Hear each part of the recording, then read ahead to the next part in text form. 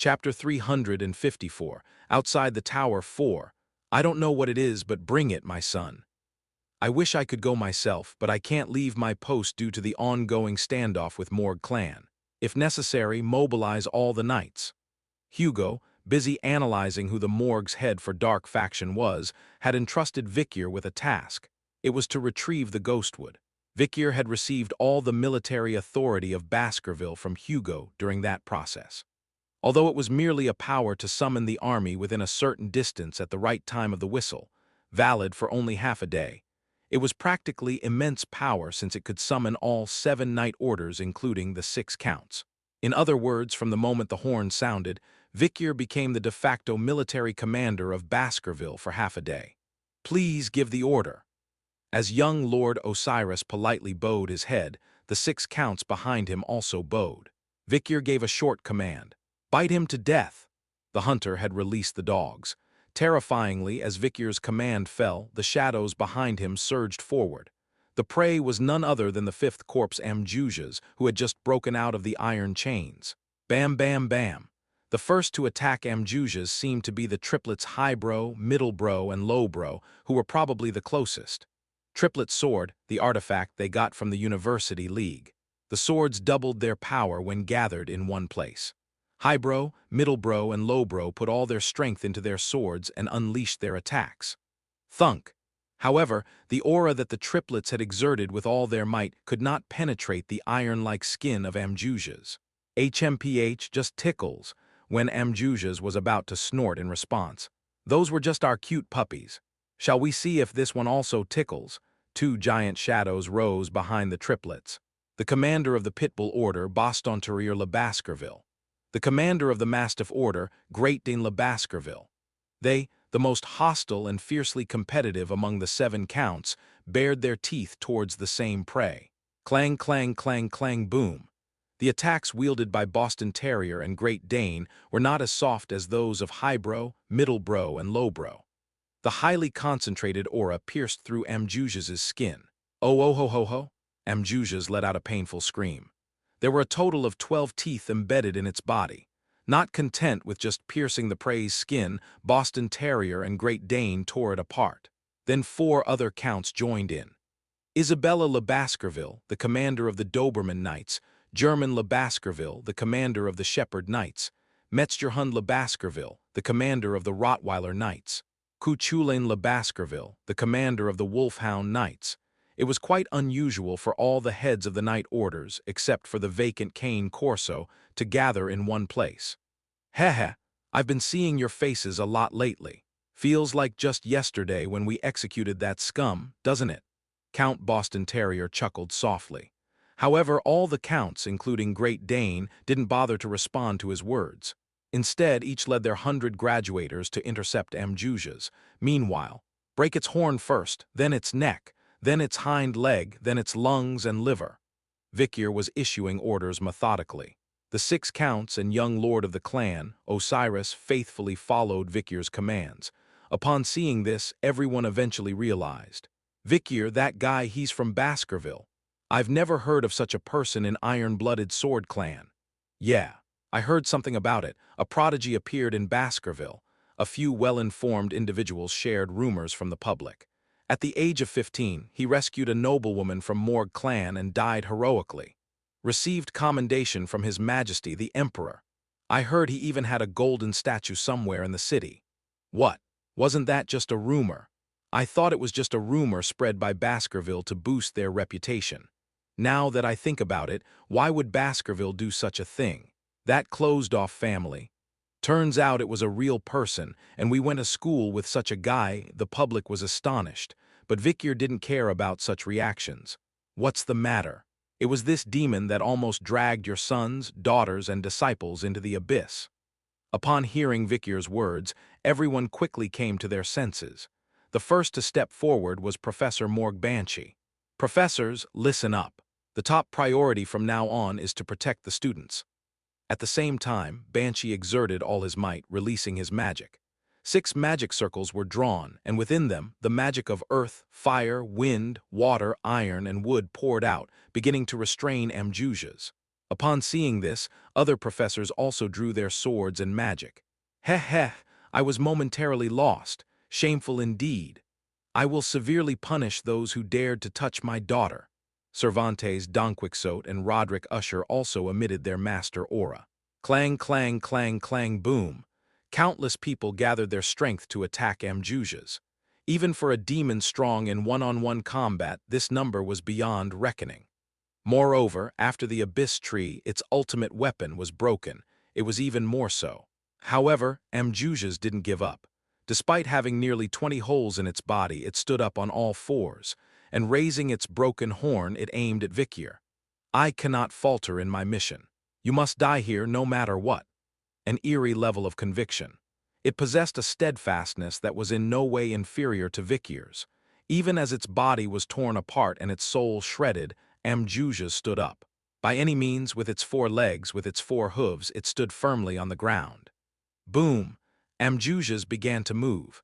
Even amidst the storm of aura pouring down like a waterfall, it ran straight towards Vikier. A demon lord prepared to sacrifice its life. Its final dive couldn't be stopped by the combined strength of the many gathered here.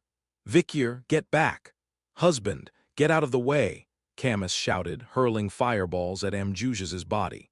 Dolores also infused sacred power into Vikier's body as she shouted.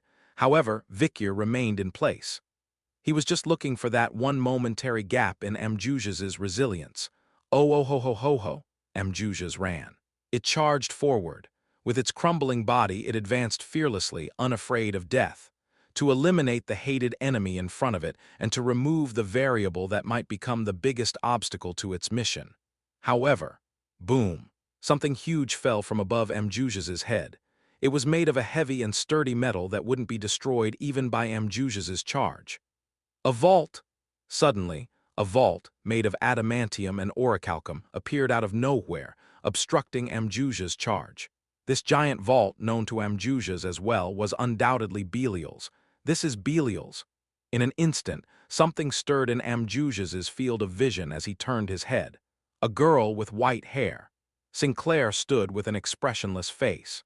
Clack Sinclair placed one hand on her hat and began to chant a spell. Then, the vault that had fallen on top of Amjujas's head seemed to melt away for a moment before starting to transform its shape. A rabbit holding a pendulum clock. This rabbit lashed out at Amjujas with a club having a clock face on its end, made with adamantium and orichalcum. Boom! Amjujas's leg snapped. Above it, Camus black lightning struck down with terrifying force. Giargea! Amjujas screamed in agony. The onslaught of heroes pouring in from all sides was gradually wearing Amjujas down, and then, finally, crack! Vikier took a step forward towards Amjujas. His hands, shining brightly thanks to Dolores' protection. Vikier slowly caressed Beelzebub, a crimson aura ignited. Soon, it extended and took the form of a gigantic greatsword. Demon. Finally, the overlapping auras accumulated on Vikier's blade exploded. Clang, clang, clang, clang, boom. The sun rose, filling the airspace above the academy. This massive dark sun, formed by the convergence of 8 teeth, was the result of Vikier's power reaching its limit, having reached the pinnacle of mid-tier swordmaster since leaving the tower. I will kill you. There were no exceptions. From the moment he took the first step to the moment he struck the final blow, there was no room for any hesitation. The demon simply had to be slain. Flash! With a dazzling light, the dark sun descended. Whoosh! It slowly sucked in Amjujas's crumbling body to its core, and soon engulfed it in an endless chain of pulverization. No last words, not even a final breath. Complete annihilation. Amjujas of the Abyss, the 5th of the 10 corpses, one of the 10 supreme demon lords, met its end here. Chapter 355. Outside the Tower 5, Chapter 355. Outside the Tower 5, is the demonic unicorn truly dead? Tsu-tsu-tsu-tsu-tsu-tsu-tsu-tsu. The colossal demon began to slowly dissipate. Starting from the broken horn to the tip of its hooves turning into ashes, the sight conveyed to everyone that there was an end to this long nightmare. The demise of the 5th corpse. It was the moment when the cornerstone of sin was utterly obliterated. It's over. The demon is dead. The ugly horse is crumbling. Excited cheers erupted from all around. Parents who thought they had lost their children. Children who thought they would never see their parents again. Disciples who had lost and found their revered masters, and disciples returning to the embrace of their respected mentors. All were overcome with emotion, tears of joy streaming down their faces as they cheered together.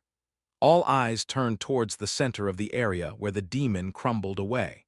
There stood the 7 knightly orders of Baskerville, and among them stood the 6 counts and young patriarch of Baskerville. Had it not been for them, the crowds gathered at the Colosseo Academy would have suffered much greater losses. Thank you, Baskerville clan. If it weren't for you, I shall never forget this kindness for the rest of my days. But why are the Knights of Baskerville here? Wasn't the iron-blooded clan extremely secretive? I saw that boy summoning the knights. I witnessed him blowing the whistle, the crowd murmured with excitement. Gradually, the attention of the audience shifted to one place. The dragon that emerged from the abyss tree, the swordmaster who erected a pillar of aura reaching the heavens, once a first year at the Colosseo Academy. But now, he was the entity who had summoned all the hounds of the iron-blooded sword clan to this place. Victor van Baskerville. Victor unleashed the hidden forces he had harbored until now without restraint, and before him, 7 hounds politely bowing. We have fulfilled your command. Osiris, the young patriarch of the Baskerville clan, Isabella Le Baskerville, the commander of the Doberman Knights, German Le Baskerville, the commander of the Shepherd Knights, Metzgerhund Le Baskerville, the commander of the Rottweiler Knights, Cuchulain Le Baskerville, the commander of the Wolfhound Knights, Boston Terrier Le Baskerville, the commander of the Pit Bull Knights, and Great Dane Le Baskerville, the commander of the Mastiff Knights. All bowed their head. Everyone witnessing this was collectively shocked. It wasn't just any other family. It was the Baskerville clan. Those gathered here represented the entirety of Baskerville's might. Even the next lord, Osiris, was present. Their bowing heads towards an unknown boy went beyond shock, bordering on the surreal. And soon the astute courtiers' tongues began to wag. Could it be Victor van Baskerville? The legend of Baskerville, the underdog city's head, he was praised by the emperor himself. We thought it was just a rumor. His unbelievable feats made him seem like a fictional character. I told you so. There was a golden figure with the same face as that boy standing at Morg's Red Castle. Are you saying that the hero who opened the peaceful trade route between Baskerville and the barbarians was a real person? Unbelievable, but that wasn't all. Some students who had escaped from the abyss tree began to praise the heroic figures they had seen with Victor inside the tower. Dad, I could escape from the Hellhound pack because of that friend. That friend saved me from the blood-soaked jade flower. Oh, Victor, my comrade, how can I repay this kindness? Thank you for forgiving us. Your bravery is truly. You are the real hero. Nobles, commoners, without exception, everyone sent looks of admiration, adoration, reverence, and gratitude to Victor. And rightly so, for Victor had always been at the forefront, bearing all sacrifices. Of course, no one noticed that he did so to monopolize the rewards within the tower. Mr. Victor, look here, please. I'm taking a mana screenshot. We acknowledge your significant role in resolving the Abyss Tree incident. Can you share your thoughts? Is it true that you're the hidden powerhouse of Baskerville? Why have you hidden your identity for so long? Eventually, sensing a major scoop, reporters swarmed towards Victor like a flock of birds. When he fought, there was barely a soul in sight, but now it was a wonder how so many had gathered so quickly. Excuse me, move aside, can't see anything. Lord Victor, I'm coming. Camus and Dolers tried to approach Victor, but the crowd surged so much in an instant that it was impossible to move forward. Meanwhile, as their eyes met amidst the chaos, 2 women stood firm, not backing down. Meanwhile, Victor's friends, who usually boasted a close bond with him, shrugged their shoulders. Tudor, Sancho, Figgy, and Bianca waved to Victor. Luckily, since they had been around Victor from the start, it wasn't difficult for them to approach. Victor, you did it, you rascal. Don't pretend like you don't know you've become a great hero. Awesome, my friend, truly awesome. But I never knew you were from the Baskerville clan, keeping such a secret. Tonight's drinks will be plentiful, I bet. Yeah, Victor, I'm so relieved you're safe. I'm happiest that you're unharmed. Hugh, he sure knows how to keep us on edge. Meanwhile, at the back, Sinclair also approached with a complex expression.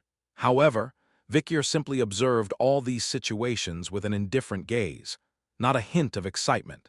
If anything, his gaze was chillingly cold. Ignoring the cheering crowd, Vicyr quietly extended his left hand towards the ground. And he whispered softly, "Follow Ahul, it's goodbye for now." It was a message to baby Madam attached to his left wrist. Though baby Madam whimpered as if reluctant to go, she eventually jumped off upon Vicyr's urging. Scratch scratch baby Madam transformed into a dot in the distance and disappeared, following Ahul and other Balak hunters, glancing back several times. Eventually, when baby Mata M had completely disappeared from sight, Vicyr finally turned his head towards the crowd. Tudor, Sancho, Figgy, and Bianca approached Vicyr's side. All right, journalists, take your turn. Our Vicyr is a bit tired right now." Yes, we know meeting the hero of the century is exciting, but Vicyr, is your body all right? You seem to be radiating aura earlier. Do you need medicine or potion?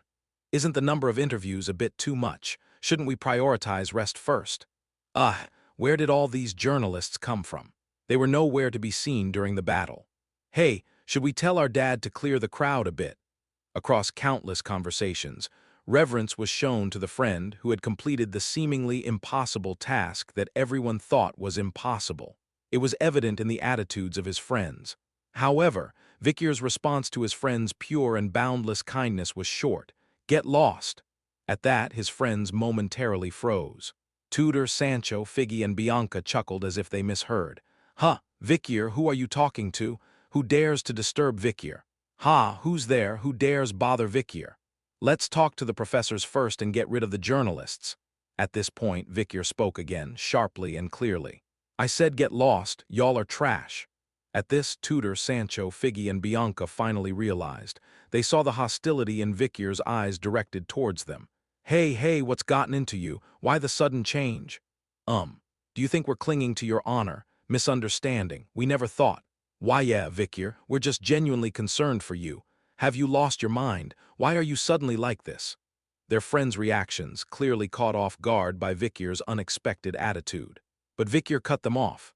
"I've never befriended weaklings like you. Know your place and stop whining. Period."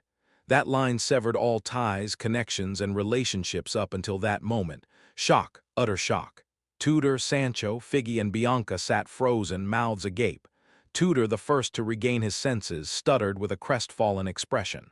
Why, Vicyr?" But Tudor couldn't finish his sentence. Vicyr pushed Tudor's chest and walked towards the center of the crowd. Tudor, Sancho, Figgy, and Bianca felt an insurmountable barrier in Vicyr's gaze, looking down on them like insects. A clear, unmistakable line drawn, a distance that could never be bridged. Tudor, Sancho, Figgy, and Bianca, utterly bewildered and crouched on the ground. Those frozen in place included Camus, Dolers, Sinclair, and everyone else who had been saved by Vicyr inside the tower. Vicyr drew a line and cast them aside, all those he had met and befriended at the Colosseum Academy. No, all those he had formed relationships with until now. And facing the throng of journalists, he said, "My work is done." The unexpectedness of Vicyr's words left most except those at the front row struggling to comprehend. As journalists at the back furrowed their brows and strained to hear, Vicyr, instead of answering, retrieved something from his chest. And everyone who saw the items Vicyr pulled out from his chest immediately recoiled, stepping back in shock. A crimson blade, an inverted pentagram necklace, and a plague doctor's mask. The symbolism behind these artifacts was all too clear. Facing the momentarily silenced audience, Vicyr spoke with a calm yet unmistakable voice. "I am Night Hound, Chapter 356. Crime and Punishment 1, Chapter 356. Crime and Punishment 1. The lines Vicyr left last night were featured prominently on the front page of every newspaper the next day. Headline: Night Hound apprehended. Breaking news: identity of Night Hound revealed. A first year at Colosseo Academy. Exclusive: I am Night Hound. The villain who plunged Venetir into terror, the identity of Night Hound revealed. Additional: the Night Hound, revealed to be the illegitimate child of the Baskerville clan, sending shockwaves after shockwaves. Night Hound. His identity: Vicyr van Baskerville, the illegitimate child of the iron-blooded sword clan Baskervilles. Officially disclosed accusations against Vicyr were as follows. 1. Involvement in internal affairs of the Baskerville clan, including murder and escape. 2. Attempted assassination of Archbishop Humbert from the Quavades clan and merger of Quilt Indulgentia. 3. Assassination of Bartolomeo from the Bourgeois clan. 4. Implicated in numerous assassinations and disappearances of prominent figures. Even just a selection of the key accusations carries significant weight. The terrifying villain who had shaken Venetir for so long, Hound. The revelation of his identity caused the most uproar at Colosseo Academy. Whenever 3 or more students gathered, it was inevitable that they would discuss it. I can't believe it, that terrifying monster was our classmate. Unbelievable. How could he have hidden so casually? The world is truly frightening. But wait, I remember he helped me when I was trapped in the abyss tree. Was it just a coincidence, or is it the duality of a killer? The world is unknowable, really. Anyway, it's too dreadful, seriously. If he was writing columns condemning himself in the newspaper, was that all just deception? Hey, I was his neighbor, it gives me goosebumps. I used to hear sounds like knives going next door all the time. Me too. I even had lunch with him once during group work. He seemed so expressionless, it felt eerie. I bumped into him all the time during workouts. I almost got murdered too. Generally, the public opinion was negative. Well, that's to be expected. The image of Hound, steadily formed through the newspapers, was a villain threatening the peace of the empire itself. However, there were also those who opposed the majority opinion, albeit few in number. Tudor, Sancho, Figgy, Bianca, and others were among them. Have they already forgotten what happened in the abyss? They owe their lives to Vicyr, ungrateful bunch. Sancho nodded silently upon hearing Tudor's muttered words. Sancho, always deep in thought, was not forgetting yesterday's events with Vicyr. Vicyr drew the line first calmly. He probably unloaded the little burden of his heart. He's a truly profound guy till the end. Yeah. Vicyr took measures to ensure sparks wouldn't fly to us. It was partly deliberate. Figgy also murmured with a gloomy voice. At that moment, Bianca sitting beside them let out a snort. HMPH. If you act so obviously, who's going to believe it? Both Vicyr and Sinclair. It's really immature to hide your true feelings. Immature? How can you say that? At that moment, weren't you shedding tears and snot, calling someone a traitor? What? When did I? As Tudor grumbled, Bianca snapped in anger. But what would have normally escalated into hours of argument between them died down within seconds. None of them had the energy to fight anymore. Even Tudor, usually spirited, sounded completely drained. What can we do for Vicyr?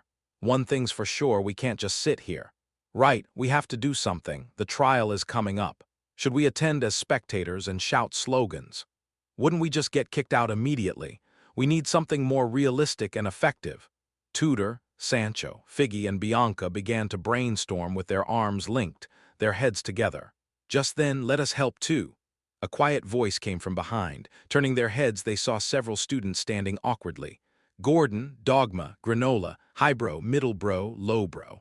They were people who had been involved with Vicyr in some way inside the Tower of Abyss. I know, all of us survived thanks to Vicyr. We have to repay that kindness. I was able to repent for my sins because of him. If it weren't for Vicyr, I would have become a demon's puppet forever. I don't like Vicyr, but there's a girl I care about who seems really worried about him. We'll protect him. We'll protect him. Protect him. Besides Tudor, Sancho, Figgy, and Bianca, there were others thinking about Vicyr. And from the back of that group, one person stepped forward. Student Council President Dolers.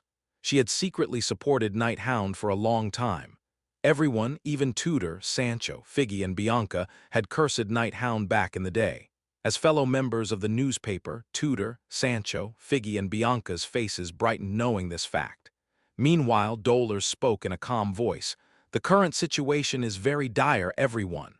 Her words made everyone tense up. Since Vicyr had cut off all ties just before turning himself in, no one around him had been harmed. However, this meant that no one had defended or supported Vicyr, and he had to bear all the punishment alone. Dolers continued in a subdued tone. From Baskerville's perspective, they've brushed off the incident as the actions of a rogue son who murdered and fled. They even claimed that Crimson Whistle was stolen.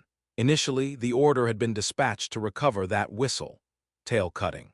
Baskerville officially released a statement denying any connection to Vikier. The only faction that somewhat diverted attention to treating Vikier as a noble and sparing him from execution turned a blind eye. Dolores bit her lip. Vikier will likely receive a death sentence with a high probability, so we need to persuade the jury for this trial as much as possible beforehand. The judge presiding over the trial of Night Hound is either the Emperor or the Emperor's delegate. The jury consists of 7 members sent by the 7 noble families or their representatives to uphold the empire. Dolores scanned the surroundings. Fortunately, the social status of the students here was generally high. Dolores gathered students with the same goal and assigned tasks. Tutor, persuade the head of the Donquixote clan. Bianca, convince the head of the Usher clan.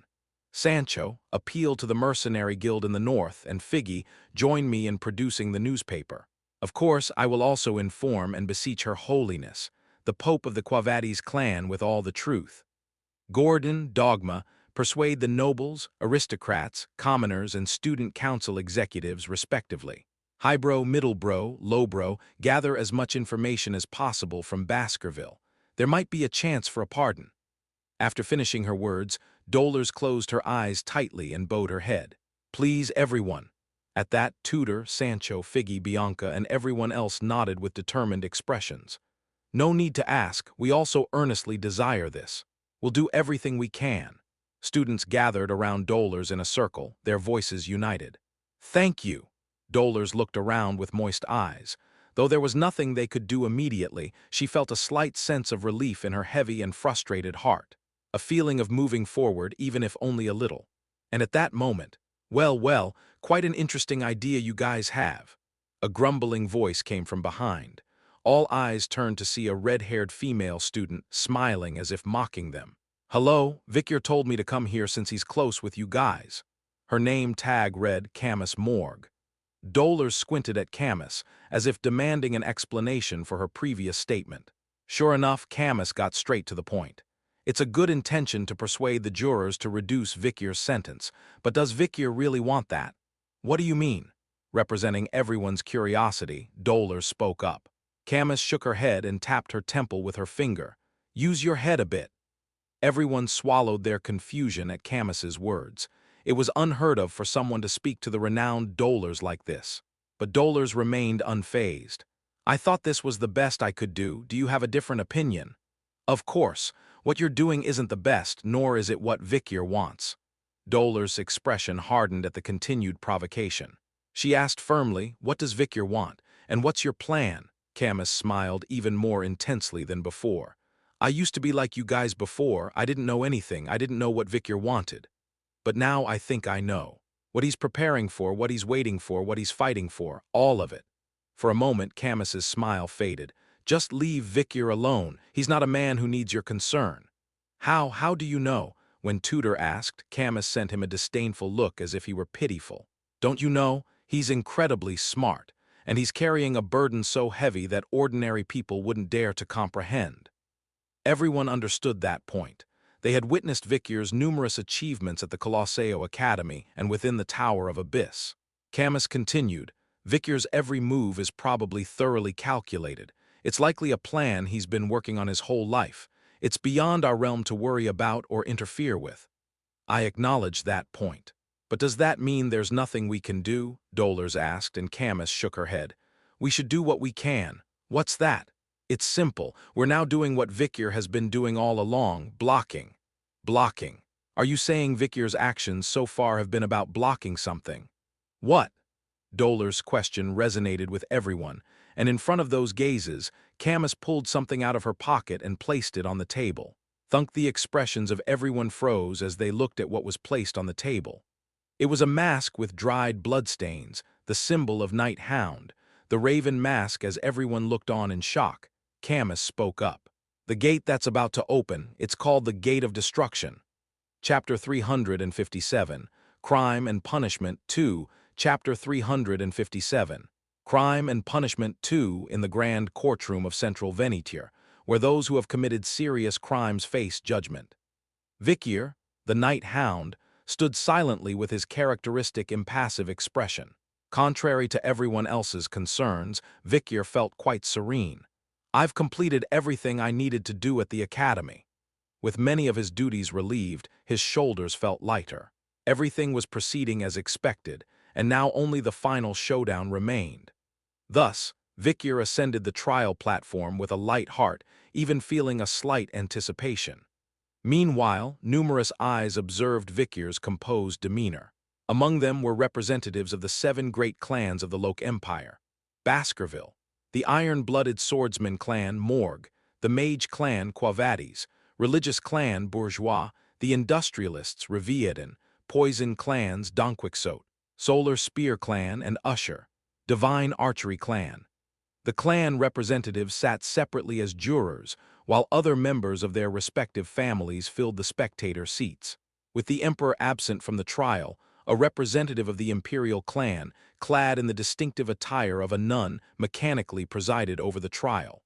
Hugo Le Baskerville, juror representing the Baskerville clan. Hugo, representing the Baskerville clan, sat in a wheelchair facing the judge's seat. The representative addressed him.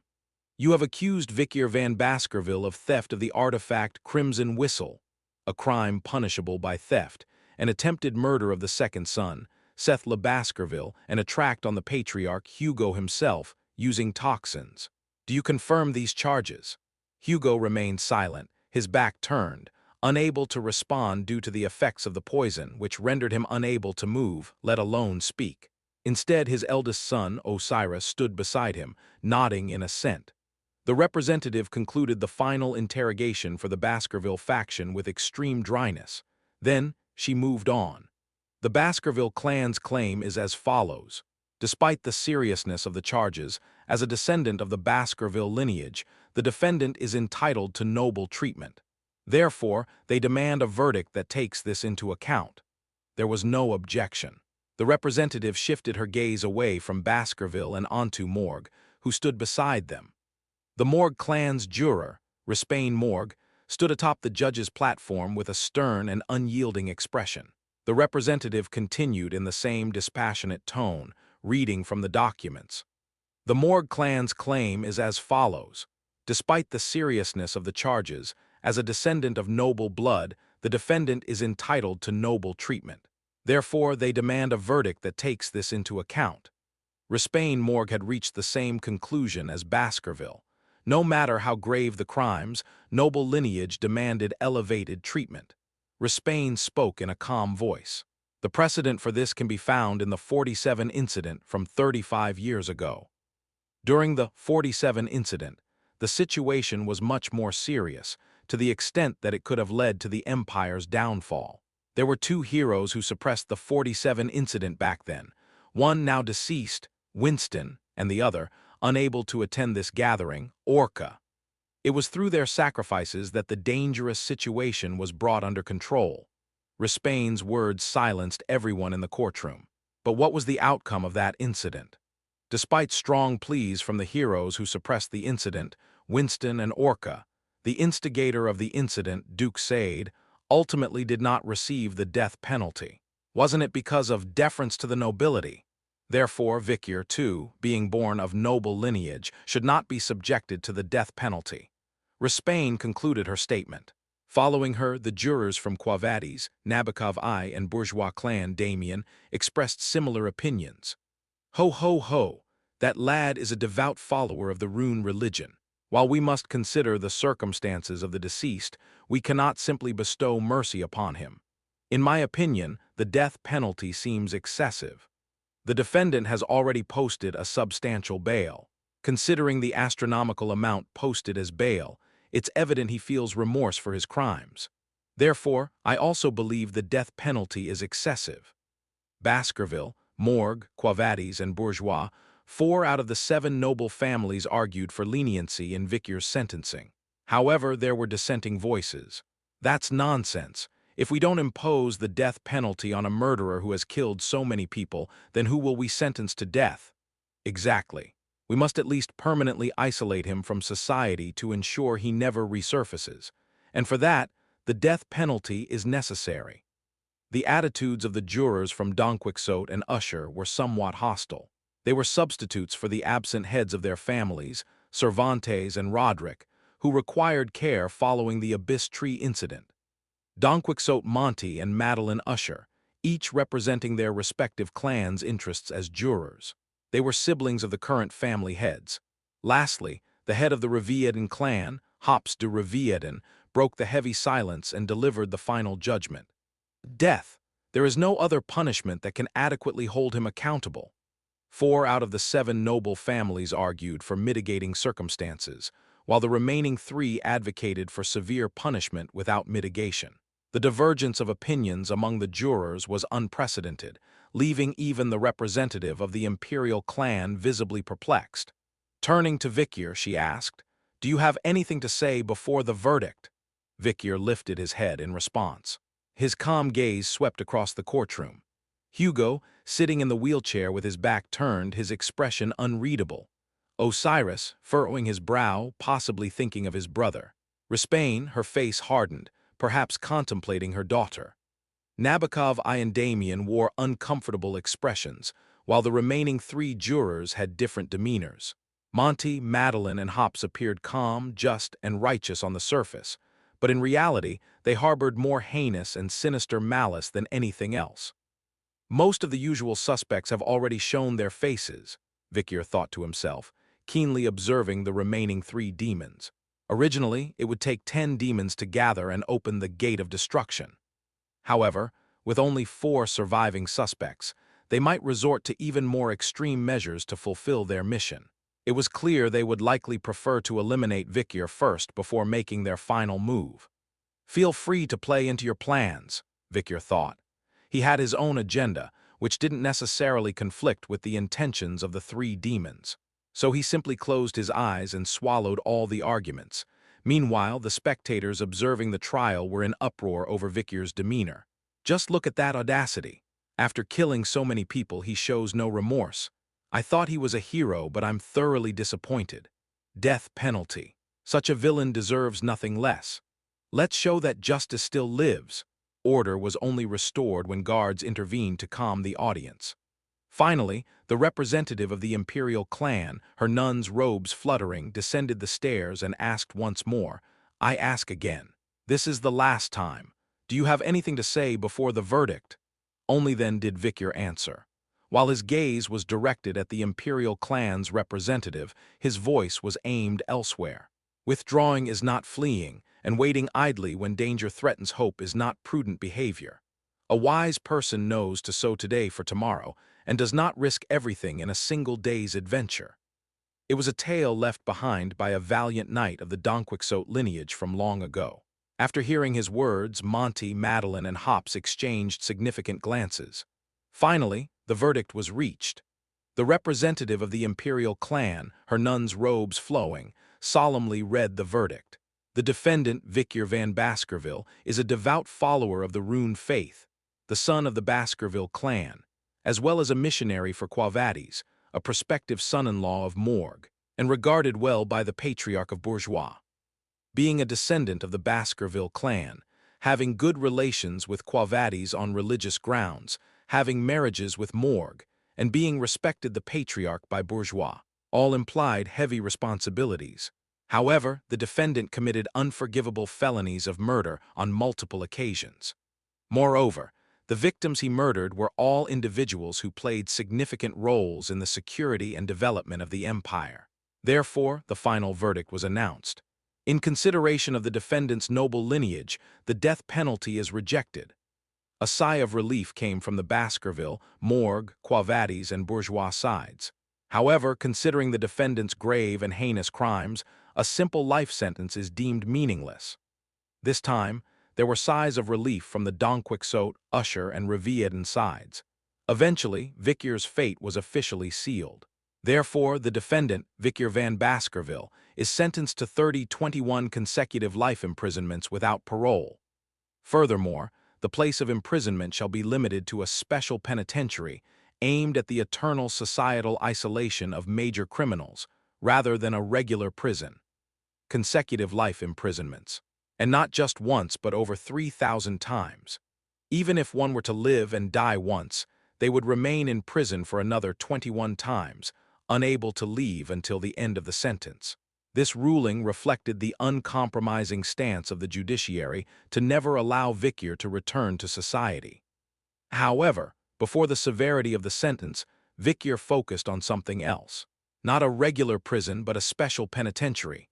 There was only one meaning behind this: Nuvalebeg. It was a prison located on the farthest outskirts of the empire. Once incarcerated, not even their souls would be free after death, trapped in this terrifying prison.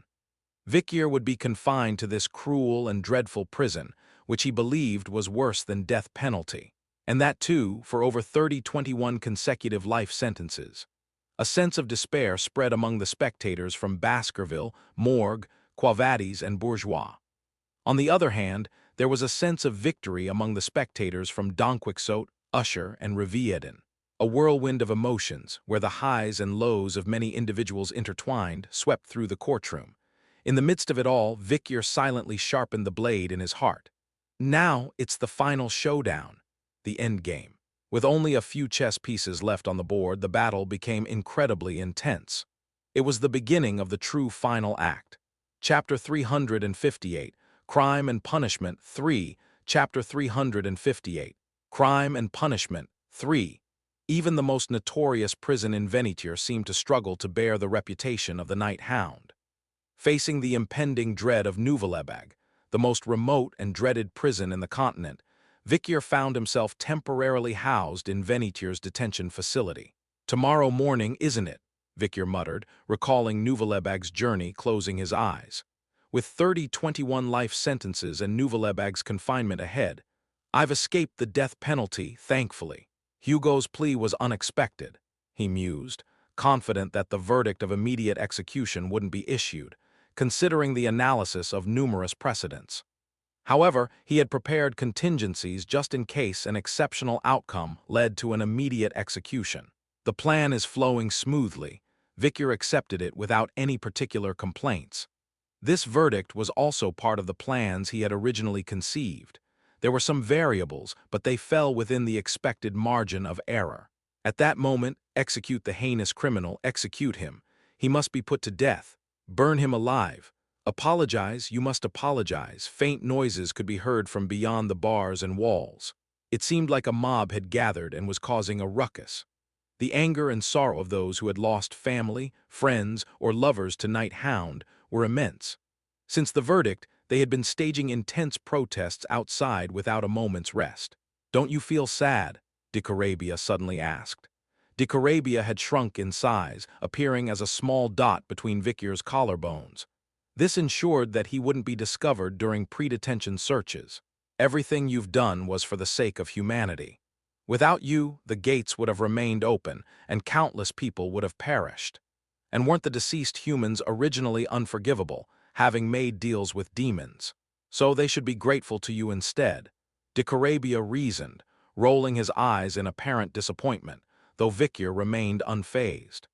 "You can't expect them to believe that all the deceased were demonic entities destined to commit great sins against humanity in the future. Even if I say it, they won't believe it," Vikyr replied calmly. "Humans are creatures who believe nothing unless they see it with their own eyes. Even explanations would be futile, and he needed more confidence to convince so many people individually. So it's easier for me to become the one to be killed," he concluded. "Human, do you dream of becoming a hero or a saint?" de Carabia questioned. "No, I just want to save as many people as possible," Vikyr answered, maintaining his resolute demeanor. Vikyr has no particular interest in concepts like absolute authority. He doesn't aspire to make lofty sacrifices for the entirety of humanity either. He simply wishes to protect the few traces of warmth that allowed him to endure his miserable past life and safeguard the precious connections he unexpectedly formed in this life. And so, Vikyr spent his time quietly meditating, feeling the sensation of the cold restraints clasping his wrists and ankles. "What are these restraints?" Vikyr pondered, running his fingers over the handcuffs on his wrists and the shackles on his ankles, along with the interconnecting chains. Despite being made of cold metal, they were neither light nor flimsy. They were more formidable and robust than any metal of similar volume and mass, possessing the unsettling quality of neutralizing the mana of the detainee. Vikyr suddenly felt a spontaneous interest in these restraints. Should I study them a bit? Perhaps an interesting variable might emerge. Just as Vikyr was examining the restraints thoroughly, the underground prison door creaked open, and the voice of a guard echoed. Visitors, prisoners awaiting execution, or those condemned to Nuvalebag, were granted only 3 visitation opportunities. However, Vikyr had already declined 1 visit from the representatives of Baskerville and 2 requests from students of the Colosseum Academy. The guard seemed to anticipate Vikyr's refusal again as he moved to shut the door. However, let them in, Vikyr agreed to the 3rd visitation request. The guard appeared somewhat surprised but soon left. Eventually, the visitors descended to the front of the prison cell in the underground dungeon. 4 individuals clad in black hoods and robes approached Vikyr and unveiled their faces. "Hello. It's been a while," the first to speak was Cindy Wendy. Following her were Chihuahua, Minipin, and finally Ahul, each with a concerned expression. "Young master, what has happened? Your face is half gone." "Boss, you've been disfigured." "Hunter." They all currently bore the surname of Baskerville. This was because Vikyr had been promoted to senator within the family and had also appointed them as his aides. "Surprising," Vikyr stared intently at Cindy Wendy's face before him. "I didn't expect you to receive the surname Baskerville." Upon hearing this, Cindy Wendy shrugged. "Well, I've gotten older and now I feel like relying on something, anywhere, a little bit. Some days I just get too tired." "I hope you're not leaning on blades for support. Alliances are temporary." "Wasn't seeking revenge against Baskerville your ultimate goal?" Vikyr questioned. "True, but I've decided to change my perspective a bit," Cindy Wendy replied with a smirk, raising her left hand. Twinkle, surprisingly, a small ring sparkled on the ring finger of her left hand. It was unmistakably a symbol of sworn love between lovers or a wedding ring. "If I become the mistress of Baskerville, wouldn't that also, in a way, be revenge? It's like swallowing Baskerville from the inside," she explained. For a moment, Vikyr's eyes remained still, but then they flickered slightly. Suddenly, a line from Hugo that he had heard long ago flashed in his mind. "Osiris seems to have found a woman, but he doesn't talk about her much." It was something Hugo had said directly to him when he visited Baskerville for the 2nd round of the University League's exam. Vikyr couldn't hide his surprise. Osiris, who had been like a cold-blooded killer doll devoid of any emotions before his regression, was now meeting women. Ever since Pomeranian entered the family, he had noticed a slight change in Hugo and Osiris's attitudes, but he never expected it to result in this kind of butterfly effect. Is this a gain or a loss? Even for Vikyr, who was always sure in his calculations, it was a phenomenon that was hard to gauge. "Since when?" Vikyr inquired. "It's been a while. Since I started mediating and supporting the trade between the indigenous people of the Western Front and Baskerville. We met a few times during security duties. Well, we've been acquaintances since childhood, too." Come to think of it, Osiris, who saw the aftermath of Andromalius, was the one who clarified the truth behind all incidents related to Seth's death and settled the disputes, relieving the Baskerville family of their guilt.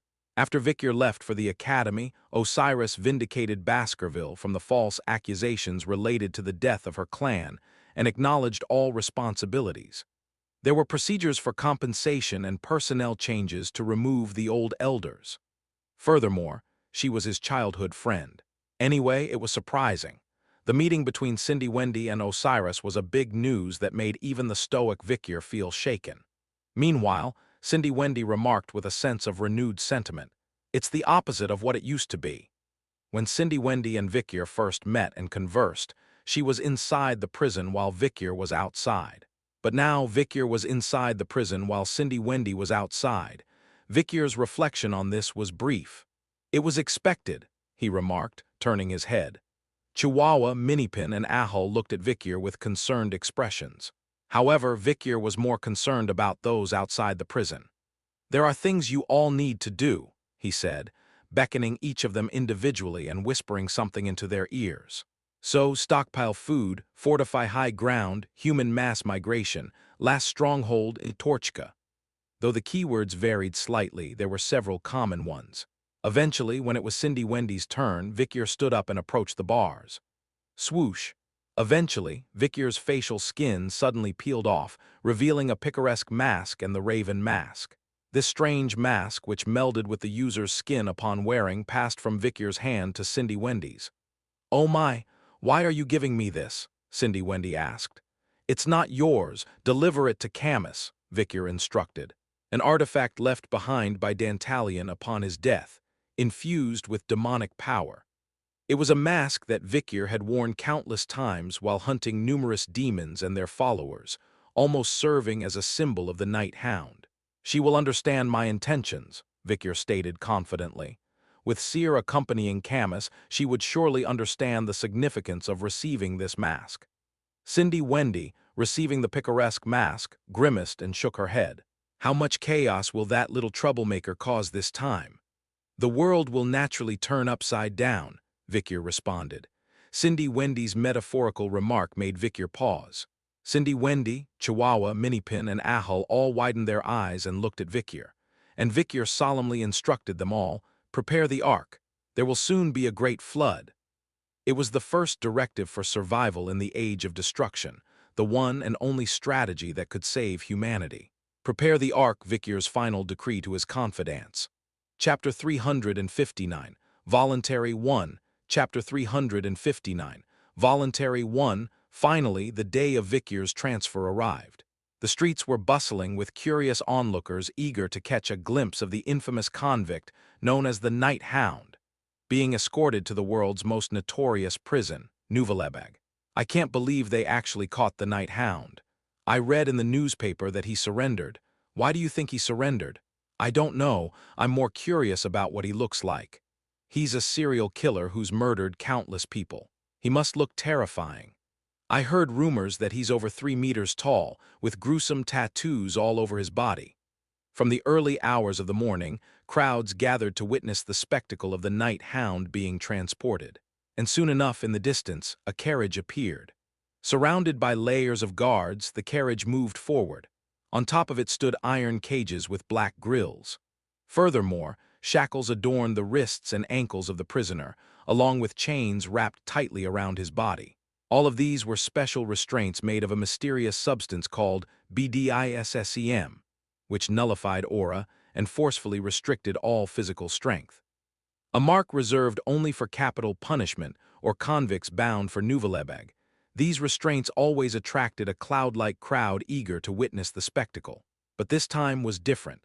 Neither the disposable restraints nor the unprecedentedly large convoy caught the crowd's attention. "Is that Night Hound? He looks pitiful." "No, is this some kind of photo shoot?" As the crowd caught sight of Vicyr sitting quietly alone behind the bars, they quietly put down their rotten food and stones. No one dared to shout or throw garbage in Vicyr's presence. An unapproachable aura, a sharply honed presence that made the surroundings tremble even without aura. Vicyr advanced quietly without any fuss. Then suddenly, you wicked person, you killed my father." Breaking through the crowd, a boy dashed forward. He hurled the dagger he was holding, and his throwing skill was quite remarkable as it flew gracefully through the gaps between numerous guards. But of course, clang! The boy's dagger was blocked by a long blade. Sharp pointed ears, ruby-red eyes, a uniform of black and brown intertwined. Isabella La Baskerville, the knight commander who led the Doberman Order under the iron-blooded sword clan Baskerville, was also the Countess of Baskerville. She was one of those responsible for overseeing Vicyr's escort today. "It's bitter to send my nephew to Nuvalebeg." She was Vicyr's distant relative, akin to a gray-tant. Though they had only met twice in the past, during Seth's execution ceremony and the Abyss Tree incident, she genuinely felt sorry for Vicyr. "I should have attended the banquet that day. If you had joined the Doberman Order, things wouldn't have turned out like this." But Vicyr casually made a different remark. "It's tough for you being the successor of Professor Sadi." Originally, Isabella belonged to the Imperial Squad that specialized in arrests, but relinquished her position to Sadi and returned to her family after her term. However, due to the Abyss Tree incident, Sadi was revealed to be a traitor, and the failure to arrest her left a void in the commander position of the squad, leading to Isabella, despite being related by blood, taking on Vicyr's escort.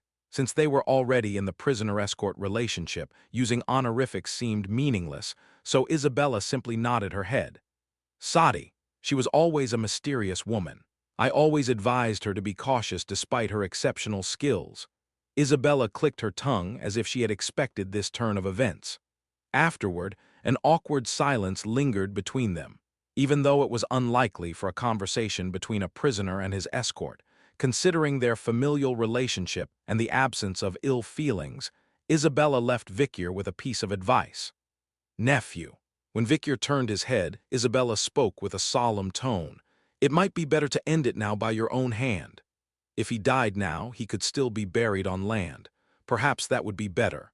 The harsh space of Nuvalebeg, as spoken by Isabella, who had been through thick and thin, was where Victor was heading.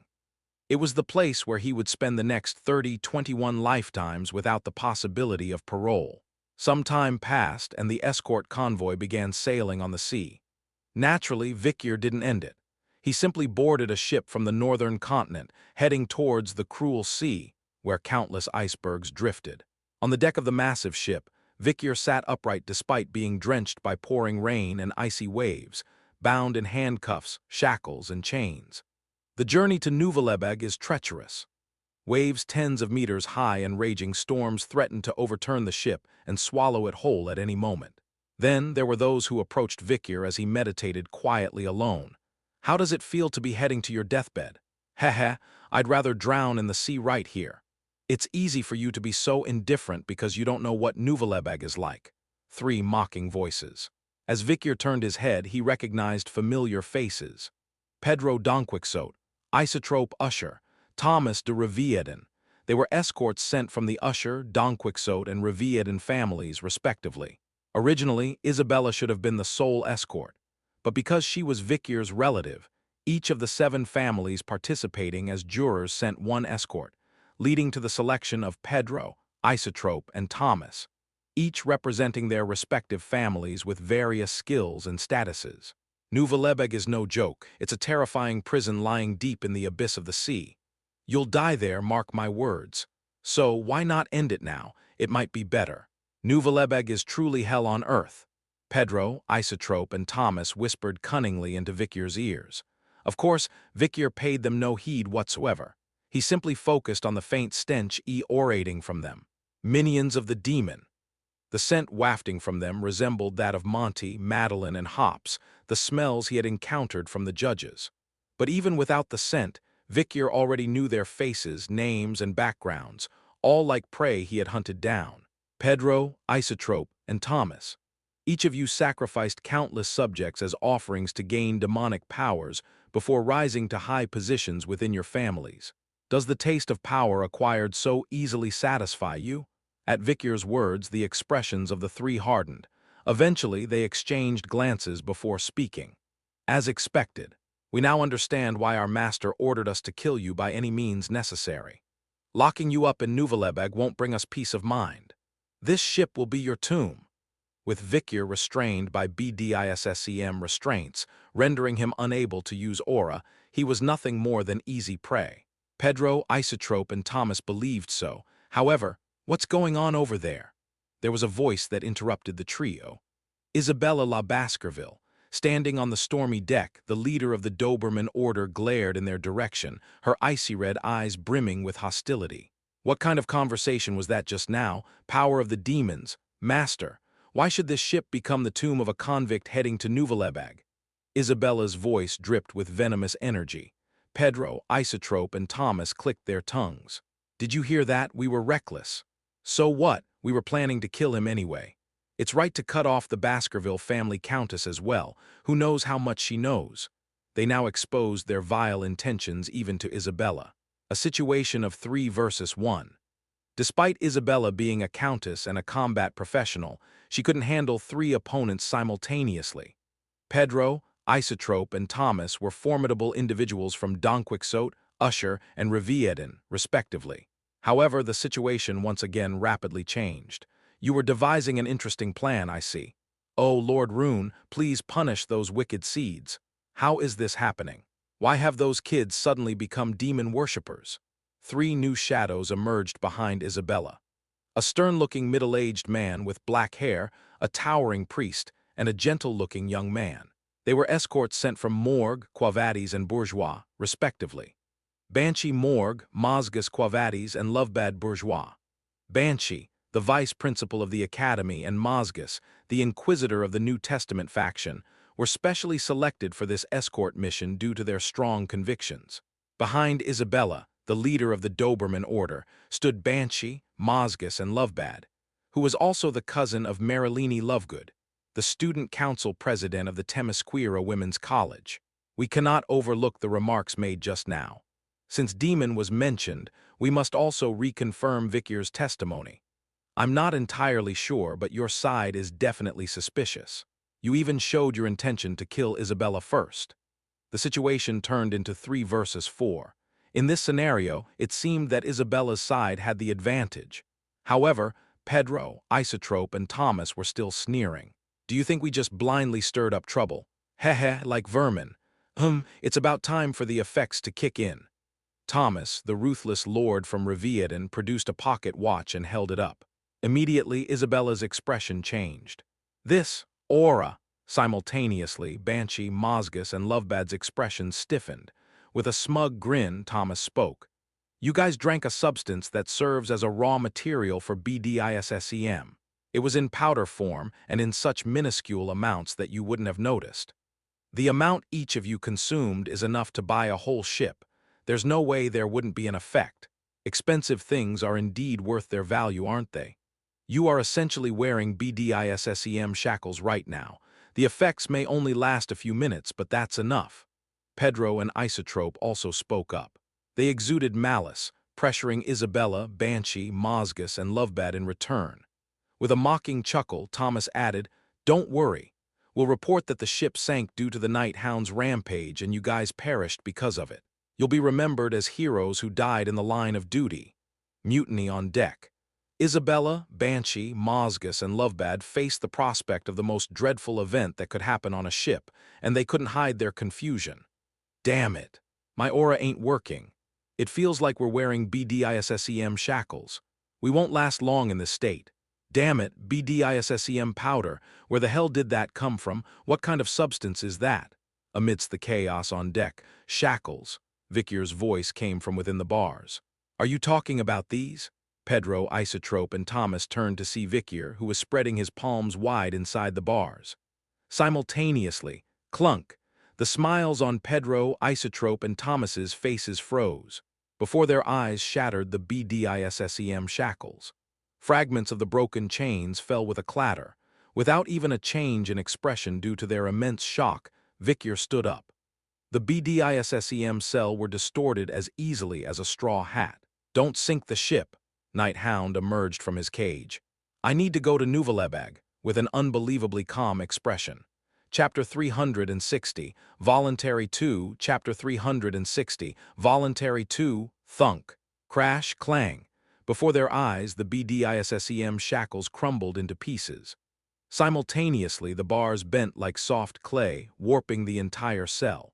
With an utterly nonchalant expression, Vicier released all restraints. Is this the effect of the titles gained within the Abyss Tree? Remarkable, Vicier mused. Even he hadn't known moments ago that he could so easily undo BDISSEM shackles. Titles. Blood-soaked Jade Flower Lumberjack deals significant additional damage to plant-shaped foes. Provocation, confusion, blindness, bleeding, burning, venom, and various other abnormal conditions have slightly extended durations. Titles. Executioner of the Shadowless King of Black Sea deals significant additional damage to aquatic entities.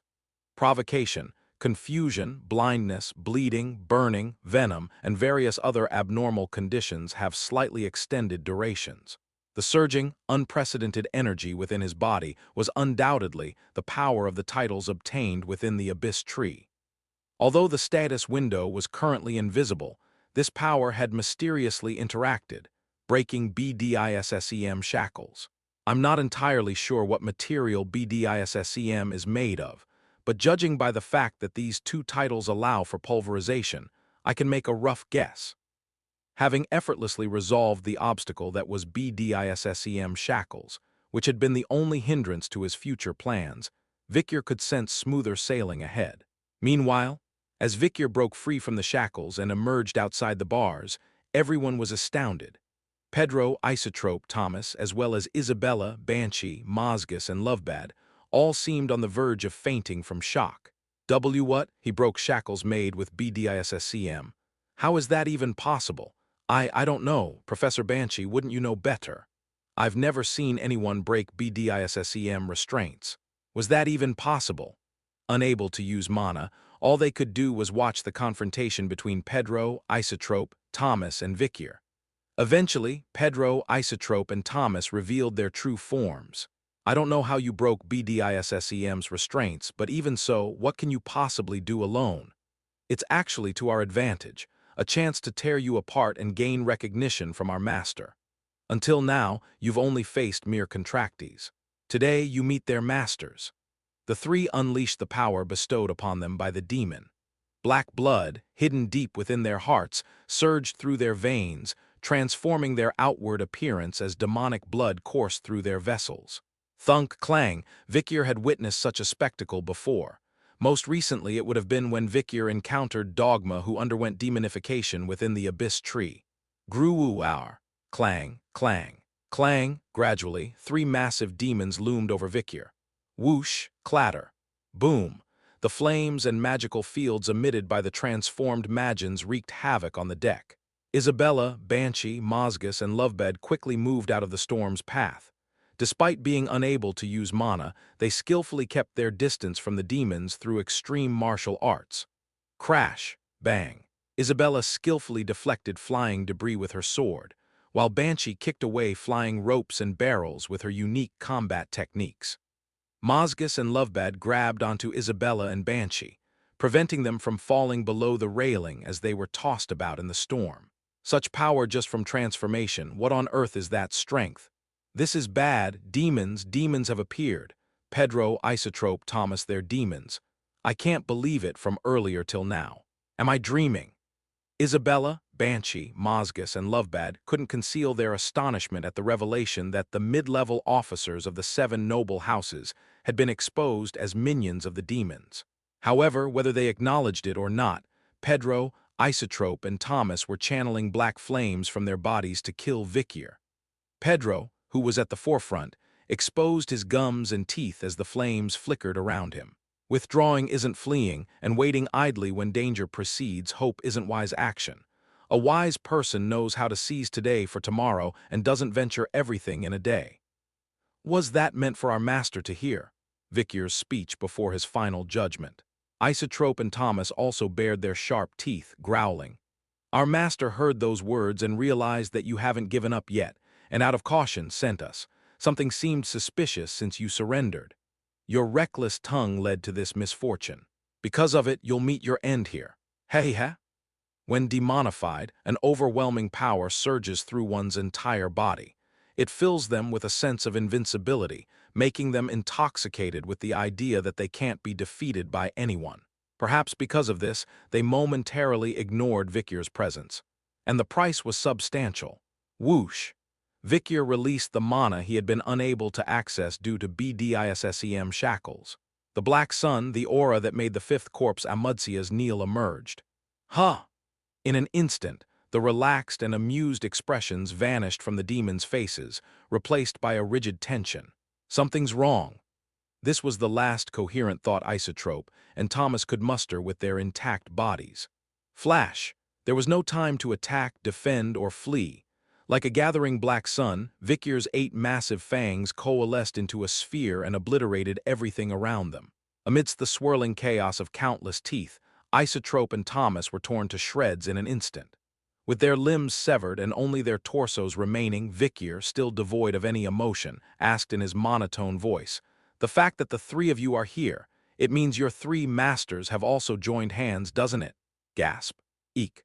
But the only response was the echoing of the empty wind. Boom, Pedro. The moment Victor raised the black sun above his head, Pedro had already turned and bolted away. Imagine darting across the surface at lightning speed. This can't be happening. I can't handle this. Until now, he had relied solely on BDISSEM shackles like a rock.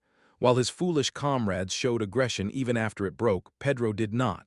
Splash, splash, splash, splash. Fortunately, his frantic sprint across the water was a stroke of luck amidst his misfortune. Unlike the other two wretches, he felt he might just escape with his life. But soon, reality shattered that illusion. It's too late. When you saw the shackles break, you should have quietly waited for death. Suddenly, Victor was silently behind Pedro. How? Pedro felt a chilling cold crawl up his spine. He had dashed across the water at an incredible speed. But how had Victor managed to arrive here silently without a sound or trace? Pedro turned his head and immediately his heart leapt to his throat. Boom, crack, boom. With each stride Pedro took on the water, Victor was right behind him, stepping on the foam and droplets propelled by Pedro's motion, following in his wake. It might have been a bit tricky if you blew up the ship, but that's already too late. You should have done it before jumping into the water. Gasp! In an instant, Victor severed Pedro's legs, then plunged his fingers into Pedro's neck, pulling out nerve bundles as if disarming a bomb. Then, as if nothing had happened, Victor returned to the deck by the same route. Thud!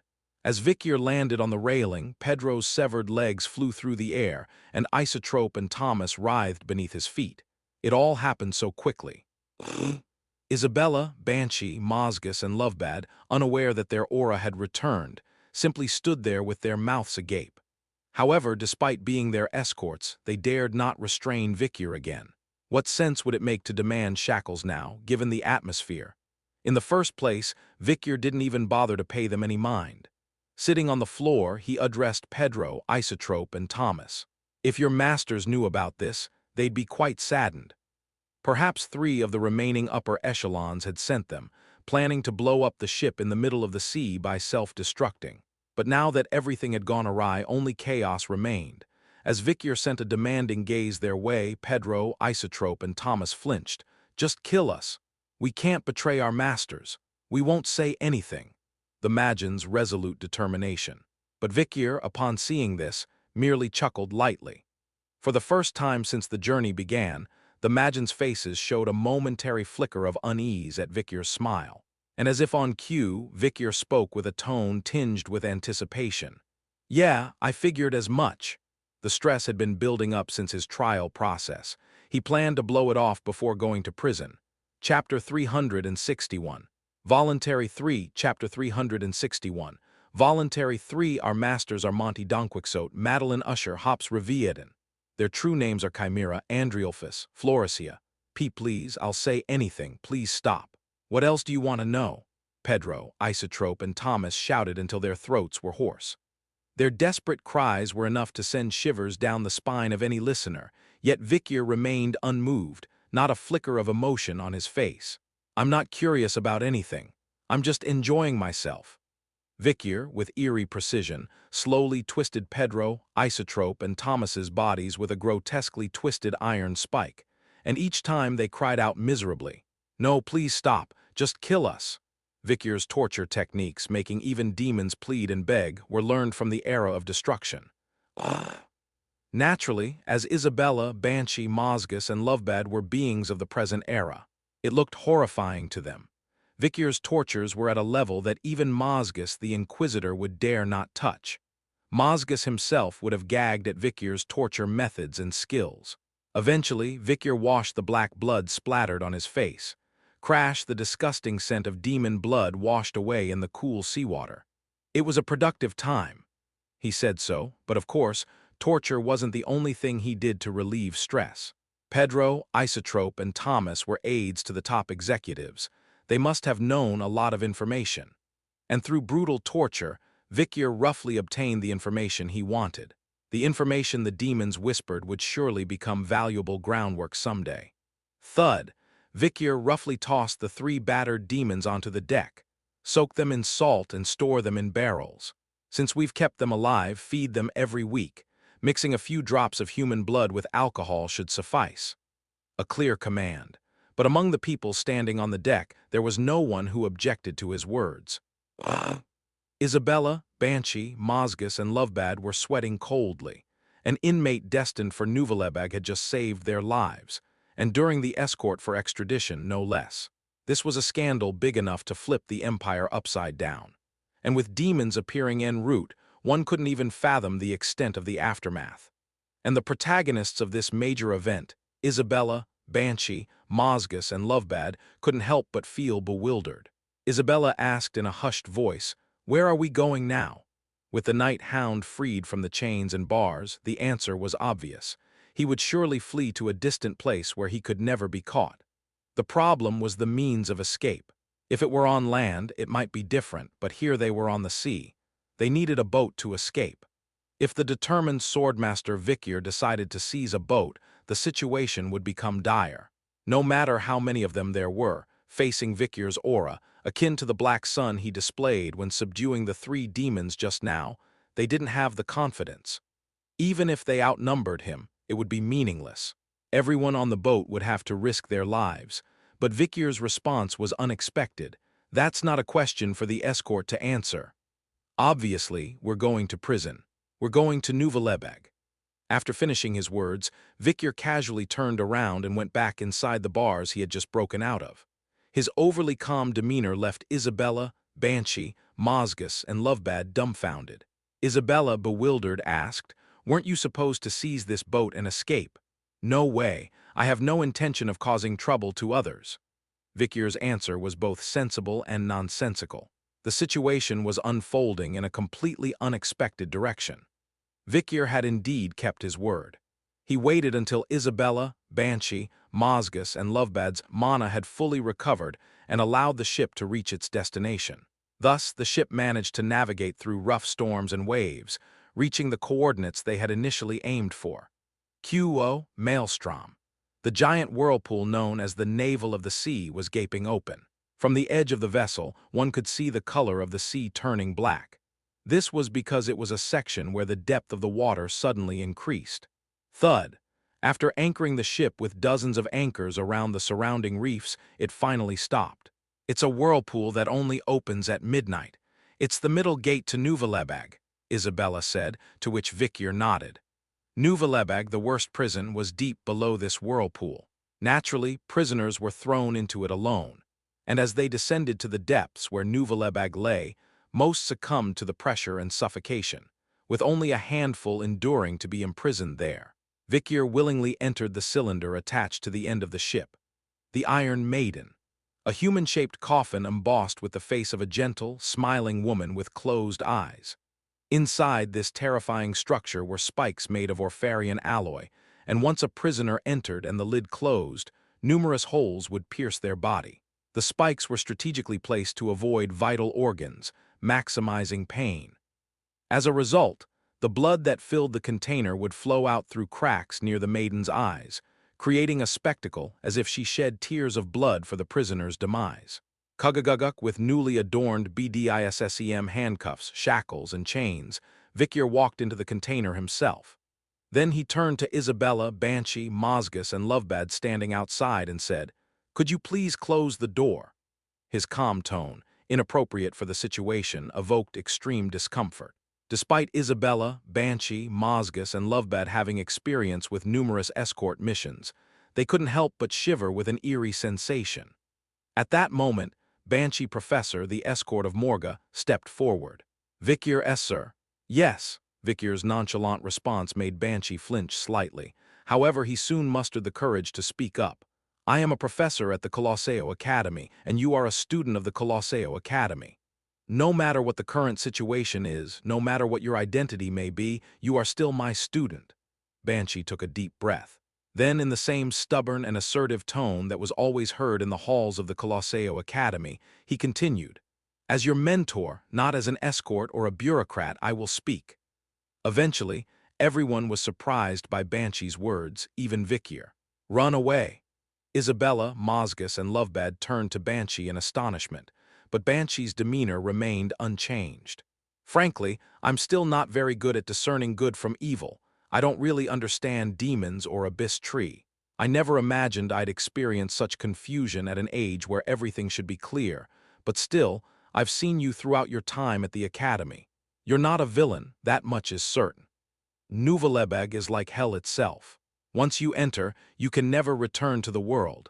Sending a kind and brave young person like you to such a place is unthinkable.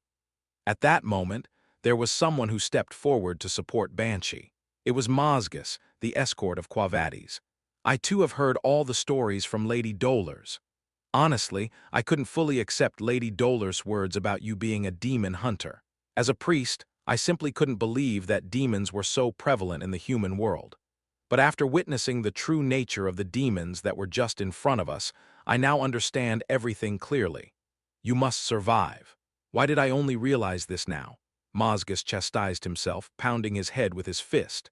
Beside him, Lovebad, the escort of Bourgeois, also stepped forward. Do you remember my cousin? Her name is Marilini Lovegood. She fell for you at first sight during the University League. She's not eating food upon hearing that you, who are supposed to be a night hound, will be imprisoned in Nouvelebag. As soon as I return, I'll present the demons as evidence and request a retrial.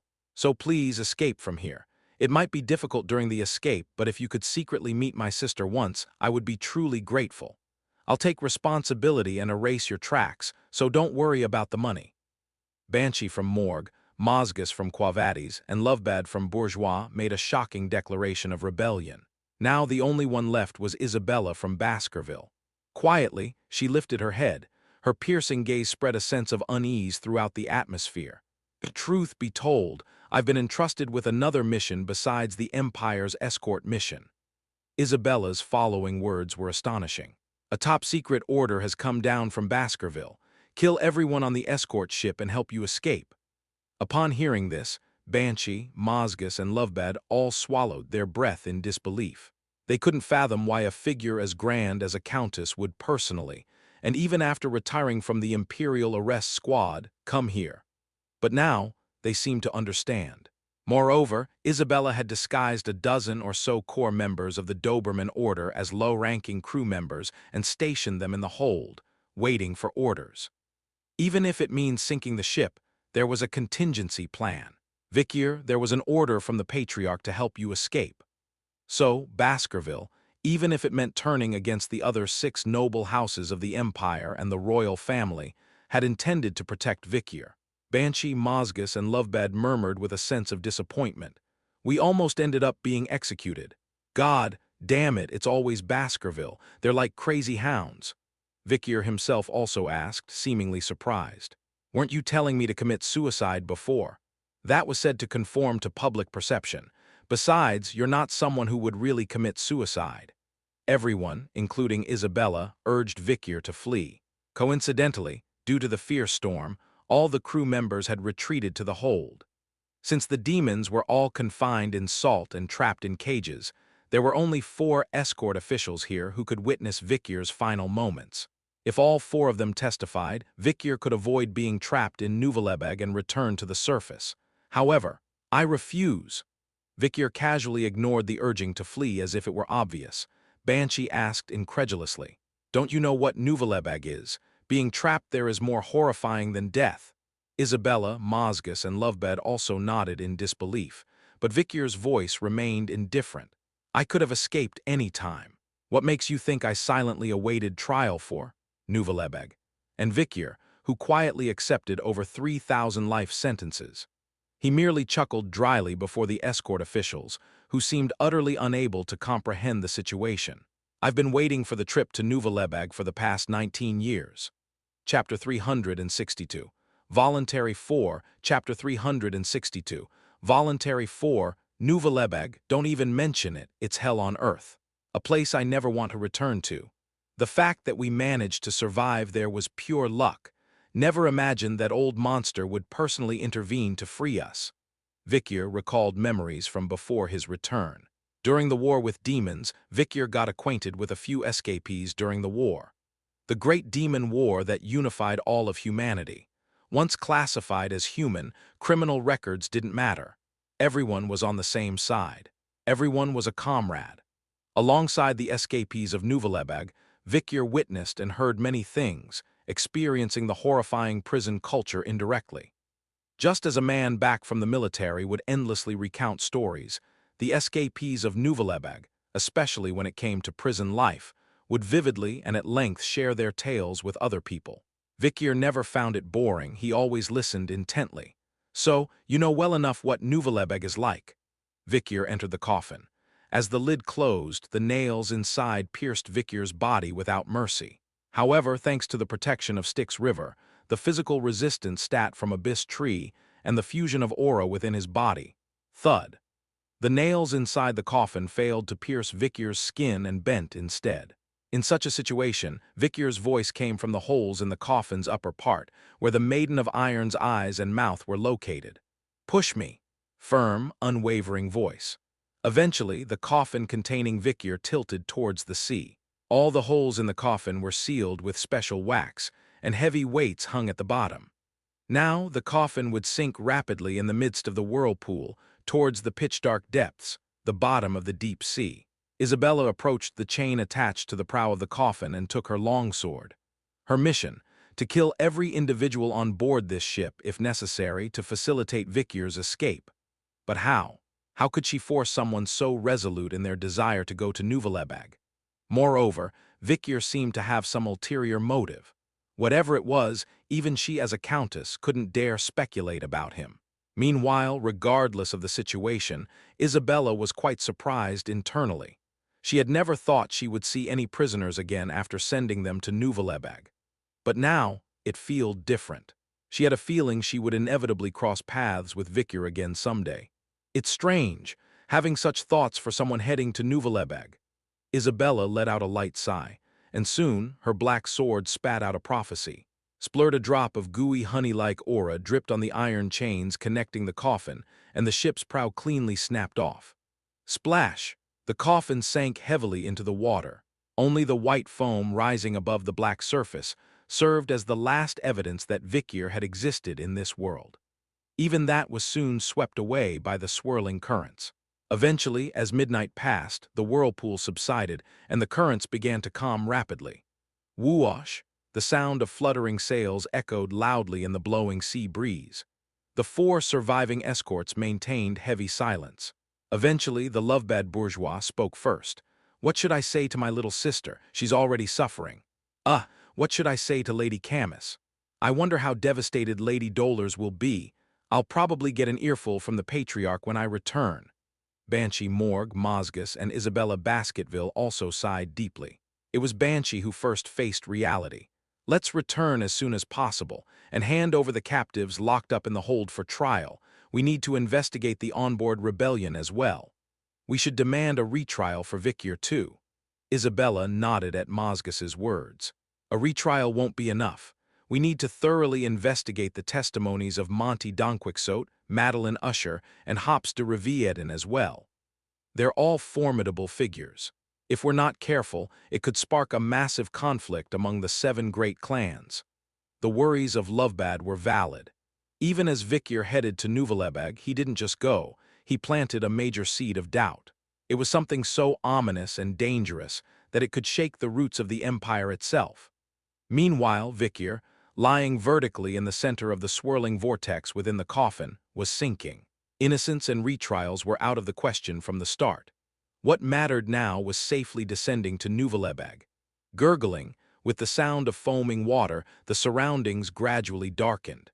The narrow space at the tip of his toes felt slightly damp, giving the sensation of water seeping in.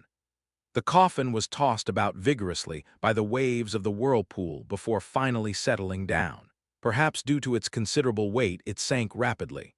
After a while, strange sounds came from the coffin lid. Thunk, as the coffin rapidly sank, the surrounding water pressure increased. Made of orichalcum alloy, the coffin began to crumple. Eventually, it would be perfectly crushed to fit Vikier's full size.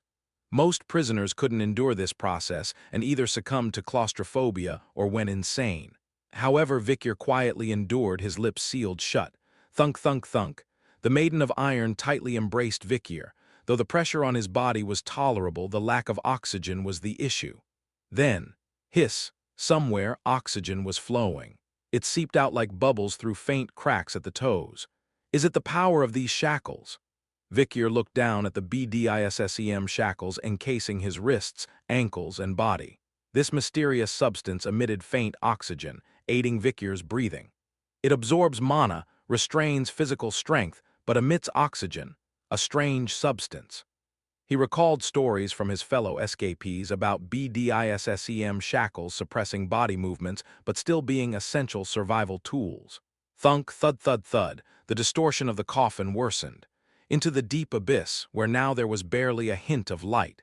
The infinite void, an empty yet full space. Being thrown into the depths within the coffin was no different from being buried alive deep underground. Guided by the Maiden of Iron, it was a path to death. Yet Vikir endured it all. Even as the colossal metal coffin became like a second skin, as he endlessly sank into the lightless abyss of the deep sea, as the monstrous creatures of the sea ominously roamed the surroundings. If there was one thing that provided solace, it was the presence of Decarabia embedded in his chest. Human, holding up well. I can manage. Just now, an unbelievably large creature passed by us. It had an extraordinary number of legs. Could it be the shadowless king of the Black Sea? Indeed. Hehe, do you still have quite a bit of leisure? I shouldn't speak of dying so easily. There are many difficult tasks ahead. Eventually, upon hearing Vikir's words, Decarabia seemed to chuckle sarcastically. All right, human. Then let me demonstrate one of my numerous abilities. It may well be the most needed ability at this moment. After finishing speaking, Decarabia emitted a strange light from its sole compound eye. Vikir was somewhat surprised. As Decarabia emitted its gaze, the scenery outside the coffin began to appear in his mind involuntarily. Is this a shared vision? Quite useful. Useful. Perhaps it's because of the sea, but as far as compliments for providing enlightenment go, that one seemed a bit bland. Though Decarabia grumbled discontentedly, Vikir ignored it without any further response. Eventually, the scenery below where the coffin was sinking came into Vikir's sight. It resembled a forest, a jungle, a vast forest. Gigantic seaweeds as massive as pillars of temples from mythology were growing naturally over an immense area. A colony of seaweeds. Standing tall above, swaying with the currents, the seaweeds resembled forgotten soldiers of an ancient civilization, standing erect as if standing guard. The coffin containing Vikir was sinking to the center of this seaweed forest, to the top of the highest cliff, to the highest plateau. Gurgling, above the forest where gigantic seaweeds swayed darkly, a jagged cliff rose like a spear, and at its end there stood a building spewing dim, eerie light like a lighthouse's beacon. A massive fortress, constructed in the ancient style of densely stacked bricks, loomed atop the underwater volcanic peak, exuding a decrepit and eerie atmosphere. Nuvalebag, the world's worst supermax prison awaited Vikir. Chapter 363. Castle of the Deep Sea 1, Chapter 363. Castle of the Deep Sea 1, it was the coldest, weirdest, most rugged, filthy, and cruel place in this world. The gods have separated it from the sunlit world and forever isolated it. No one can imagine the hell that exists there. No words or illustrations in this world can fully express the terror of Nuvalebag, and the unique and eerie atmosphere of that place can only be felt by breathing its air. People of the world, please do not commit sins. If you have already, find a way to repent as soon as possible. In the depths of the hell, Nuvalebag, the grand prison, lies, its depths unfathomable, waiting to exact your sins. Deep beneath the abyssal depths of the deep sea, a towering fortress rose above the swaying black seaweed forest. Atop the peak, an eerie yellowish-green glow emanated like the bioluminescence of deep-sea creatures. It was the essence of Nuvalebag, an ancient fortress constructed of massive rectangular bricks. Clang, thud, Vikir's coffin descended onto the top of the fortress, the circular iron gate towering above. A castle of the ultra-deep sea, its interior was dug deep into the huge mountain peak. Vikir surveyed the landscape outside through the eyes of Decarabia. This is the Gate of Morality. The massive circular gate had a diameter of dozens of meters. Its material seemed to be a blend of adamantine and orichalcum, akin to the vaults of the bourgeois clan, with thickness and weight beyond imagination. The left was white, the right black. The placement of these contrasting colors held only one meaning. The Gate of Morality, the final boundary that separates good and evil. It was the main gate of Nuvalebag, the very symbol itself. Eventually, creak, creak, creak, creak, creak. The gate began to slowly rotate 180 degrees. Like a manhole cover, the open gate inverted slowly, sucking Vicur's coffin along with seawater into the interior of the fortress. Beneath the gate of morality, a viscous, slimy membrane of unknown identity blocked the influx of seawater. This transparent, viscous membrane also covered all the windows in the fortress. Thunk, clang. Along with a hefty stream of water, Vicur's carriage landed firmly on the solid floor. By then, Iron Maiden had molded itself to Vicur's body size, snugly fitting like a suit of ironclad clothing. Eventually, Vicur felt the ominous touch of hands twisting open the carriage lid. "We have arrived." As soon as the carriage lid opened, Vicur leaned forward, and there, the interior of Nuvalebag's essence came into view. The floor, walls, and ceiling were all a deep blue-green, befitting a fortress built in the depths of the ocean, cold, damp, and eerie. Guards clad in black uniforms peered out from under their hats with sharp, piercing gazes. "Knight Hound. Is this the final inmate?" a guard with a shaven head murmured at the front. On his chest, adorned with a large burn scar, was a nameplate that read Garam Nord. Judging by the diamond embroidered on his shoulder plate, he seemed to hold some rank. "Captain Garam Nord," he looked down at Vicur as he spoke. "The admission announcement will be made shortly. Prepare yourself after you change." Upon hearing this, Vicur raised his head. Sure enough, several other prisoners had gathered in the waiting room ahead. Each one of them wore striped black and white prison uniforms and had BDISSCM restraints on their wrists and ankles. Eventually, Garam Nord, looking at Vicur and the other admission candidates clad in prison uniforms, spoke. "I'm sure you're all aware, but allow me to briefly introduce the system here. Although Nuvalebag may appear as a fortress atop an underwater mountain peak, its interior is much broader. A massive vertical underground space carved beneath mountain. This place is divided into a total of 9 zones." Garam Nord attached a simple illustration before continuing the explanation. "The first floor, also known as Level 1. This is where the guards reside, and all events except executions, such as admission ceremonies or promotion ceremonies, take place. It's also where inmates with sentences of 3 years or less are held. The second floor, or Level 2. This is where inmates with sentences of 5 years or less are held, since 1 year in Nuvalebag equals 10 years in other prisons on the surface. Those imprisoned here in Level 2 typically have sentences exceeding 30 years, but less than 50 years in a regular prison. The third floor, or Level 3.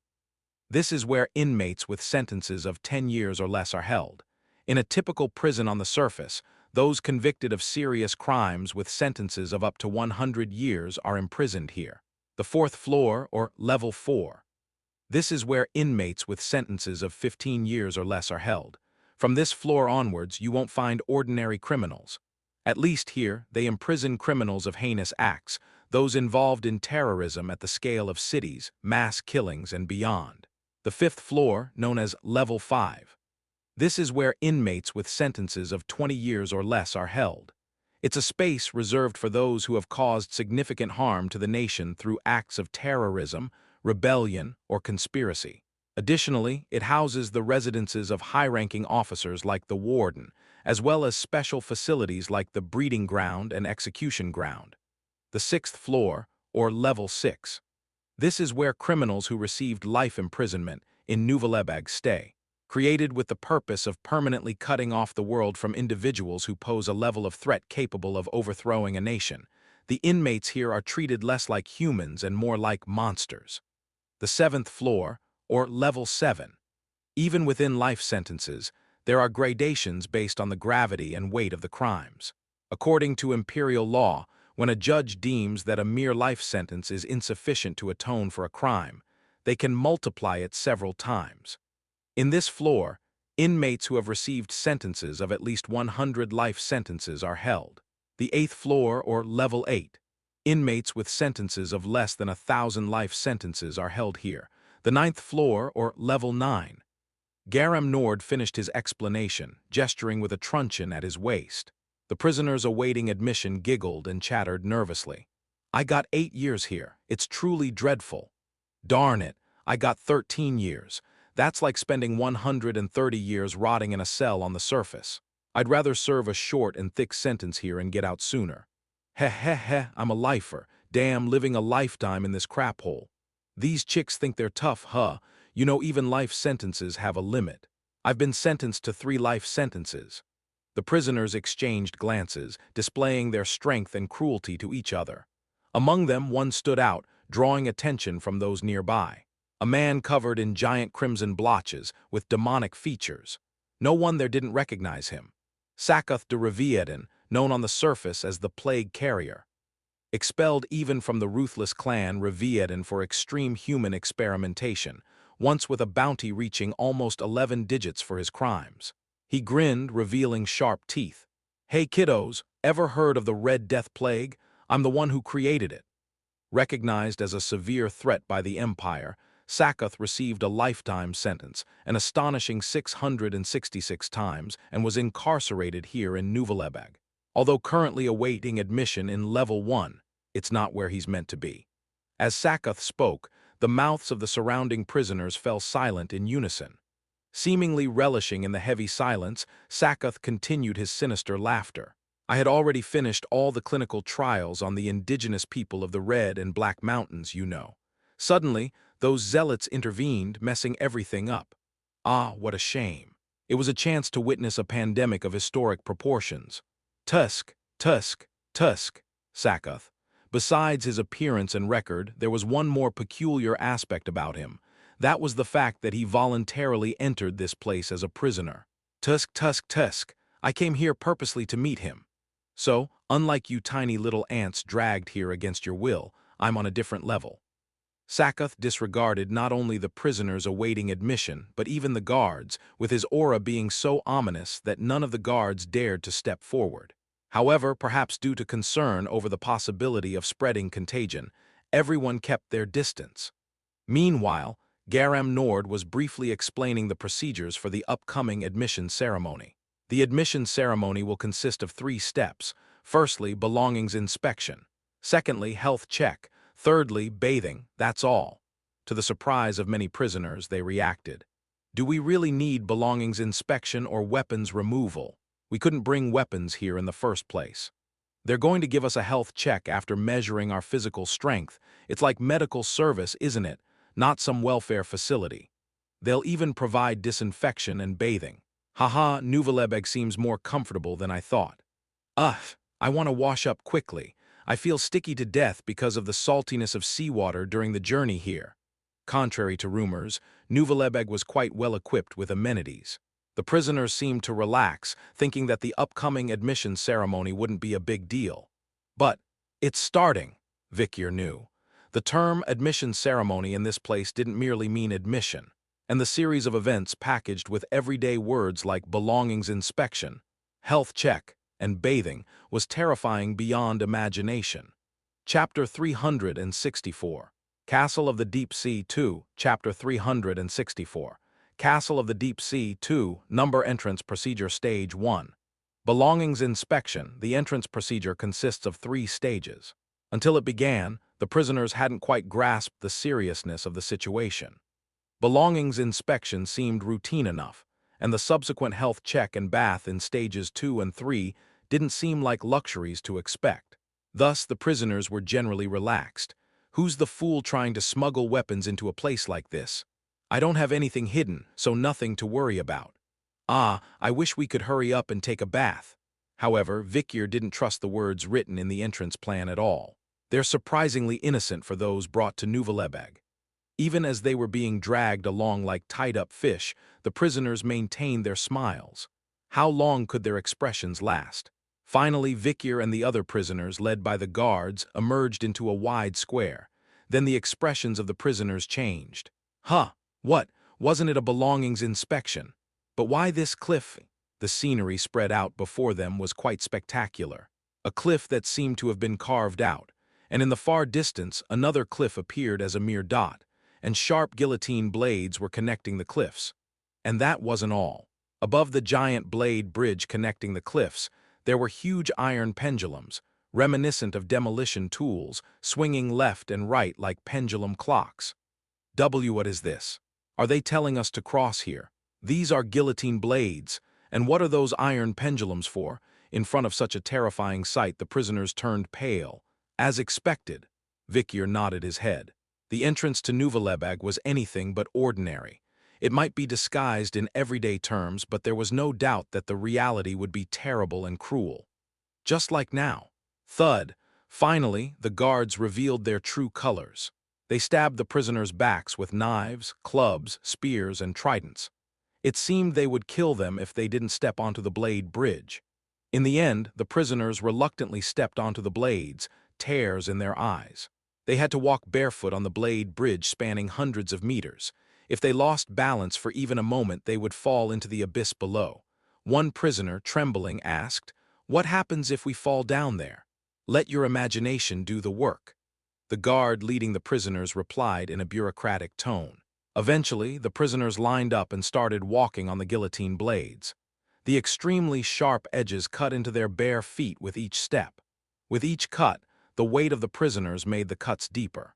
The cold blades gradually cut through the prisoners' souls until they were finally severed. Ah! Spurting blood, the maimed prisoner collapsed in front of the guillotine blade, his body convulsing violently. Thud, thud, thud, his crimson blood and flesh fell downward.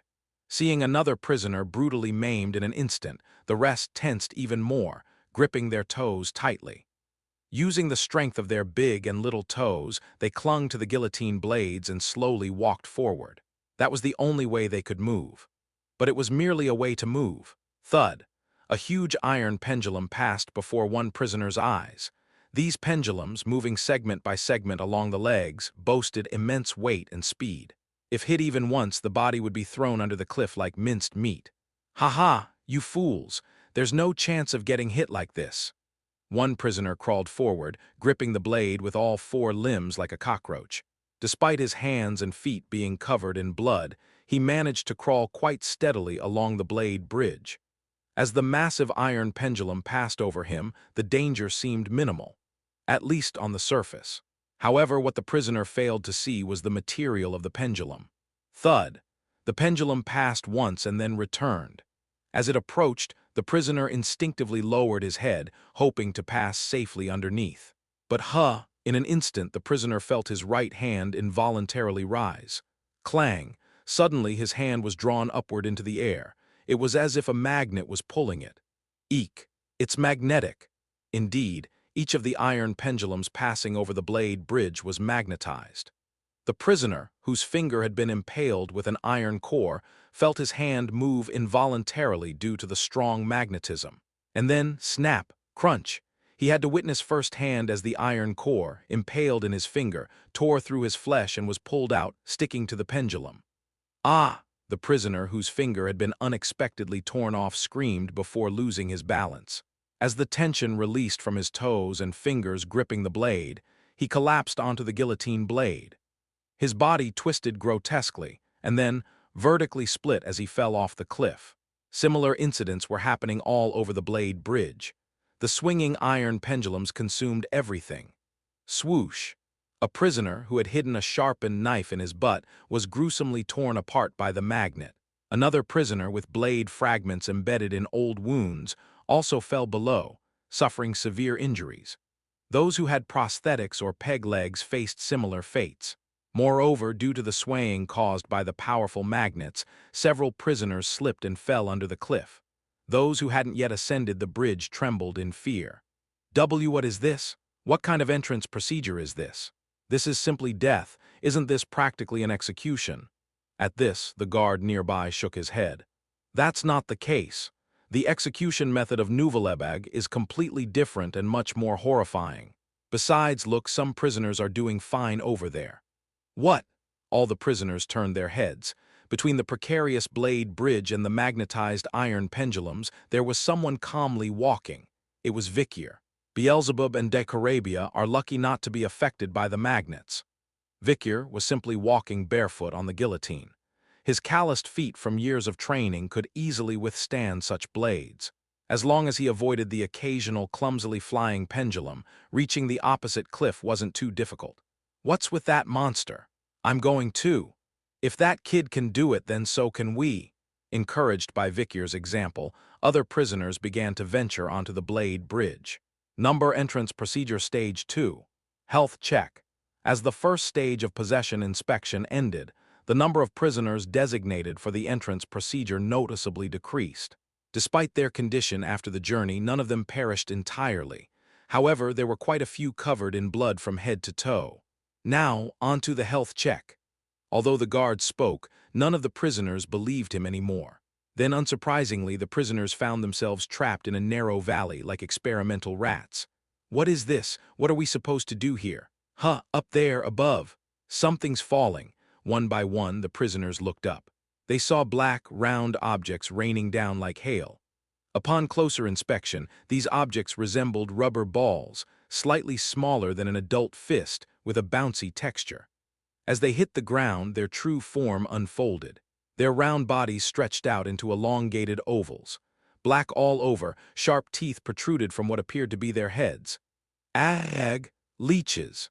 Screams erupted among the prisoners as countless tiny leeches rained down upon them. These small, sinister parasites latched onto the prisoners' bodies, sucking on them relentlessly, not just blood, but seemingly anything they could find. What? These aren't sucking blood, they are sucking bones. They're sucking the flesh off us. Terrified cries echoed among the prisoners as they realized the horrors of the leeches' feeding. The leeches' feeding varied. Some sucked blood as expected, while others targeted bones or flesh. As the prisoners struggled in the swamp of leeches, the guards meticulously noted various observations in their charts. No. 12 bone density normal. Number 36 low blood volume, need to speed up the process. Number 43 skin condition good, no hindrance to work. Report to Lieutenant Black Tongue about the medical progress. The health check was merely a means for the leeches to satisfy their appetite. The fact that the leeches actively targeted the prisoners meant that there were no significant issues with their physical condition. Then, suddenly, KRGH. The leeches attached to one prisoner all began to show symptoms of paralysis, writhing in agony. Urk. Sakath de Revieden, the notorious criminal who caused Red Death Plague. Perhaps there was poison in their blood or marrow. There are quite a few problematic elements. Watching silently as he entrusted himself to the leeches, Vikir looked at the distant Sakath, who was smiling casually. Having many problematic elements is a good thing. He wondered if he could make good use of that guy if he played his cards right. Number entrance procedure stage 3. Bathing the prisoners, who crawled out of the leech swamp, collapsed on the ground in a state of utter exhaustion. With their bone density and muscle mass depleted, they were barely clinging to life. Now only bathing remained as the final gateway. But no one wore the hopeful expressions they had before the entrance procedure began. The survivors were led into the empty circular plaza, where they encountered something unsettling. Countless skeletons littered the area.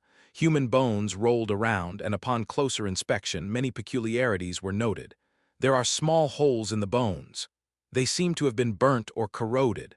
What the heck? What are they planning now? The prisoners glanced around anxiously. And once again, horrifying events unfolded before them. SSS scream. Boiling yellow groundwater erupted from the ceiling. A pungent smell filled the air, indicating a high concentration of sulfur. Ag! The prisoners scrambled to avoid the sulfur raining down from above, but the bubbling sulfur covered everything evenly. Hiss! A prisoner finally collapsed to the ground with small burn holes all over his body. Immediately, the prisoners who had been bustling moments ago rushed over and crawled under the dead prisoner's body to avoid the sulfur shower. Hey, give it here, that's my umbrella. Shut up. This guy was my friend since we were on the surface.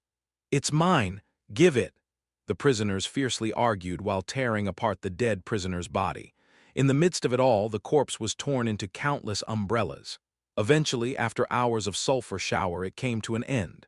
Through the dense, yellowish steam, guards in gas masks entered. Captain Garam Nord nodded after surveying the area. All prisoners have been disinfected. Now we'll proceed with floor assignments. Chapter 365. Castle of the Deep Sea 3. Chapter 365. Castle of the Deep Sea 3. The formalities were all over. The bodies of the deceased prisoners were tossed like trash beneath the cliffs under the volcano. Since they were not officially executed, Nobody cared about the situation of the prisoners reported as alive and incarcerated in the records on the surface. They would remain bureaucratically trapped in this prison even after death. On the other hand, the surviving prisoners from the arrival announcements were assigned floors and rooms. Vikier, who had received a life sentence of over 3,000 times and showed a casual attitude during belongings inspection, health check, and bathing, was naturally assigned to Level 9. Clang. Vikier found himself trapped in a cramped room. Level 9 meant solitary confinement by default. Surprisingly, the atmosphere in the room was ordinary. It was a chamber built of large black bricks, with bars made of a substance called disposable, which absorbed mana and physical force, covering the entire chamber. So it seems I won't be chiseling bricks with a spoon anytime soon. The disposable bars were not only tightly spaced, but covered the ceiling, walls, and floor, making escape an impossible dream. Even if one managed to break through the wall or floor, it would lead to the seabed 10,000 meters below, rendering digging meaningless. Drip, drip, drip, cold water droplets fell between the bricks. It was heavily salted water, saturating the air with extreme humidity, making Vikier feel sticky all over. The dark, cold, damp aura filled not only the cell but also the entire corridor. Inside the chamber there was nothing, just an empty cuboid space devoid of even basic bedding or utensils. Yet Vikier's assessment was somewhat positive. It's a livable place, relatively speaking.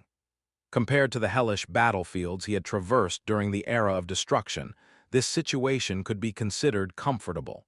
As Vikier muttered quietly to himself, thud, the heavy iron door across trembled loudly. Creak, creak, creak, nearly 100 guards had to exert themselves to open it. Inmates were likely coming back from forced labor outside. Huffing, puffing, grew, The state of the prisoners returning from forced labor was uniformly dismal. Vikier recalled the information he already knew. From Level 1 to Level 9 prisoners, all inmates of Nuvvelebeg had to go to the labor yard every morning. The labor involved digging into the inner depths of Mount Sawa, the underwater volcanic mountain peak on which Nuvvelebeg prison was located. It was an expansion project to increase the internal space of Nuvvelebeg. Mount Sawa's immense geothermal volcanic energy never diminished, even after many centuries. Hence, prisoners dug and dug every day, their lives ebbing away as they toiled, while the land remained unchanged. New prisoners will also be assigned to work starting tomorrow, a voice echoed from beside Vikier's iron bars. It was Garam Nord who had now approached him. Walking from beside the row of moaning prisoners suffering from burns and dehydration, he spoke. At 4 a.m., you will wake up and work continuously until 1 p.m. There is a 10-minute lunch break. After that time elapses, work continues until midnight. Then you return to your room, have 1 hour for prayer and repentance, and go to sleep at 1 a.m. In other words, it meant 3 hours of sleep per day, 1 meal a day, and even that was a meager meal like black bread or a piece of jerky to be eaten within 10 minutes. This relentless, high-intensity labor continued daily. Due to Nuvvelebeg's vertical panopticon structure, Garam's voice reverberated upwards, conveying the message far and wide. Listening to Garam's voice and the waves it created, Vikier could grasp the overall structure of Nuvvelebeg. A large cylindrical structure. Prisoner cells are arranged in a circular manner on the walls, and there seems to be a workshop at the center of the 9th floor below. Stronger prisoners near Level 9 were engaged in breaking rocks and digging deeper into the earth in the central depths of the 9th underground floor, while weaker ones closer to Level 1 seemed to be working far away, handling piles of dirt and chunks of rock, presumably disposing them outside. Prisoners placed in between were divided into work areas based on their level, moving piles of rocks and dirt. So, the closer to Level 9, the deeper and hotter the workshop and the more dangerous the work, while the closer to Level 1, the relatively shallower, cooler, and safer the work. Although it might sound complicated when explained verbally, it was a straightforward and simple structure when visualized. Garam Nord said, "You are currently engaged in the glorious labor of expanding the great Nuvvelebeg. I hope you take pride in your work and do it diligently." The expansion of Nuvvelebeg. To be more precise, They were currently working on creating an area one level deeper than the underground ninth floor, known as Level 10, a large-scale construction project to create the 10th underground floor. Since they were digging down to Level 10, it was natural for the workshop to be located on the ninth floor underground. In the newly created Level 10 area, we plan to relocate even the most heinous criminals who are impossible to contain in Level 9. It would be wise for all to cooperate actively if they consider their safety, Garam added. There was logic in Garam's words. Occasionally, uncontrollable heinous criminals caused riots in Nuvvelebag, and whenever that happened, the first and most numerous casualties were always the prisoners. So, from the prisoners' perspective, it was strategically advantageous for the weaker ones to participate diligently in the work, sending the dangerous upper-level prisoners to the lower levels as quickly as possible. Vikir nodded in agreement. After all, there are many monsters in Nuvvelebag beyond the norm. Even among the criminals Vikir knew who were currently confined to Level 9, their numbers were considerable. Sicthus Megidio, Duke Griffin, Aurora of the Sleeping Forest, Snow White of the Saxey family, Cinderella of the Glass Slippers, Count Sade. Each one of them was a monster powerful enough to destroy a small country with a single breath. When they were on the surface, those who were sentenced to more than 5,000 life sentences and imprisoned here seemed to be unbearable even for Nuvvelebag's Level 9. By the way, if you refuse to work or resist the guard's control, it's straight to solitary confinement. Don't think there's a floor worse than Level 9. Garam seemed to address Vikir specifically. Vikir listened and nodded slowly. The solitary confinement mentioned by that guard must be a completely different concept from the solitary confinement Vikir was in. It's solitary confinement, a dreadful place. I heard it's almost impossible to come out alive once you're locked in there, and there's supposedly only one prisoner in Nuvvelebag who could endure it. As Vikir recalled various pieces of information he had heard before his regression, a sudden exclamation interrupted his thoughts. "Oh, they're coming, they're coming. Everyone move aside, you might get eaten if you're not careful." The low-level floor prisoners returning from their labor recoiled in terror as black shadows stretched across the horizon, large or small or monstrously huge. They're the Level 9 prisoners who have just finished their work in the center of the labor yard. When all eyes were focused on the returning Level 9 prisoners, Vikir, seemingly indifferent, turned his head and spoke in a nonchalant tone. "Hey, guard, do we have newspapers here by any chance?" The guard, who had been tense with sweat beading on his forehead, turned his head as if dumbfounded, then replied incredulously. "Newspapers? Why would you, a prisoner, be interested in such a precious thing? Newspapers are precious. I didn't know that. Information from the outside world is valuable, no matter what it is, especially something like newspapers. Even guards can't easily access them. Only guard chiefs or a few privileged individuals can read them." The connection with the outside world was that valuable and dangerous. At least that was the case in Nuvvelebag. Vikir clicked his tongue with a hint of disappointment. Whether you're a prisoner or a guard, being trapped here is essentially the same. To this remark, Garam put his hands on his hips, looking puzzled. But he didn't draw the truncheon from his belt. Tomorrow, even that luxury will disappear. No matter how demonic the prisoners trapped in Level 9 might be, once they tasted the labor in Nuvvelebag, they would likely be completely overwhelmed. This was a prison named after the once hotter-than-any volcano, Nuvvelebag. Though it had now become Mount Sawa, the geothermal energy trapped inside was as hellish as ever. Starting tomorrow, for Vikir, who had to dig into it, especially the deepest and hottest areas, Garam silently expressed condolences in his heart. Even monsters trapped in Level 9 often perished here. Chapter 366. Underground Expansion Project 1, Chapter 366. Underground Expansion Project 1. The next morning at 4 a.m.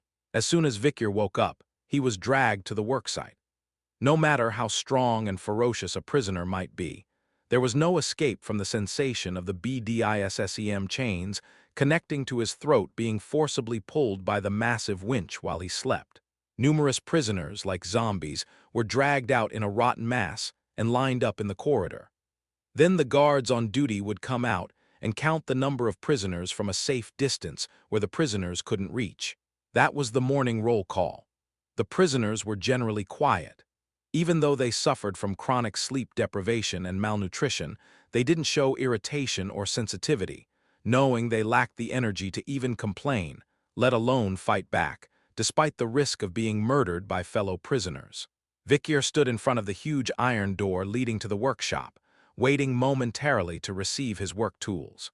While waiting, he could see prisoners from the lower levels lining up to receive their work tools. "Hey, can't you give me something better? I can't work with this." "Guard, the pickaxe is too dull to dig the tunnel easily." "The hammer handle is loose, don't you have anything else?"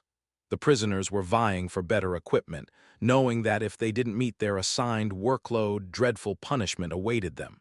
The guards, too, were relatively cooperative with the prisoners' demands, because if the prisoners in their charge didn't complete their tasks on time, the guards themselves would face penalties such as reduced wages or vacation time.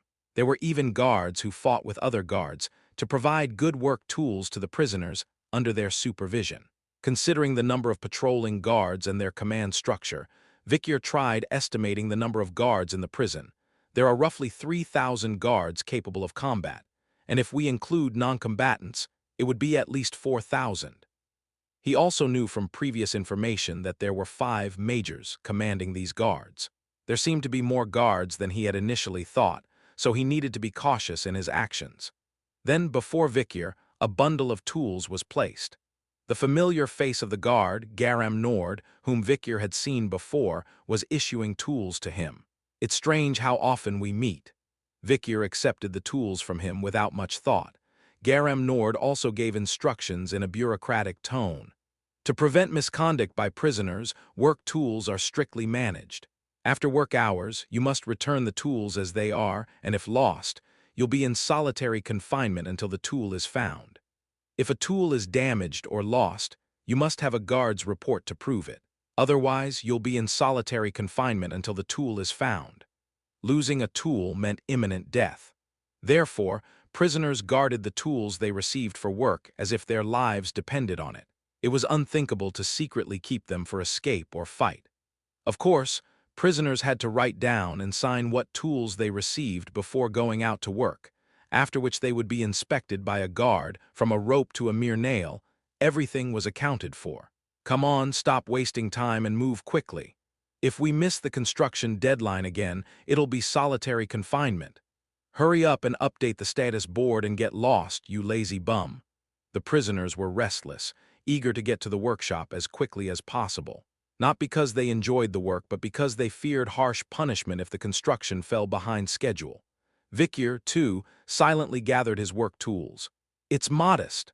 What Vikyr held in his hands were just a hammer, a bundle of iron chains, and a few nails. Level 9 prisoners like him weren't given any special tools. After all, their working environment was so harsh that wood would burn away, and iron would quickly turn into molten metal. So they had to break rocks and spread dirt with their bare fists. They had to endure the heat with their bare skin and crawl up even the lowest and deepest places barefoot. They had to endure sharp, hard, rough, and heavy things with their bodies alone. Naturally, Vikyr had been prepared for this to some extent since he was imprisoned at level 9. Then came a voice from behind. "Hey, what's this little guy doing here? Are you a level 9? Ha ha ha." Turning his head, Vikyr saw a giant figure with sinister features and unpleasant marks. Sakath de Revieden.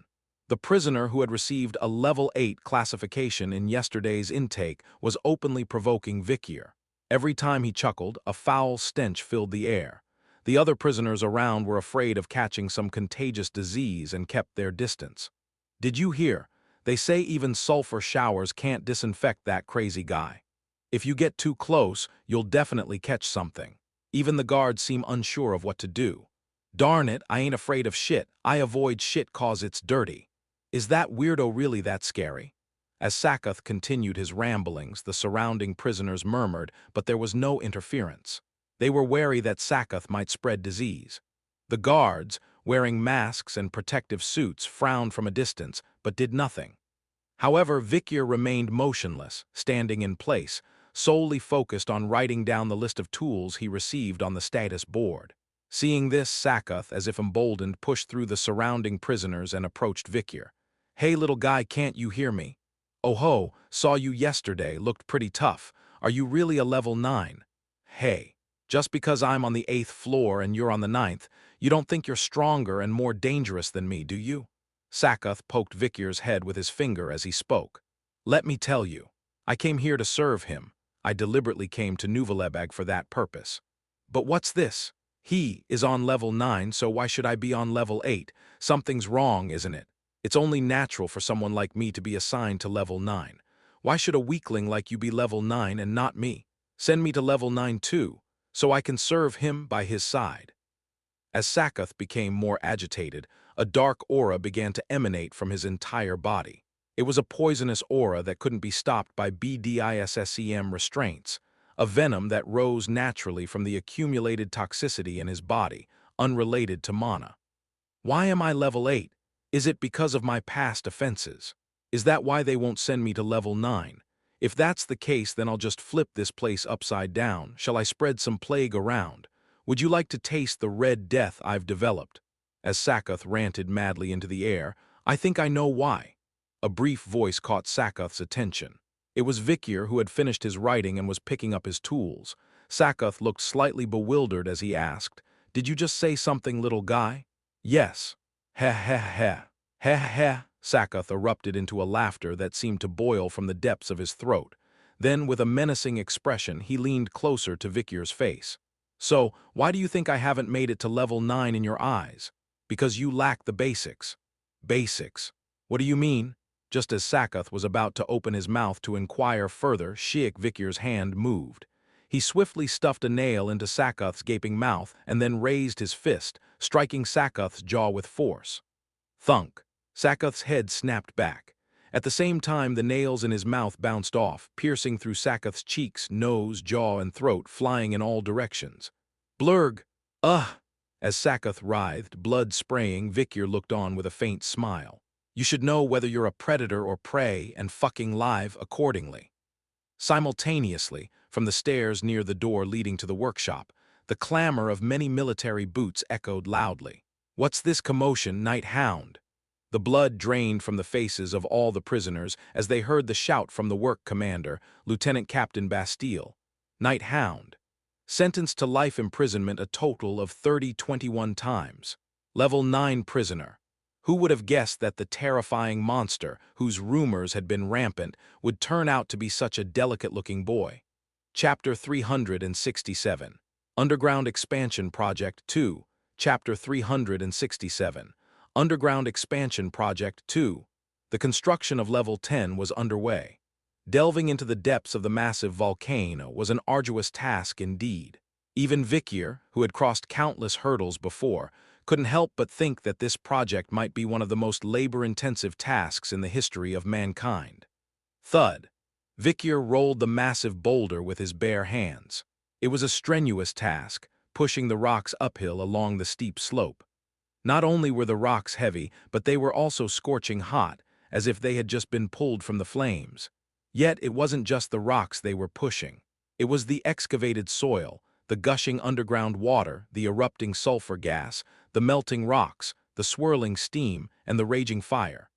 Everything within the construction site inside the crater was intensely hot. Prisoners walked barefoot on the scorching rocks, hauling heavy loads, their skin crisping up like lechon in the extreme heat. Amidst the inferno, their flesh dried up like parchment, moisture seeping away, leaving only brittle bones and nerve endings. Compared to this labor, even the thought of a newborn baby in a cradle filled with snakes seemed comfortable. If Vikir, who stood among the rank of masters, had it this tough, what about the other prisoners? Throughout the worksite, prisoners collapsed from exhaustion, and each time, the sound of the guards' whips echoed. Even high-level prisoners at levels 6 or 7 fell one by one under the relentless toil and inadequate meals. Each time the low-level prisoners above trembled. "Did you hear? There was a death in level 6. "What? Level 6 is where the weapon wielders are kept, isn't it?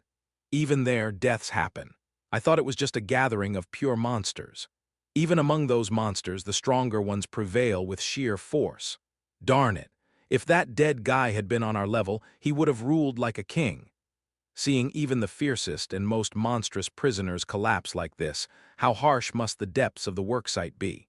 So the prisoners on the upper levels became increasingly cautious, never wanting to be demoted to the lower floors.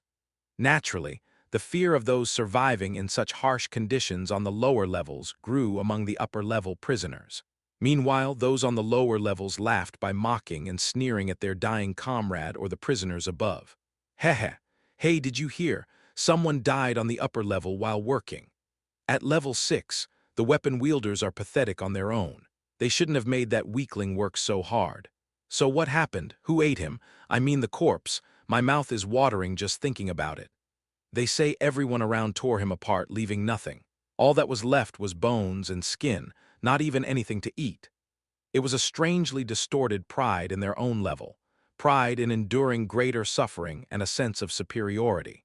In such an atmosphere, the corpses of prisoners, as dry as mummies, received neither sympathy nor mourning. That monster finally kicked the bucket. Now there's nothing to worry about. Ha, even though he worked in a cooler place than me, he ended up like that. Pathetic. To the deceased, only fear, contempt, ridicule, and a sigh of relief were sent. Even their corpses degraded into mere chunks of meat, chewed and swallowed. The construction site of level 10 was such a place. Then there was a sudden sound. Thunk, the horn blasts announcing lunchtime echoed throughout the area. It was like a sweet 10-minute respite, melting away faster than ice cream thrown into lava. This mealtime was the only hope, the oasis that could sustain them through the day. Thunk, thunk, thunk. Guards moved among the scattered prisoners, distributing food from their baskets. Vikyr, too, received his portion, the only meal provided for the day. Thunk. What fell before him was a blackened lump of bread, so charred it could be mistaken for coal.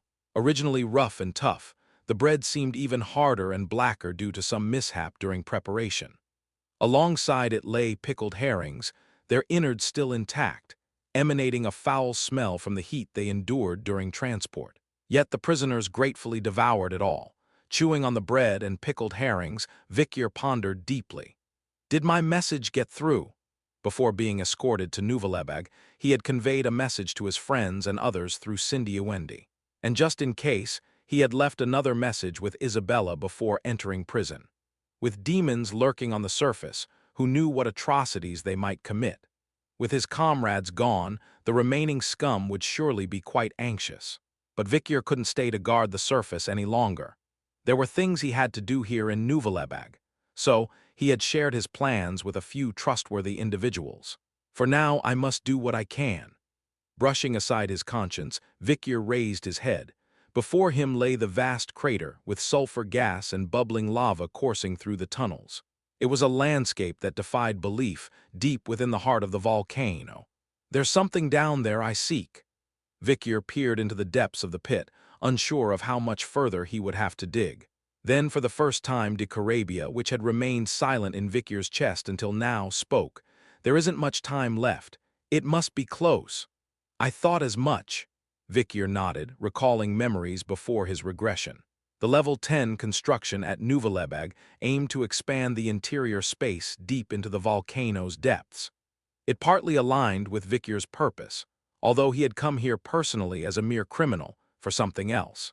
Then something interrupted Vikyr's thoughts. Hey, you idiot guard, we're short on bread, damn it, what if we run out because of your mistake?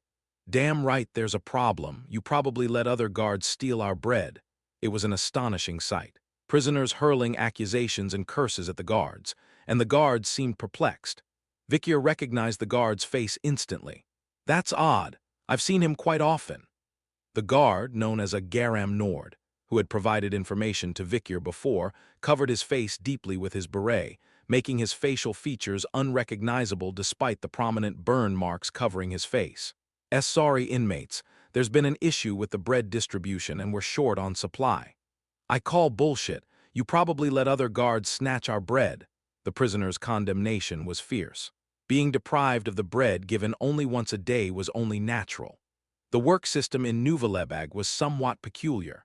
One guard oversaw a dozen or so prisoners, assigning them tasks in their respective areas. The assigned guard and prisoners changed monthly, all recorded as monthly performance metrics that affected both prisoners and guards, positively or negatively. Therefore, Guards did their best to improve the efficiency of the prisoners under their charge for the month. They mainly used whipping or solitary confinement as tools. However, simply being harsh wasn't enough to increase productivity. So, guards encouraged their assigned prisoners by providing better tools or an extra piece of bread. Naturally, this led to competition and tension among the guards. They would place obedient and productive prisoners in their groups, subtly take extra tools or bread from others, and so on. Of course, resources in Nouvelebeg were limited and scarce. If someone ate an extra portion, someone else would go hungry. So, prisoners assigned to Garam Nord were more infuriated by his stinginess than anything else. Damn it! Why do I have to be in the group of that stupid Garam Nord? Even among the new officers, that guy has the lowest performance. Pitiful, not only ignored by fellow guards but also by prisoners. Did you hear? That burn on his face is supposedly a scar inflicted by a prisoner. Ha, is that all? He even has his meals taken by prisoners. Want to hear something even more surprising? High-level prisoners apparently make him serve them at night. Ha. Hearing the prisoner's complaints, Vikyr finally understood why the guard's face felt familiar. He's constantly burdened with difficult and challenging tasks. Guiding level 9 prisoners or anything similar was generally avoided among the guards. You never knew when and how you might face danger. Meanwhile, despite the 10-minute lunchtime passing, the prisoners under the Garam Nord's group still lay sprawled, legs stretched out. Fuck this, I didn't eat so I ain't working. I'm not working either. Since we're assigned to that stupid Garam Nord's group, our work for this month is ruined. I'll just take the punishment. Hey, bring out that truncheon from your waist. And then kill me. Garam Nord was at a loss amidst the prisoners' collective tantrum. There seemed to be a hint of vulnerability about him. Meanwhile, witnessing this, Vikyr thought, now that I think about it, other prisoners are also rebelling. It's no wonder that the stronger and more violent prisoners are less likely to cooperate with construction. Prisoners held at higher levels and in deeper cells tended to neglect their work, and the guards couldn't easily intervene with them. In such a situation, if I worked too hard alone, it might seem suspicious. Vikyr was a level 9 inmate. Most of level 9 was empty. Most of the time, they ended up in solitary confinement due to their rebellion or collective tantrums, or being targeted for level 10 relocation. However, Vikyr had to actively participate in the level 10 construction work for personal reasons. Yet, he also had to be cautious not to overexert himself in labor, lest he arouse suspicion among fellow level 9 inmates. To do that, I need at least one justification, and there's something else I want to test. After some deliberation, Vikyr let go of the rock he was holding. Kurururururur. The rock rolled down the slope at an incredible speed. What's that? A rock is rolling down. Stop it, no, move away. The guards panicked and scrambled away from their positions. Thud. Boom. Eventually, the rock landed in the lava pit, causing a loud crash and sending debris and lava droplets flying in all directions. Soon, all eyes turned upwards. The area where level 9 inmates were working. There stood Vikyr, the culprit who had thrown the rock, with a casual expression. I don't want to work. The guards were trying to figure out how to handle the situation. Chapter 368. Underground Expansion Project 3. Chapter 368. Underground Expansion Project 3. Boom! Fragments of rock and waves of lava spread in all directions, causing earthquakes and tsunamis. All the prisoners and guards looked up at Vikyr. I don't want to work. Vikyr expressed his reluctance with a brief statement, and it shook the very foundation of Nouvelebeg's system. Prisoners toil, guards supervise. That's how the Nouvelebeg system persisted. A moment of complete silence filled the air.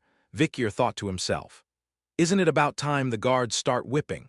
According to what Vikyr knew of the Nouvelebeg manual, if prisoners refused to work, guards could punish them with whips, clubs, or even knives. But things didn't go quite as Vikyr had anticipated. Riot in level 9. This is beyond our control. Support, request backup. Sound the alarm. The guards' faces drained of color like a fur paper, screamed like frightened girls. Eventually, the most serious warning, the crimson horn sound, reverberated heavily throughout the entire workshop. Thud, thud, thud, thud. Upon hearing the tremendous noise, Even the prisoners in the distance instinctively covered their eyes and ears with both hands, gaping and flattening themselves on the ground, raising their hips. It seemed like a practiced response, perhaps indicating it wasn't their first encounter with such an event. It was only then that Victor realized and closed his mouth in astonishment. Come to think of it, my former comrades-in-arms before Regression were mostly detained at level 3 or 4. There would certainly be a difference in how level 3 or level 4 prisoners would incite a riot compared to level 9. But he never expected such a stark contrast. Merely refusing to work, Victor was being treated as if he were a terrorist intent on blowing up Nuvellebeg. Clack, clack, clack, clack. The eerie silence of the frozen workshop was shattered by the noisy march of the military boots. Officers of higher ranks, shoulder with shoulders with 1 or 2 mugunghwa flowers stuck in them, stern-faced guards gathered in groups of 10s and 20s to form a scrum. Beside them, officers of the rank of lieutenant with 3 diamonds pinned to their epaulets were encircled in a ring. Lieutenant Bastille at the front spoke up. "Knight Hound, resume your labor immediately. Otherwise, there will be consequences." He was in charge of various events such as admissions or executions and the management of the labor camp, ranking just below the 5th major among the hierarchy within Nuvellebeg. Victor, having heard the stern warning, raised his right hand and slipped it into the pocket of his prisoner's garb.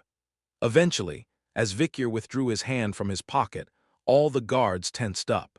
Swish, however, what emerged from Victor's pocket was only a fist with the middle finger extended. Crack! Veins bulged on Lieutenant Bastille's forehead. "Subdue him, kill him if necessary." At those words, the guards in the front each brandished their weapons and rushed towards Victor. Giant truncheons, crudely large clubs, ruthlessly sharp swords, heavy axe blades, long and jagged scythes, all mercilessly descended upon Victor. Watching this, Victor pondered, chin in hand. I don't see the face I'm looking for. Should I stir things up a bit until they appear? In Victor's eyes, even the attacks of the guards, infused with mana, seemed extremely slow. Though he couldn't use mana because of the BDISSEM shackles, thanks to the physical resistance, magical resistance, and reflex stats he gained in the Abyss Tree, avoiding the pouring attacks was not difficult. Victor's hypertuned nerves, pushed to their limits, were supplemented by a keen sense of combat. Bang! Victor evaded all the attacks with just a few swings of his head and soon broke through the tight scrum of officers, slipping out to the rear. Then the higher-ranking officers who were building a siege net from behind were startled. You can't pass. Don't be afraid, he can't even use mana anyway. Kill him." The guards each drew truncheons or swords and swung them at Victor. However, poor judgment. Victor effortlessly swept away all the attacks with the BDISSEM chains connected to his wrists and ankles, as if drawing lines in the air. Thud, thwack. The BDISSEM chains, originally meant for restraining prisoners, had become weapons instead. The nasal bone of the guard hit by the snake-like flying chain collapsed heavily.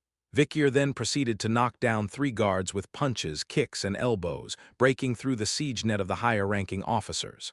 Whoa! What the? Victor had dealt blows to the lower and junior guards, each of whom fell in a single strike. What's with him? Isn't he unable to use mana? However, such reactions among the guards were natural. Thud. Victor, crushing the face of a lieutenant-level guard who had followed him to the end, thought to himself, Nuvellebeg's guards are mostly villains. That saying fits perfectly. Normal wardens wouldn't come to such a dreadful place to work. Most of the guards working here in Nuvellebeg were beings who had been demoted due to excessive cruelty or corruption. Apart from their attire, they weren't much different from the prisoners they supervised. As Victor had observed how the guards released their twisted desires and stress onto the prisoners, and heard many testimonies. Then, other figures entered Victor's field of vision. Faces less tainted by time compared to the senior guards. Junior-ranking guards of the so-called sub-officer class, the lowest rank in Nuvellebeg, gathered, pointing their swords at Victor. Of course, each of them was trembling, but our seniors have fallen, now it's our turn. As wardens of Grand Nuvellebeg, we will never retreat. Come on, muster up the courage, let's fight. However, no one stepped forward. They were too young and frail to leap into what seemed like certain death to anyone. They're like students from the Colosseo Academy. Vikyr looked at the rookie sub-officers in front of him and thought. Then, swoosh, Vikyr felt a strike pass by his cheek. Swish, swish, a few strands of hair fell from his head due to the quite sharp strike. Vikyr turned his head with a newly serious expression. There, a determined-looking female guard was sheathing a knife at her waist. She looked like she was in her late teens. Although she had a pretty face, she looked much more seasoned for her age, perhaps due to her cold expression. On her chest was a badge with one diamond, indicating her sub-officer rank, along with a name tag that read Kirko Grimm. Vikyr was genuinely impressed. Judging from her previous draw and sheathing of the sword, it was evident that this girl's talent was extraordinary. A rare talent indeed, comparable to tutor Bianca or perhaps even Sinclair. No, maybe she could rival Camus or Dolers. A girl with the potential to match the young heroes from the Colosseo Academy. With such valuable talent, why was she in a place like this? Kirko. There was no hero with this name before Regression, right? During the early stages of the Human-Demon War, Nuvalebag's guards had vowed not to interfere with earthly affairs, but in the latter stages, they had risen to the surface to fight against demons, as the situation had become dire. However, among those who had declared their names at that time, there was no female hero named Kirko. Why hasn't someone with such talent and skill gained recognition? With a hint of doubt, Vikyr watched Kirko. Amidst the unmoving bodies of the inmates, Kirko boldly drew her sword alone. Once again, a gleaming strike flew, reaching a level akin to that of a top-tier sword expert. A wasted talent. Vikyr deftly dodged Kirko's sword by a paper's breadth. Thud, then like a snake's jaws he grabbed Kirko by the throat and slammed her to the ground. Kirko groaned as she writhed on the ground, as Vikyr was about to step past Kirko. No, you can't. Another guard blocked Vikyr's path. It was Garam. Garam Nord, the bullied guard who was called fool not only by prisoners but also among the guards. This reckless junior guard began to confront Vikyr while blocking Kirko's way with determined vigor. Vikyr cast a peculiar gaze downward. Kirko, groaning on the ground, and Garam, guarding her desperately. Although Vikyr didn't understand the relationship between these two, it was an unpleasant picture to him. Step aside. No, I can't, not for Kirko. However, Garam couldn't finish his sentence. Thud. As if annoyed, Vikyr raised his hand and slapped Garam's cheek. Crack. Thud. Garam was instantly thrown backward and knocked out cold. Erg. The gathered guards had no choice but to tighten the net around Vikyr without knowing how to deal with him. Meanwhile, Vikyr, without using mana, could only seek openings in the encirclement, unable to evade so many guards. And right at that moment, "What's all this commotion?" A voice echoed from the top of the cliff, looming above the steep path. It was a voice heavy and boiling like molten lead. The expressions of all the guards brightened as if they had encountered their savior. A man standing atop the cliff, overlooking them. He had jet-black skin with eyes burning yellow like flames. Covered in scars that adorned his face and body, his short hair couldn't conceal the muscles bulging like logs all over his body, nearly tearing his guard uniform. Dorjum D. Dorkdal, one of the 5 pillars upholding Nuvalebag. It was the appearance of one of the strongest person in Nuvalebag. Chapter 369, Labor Camp 1, Chapter 369. Labor Camp 1, Vikyr lifted his head to gaze over the cliff. A man of sturdy build with golden eyes gleaming against his dark skin, Dorjum D. Dorkdal, one of the 5 majors of Nuvalebag, excluding the warden of the prison. He was practically unmatched in authority. Is it a riot? Major Dorjum's voice simmered like molten iron from low temperatures. Lieutenant Bastille below hurriedly replied, Yes. One of the level 9 inmates refused labor and injured the guards. We were just trying to contain the situation. Dorjum's gaze shifted towards Vikyr. In that moment, Vikyr felt as if countless axe blades hanging from chains were swinging towards him, an instinctive warning that this was dangerous. It's risky, he thought. His reflexes, honed to the limit within the abyss tree, signaled danger by giving him goosebumps all over.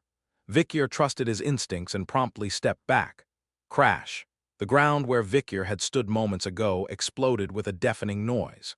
Dorjum had landed there. As the colossal figure of 298 cm height and 220 kg weight descended, a slight earthquake ensued. Dorjum landed, gripping the ground with one hand, then slowly rose to face Vikir. His eyes, glowing with a fiery yellow beyond the sulfur flames, emitted an eerie light. He carried a metal arm guard and gauntlet on his forearms, with axe blades spiraling out like a whirlpool. Indeed, he wields an unusual weapon, Vikir nodded, recalling his memories before regression. Among the heroes who once roamed the front lines, two stood out for their unique combat techniques. High Priest Mazgas Quavadis, who wielded ore-infused books to slice through opponents, and Major Dorjum from Nuvalebeg, who used the bizarre arm guards and gauntlets to extend ore-infused strikes. Seeing it firsthand, it's quite imposing, Vikir thought. Besides his massive physique and overwhelming aura, there was something about Dorjum that intimidated opponents. A lifetime of imprisoning, torturing, and exploiting humans, the warden of human misery. Just as a dog instinctively lowers its tail to its master, any human would involuntarily shrink in the presence of this man, Dorjum. But Vikir was a demon hunter and a mid-tier swordmaster who could even make demons kneel into submission. His presence not only nullified Dorjum's aura but also overwhelmed it. Dorjum flinched at the sharp energy emanating from Vikir. Can't use mana, huh? If this is the extent of your pure physical prowess, impressive. Amidst the groans of the wounded lieutenants and mid-level supervisors scattered around, Dorjum glanced briefly and remarked curtly, "Looks like I need to uproot this here." The opponent was already restrained with disposable shackles and chains. Unless they could use mana, Dorjum held an overwhelming advantage. Just a warning, this would end in immediate execution. Ever since the unfortunate incident between a supervisor and a prisoner 19 years ago, the hierarchy's been strict on control and punishment. And the warden's not here. That's all. With those final words, Dorjum clenched his thick square jaw tightly. Then, like a log, he surged forward with his thick arms, veins protruding like snakes. Thud, thud, thud, thud. An imposing sensation, akin to a giant bull charging. Simultaneously, Dorjum's arms crossed horizontally and vertically. With a click, Vikir intercepted Dorjum's fists with disposable shackles. But the true force behind Dorjum's intended strike burst forth from his arms. The sharp edge of the spiral-patterned axe blade on his forearm unleashed a gust of wind, rotating the shards of sharp aura. Vikir felt a chilling sensation creeping over him. Instinctively, he knew that continuing to match strength with Dorjum here would crush him like a twig. Snap! Swiftly ducking and rolling aside, Vikir avoided the wind's reach, finding refuge in a blind spot. Then suddenly, a swirling vortex of aura with a diameter of over a dozen meters swept forward like a serpent, pulverizing everything in its path. Thud, thud, thud. The immense suction force sucked in the surrounding rocks, crushing them into sand. It seemed evident that anyone caught in it would be reduced to a mere handful of blood in seconds. Dorjum's using his full strength. Everyone, take cover. If you're unlucky, you'll be swept up. Major Dorjum. Even the supervisors are in danger. Terrified, everyone in the labor camp began fleeing in panic before Dorjum's indiscriminate power. Meanwhile, Vikir couldn't help but admire. So, this is the power of one of the 5 majors. Before his regression, Vikir had never witnessed firsthand the prowess and deeds of the heroes from Nuvalebeg. But now, seeing it with his own eyes, their strength truly lived up to their reputation. Thud, thud, thud. Before his eyes, mountains crumbled and rocks turned to grains of sand, scattering in all directions. The swirling currents mingled with sulfur gas, igniting flames that soared into the sky, causing a violent explosion. Crash, boom, crackling. And amidst it all, Dorjum's whirlwind of onslaught tore through the explosion and flames, barreling towards Vikir. Such a monster lurked within Nuvalebeg, but whether this man will fight demons in the future is uncertain. In the world before his regression, Dorjum had indeed participated in battles against demons. However, it was a result of complex circumstances, and many innocent lives were sacrificed in the process. In this life, Vikir has already changed many things on the surface, so it's hard to predict how things will unfold. Indeed, many allies had suffered at his hands. Perhaps his absence could be more beneficial. Vikir trembled as he watched the prisoners and supervisors being swept away by the whirlwind of onslaught, screaming in terror. And then, veins bulged on Dorjum's forehead as he growled,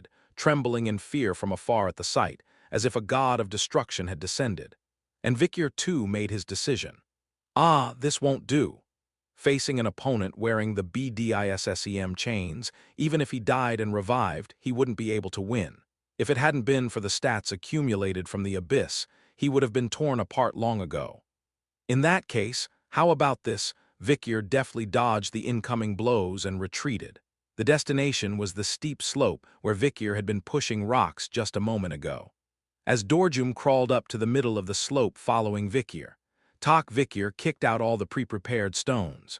Then flames ignited and roaring, gigantic rocks began to pour down with a deafening crash. Clang! The fiery rocks rolled down the slope at a furious speed, engulfing Dorjum. Understanding the terrain is basic in combat. Vikyr had a habit of always surveying the surroundings for terrain features in preparation for battles.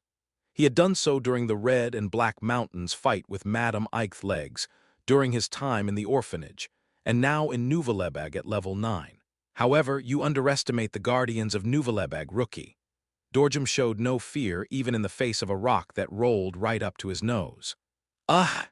Taking a deep breath, Dorjum raised his swollen forearm high. And then, crash! He shattered the rock with a single blow. The powerful fist, followed by a whirlwind of blades, not only smashed the rock into pieces but also ground and pulverized it into a cloud of dust. Woo-woo. The guards watching from afar cheered for Dorjum's tremendous prowess. However, good shit, what else you got? Bring it on. Vikyr kicked a few more boulders on the slope. Bigger rocks than before started rolling down the slope. A drop of sweat finally formed on Dorjum's forehead. Arg! If he retreated here while his subordinates were watching, it would damage his reputation as a guardian. As Vikyr intended, Dorjum found himself in a situation where he had to break all the rolling rocks with brute force. Bang! Clang! Clang clang! Dorjum successfully smashed 3 rocks in succession with great momentum. But it seemed the 4th rock was a bit too much crunch, he could only break about half of it. Hit by the remaining rock fragments, Dorjum was thrown backward and impaled on the lava spikes below the slope. Splash! Hissed the lava pool, boiling at an insanely high temperature beyond common sense, swallowed Dorjum whole. The guards who had been cheering moments ago froze in shock. A strange silence began to spread throughout the entire labor camp. At that moment, boom, bang, the surface of the lava pool shattered and something large and sharp shot up from below. It was Dorjum, the battered figure, jumping up in a rage from head to toe. The uniforms provided to the guards had basic fire-resistant properties, but seeing how tattered Dorjum's uniform had become, it seemed he had suffered serious burn damage. Ag, you! I'll kill you! Dorjum, consumed by extreme anger, seemed to have lost sight of everything. Just looking at his muscles, which had swelled to more than double their previous size before falling into the lava, made it evident. At that moment, stop, that's enough. Vikyr raised his hand. Taking advantage of Dorjum's momentary pause, Vikyr quickly made a proposition. I'm done, spare me. Dorjum momentarily doubted his ears. Criminals confined to level 9 usually had immense pride. So when they caused a riot, the only way to suppress it was through execution. But I can't beat you, that's for sure. Maybe if I used aura. Anyway, I don't want to die like this. If you spare me, I'll accept any punishment. I'll work diligently in labor from now on. Only now did Dorjum and all the other guards understand what Vikyr was saying. Goodness, a prisoner from level 9 was surrendering. Why cause a riot in the first place if you were going to do this? What? This is ridiculous. As Dorjum was about to erupt in protest, Vikyr subtly shifted aside. By the way, I've been gradually weakening all the stakes during our labor work. If you don't spare me, I'll reset all the work I've done so far to 0. Besides the stakes he had kicked out just now, Vikyr had done countless other tasks involving stakes. If all the rocks on the scaffold above were to roll down, the workload for the entire level 9 area could reset to 0. Thunk Dorjum gritted his teeth so hard they might break. Even if that vile creature decided to flee, they might eventually catch him, but the damage would be too great. With many subordinates watching and other work sites halted, there was no way to continue the commotion. Fine. If you surrender, I'll spare you from execution. Yes, sir. Only after receiving Dorjum's public promise did Vikyr descend from the slope. As Vikyr came down, Countless guards who had been standing beside Dorjum rushed forward and restrained Vikir with multiple layers of BDISSEM shackles. Clank, clank, clank, Dorjum walked up to the kneeling Vikir. And then thwack! With all his might, Dorjum struck Vikir's face with his fist. Thud, thud, looking down at the bloodied and sprawled Vikir, Dorjum snorted. Take him to solitary confinement. For 3 months, no, make it 100 days. Yes, 100 days in solitary confinement is practically execution.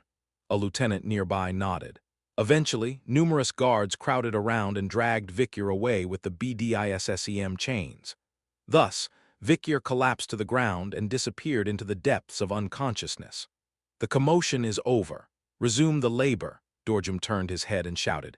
But neither the guards nor the prisoners moved, all staying still, quietly observing. At that, Dorjum shouted again.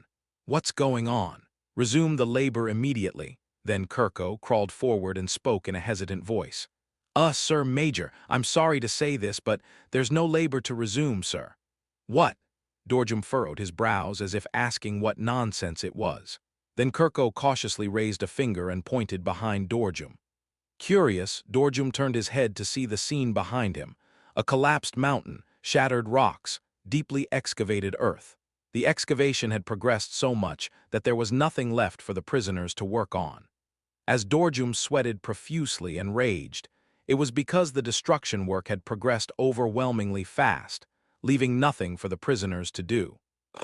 Veins seemed to bulge on Dorjum's forehead as he realized he had single-handedly completed the prisoners' daily workload. Chapter 371. Solitary Confinement 1. Chapter 371. Solitary Confinement 1. Punishment of solitary confinement.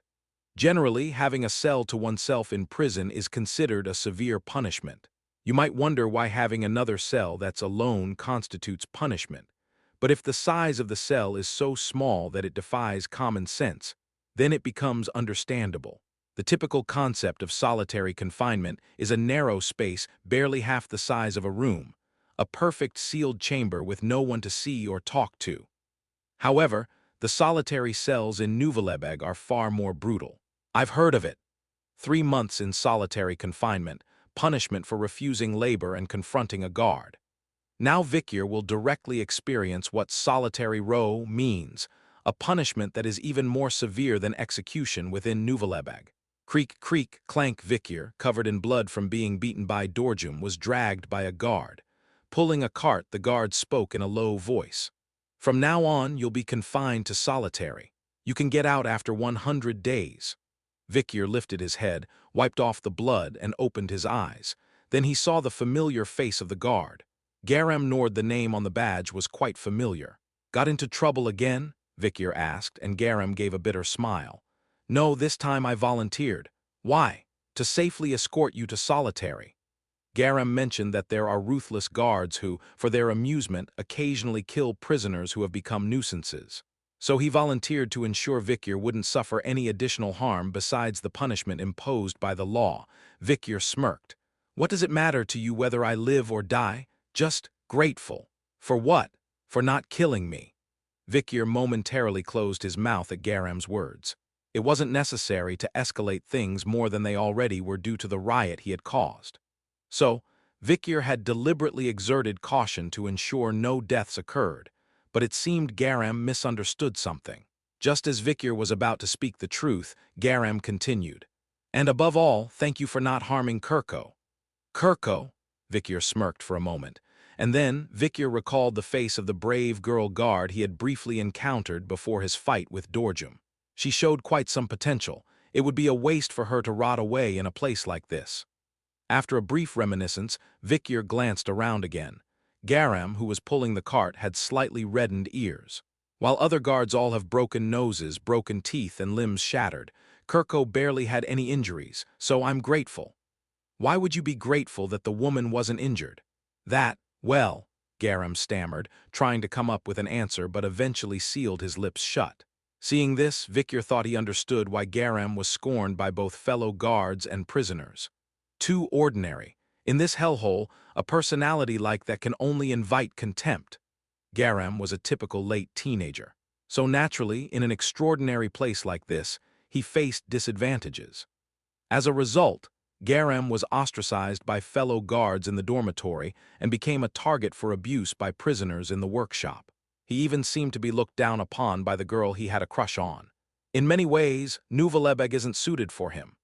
Vikir made his assessment of Garam. His nature seemed kind, but in Nuvalebeg, such traits were of no use. Then Garam spoke up. From now on, the journey to solitary begins. Before that, I'd recommend biting your tongue and ending it. Solitary is truly dreadful. The advice came from the supposedly kind-hearted Garam, sincere in his warning. But naturally, Vikir disregarded the advice. If I'd listened to such advice, I'd have done it back when I was first escorted to Nuvalebeg. But solitary is different. It's horrifying beyond comparison to escort. Now imagine staying there for 100 days. However, Garam couldn't finish his sentence. Suddenly, a long shadow began to loom ahead of the cart. Ahaha, oh my, who do we have here? A visitor after so long, a woman's voice echoed within the crimson cave. The moment Garam heard it, his body stiffened.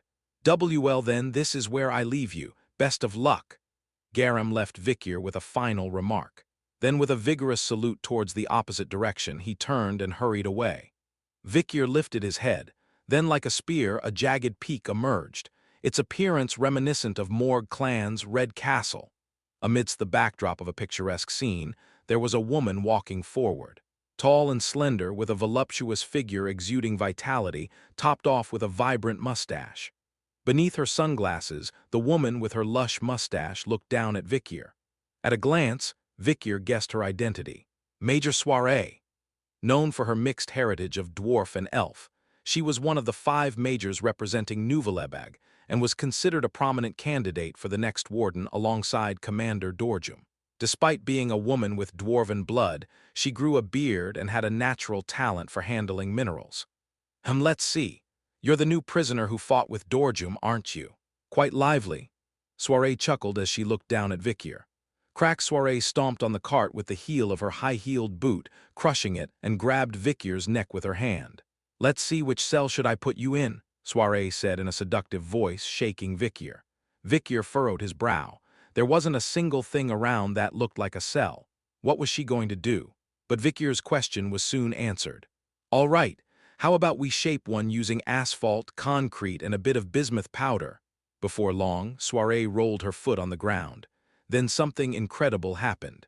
Squelch, the ground where Soiree's foot landed began to melt and ooze, emitting a red glow like lava. Soon, the liquefied metal-like substance began to transform its appearance according to Soiree's will. I'll make a cell that fits you perfectly. Soiree grinned and stood Vikir upright on the ground, then handed him a large straw. This is your air hole, don't lose it. Before Soiree finished speaking, concrete and asphalt flowed down from above, covering Vikir's body. Vikir's body soon turned into a mixture of concrete and asphalt, swallowed like a caterpillar. Hot lava streamed down above. Sizzling, the cocoon was hardening firmly. Vikir had to tightly shut his eyes against the rising internal temperature and suffocation. So, this is Nuvalebeg's solitary confinement. Even the renowned knight Hound felt the dreadfulness of the solitary confinement. He began to understand why prisoners feared it as much as death itself. Typically, solitary confinement lasted for a day or two, maybe even a week, but Vikir had been sentenced to a staggering 100 days. Lock him up in solitary, let him rot there for 100 days. Yes, sir, if it's 100 days in solitary, it's practically execution. Now, Bastille's decision to treat Vikir like a dead prisoner made sense. At least I have a straw for breathing. Water and food will come in here, and somehow I'll manage to breathe. But being unable to move, it's a waste of time for an active person like me. Maybe I should take this opportunity to rest my body a bit and strengthen my mind. Having rushed forward relentlessly for so long, it was important for Vikir to take a moment to pause and reflect. However, the place was undoubtedly unpleasant.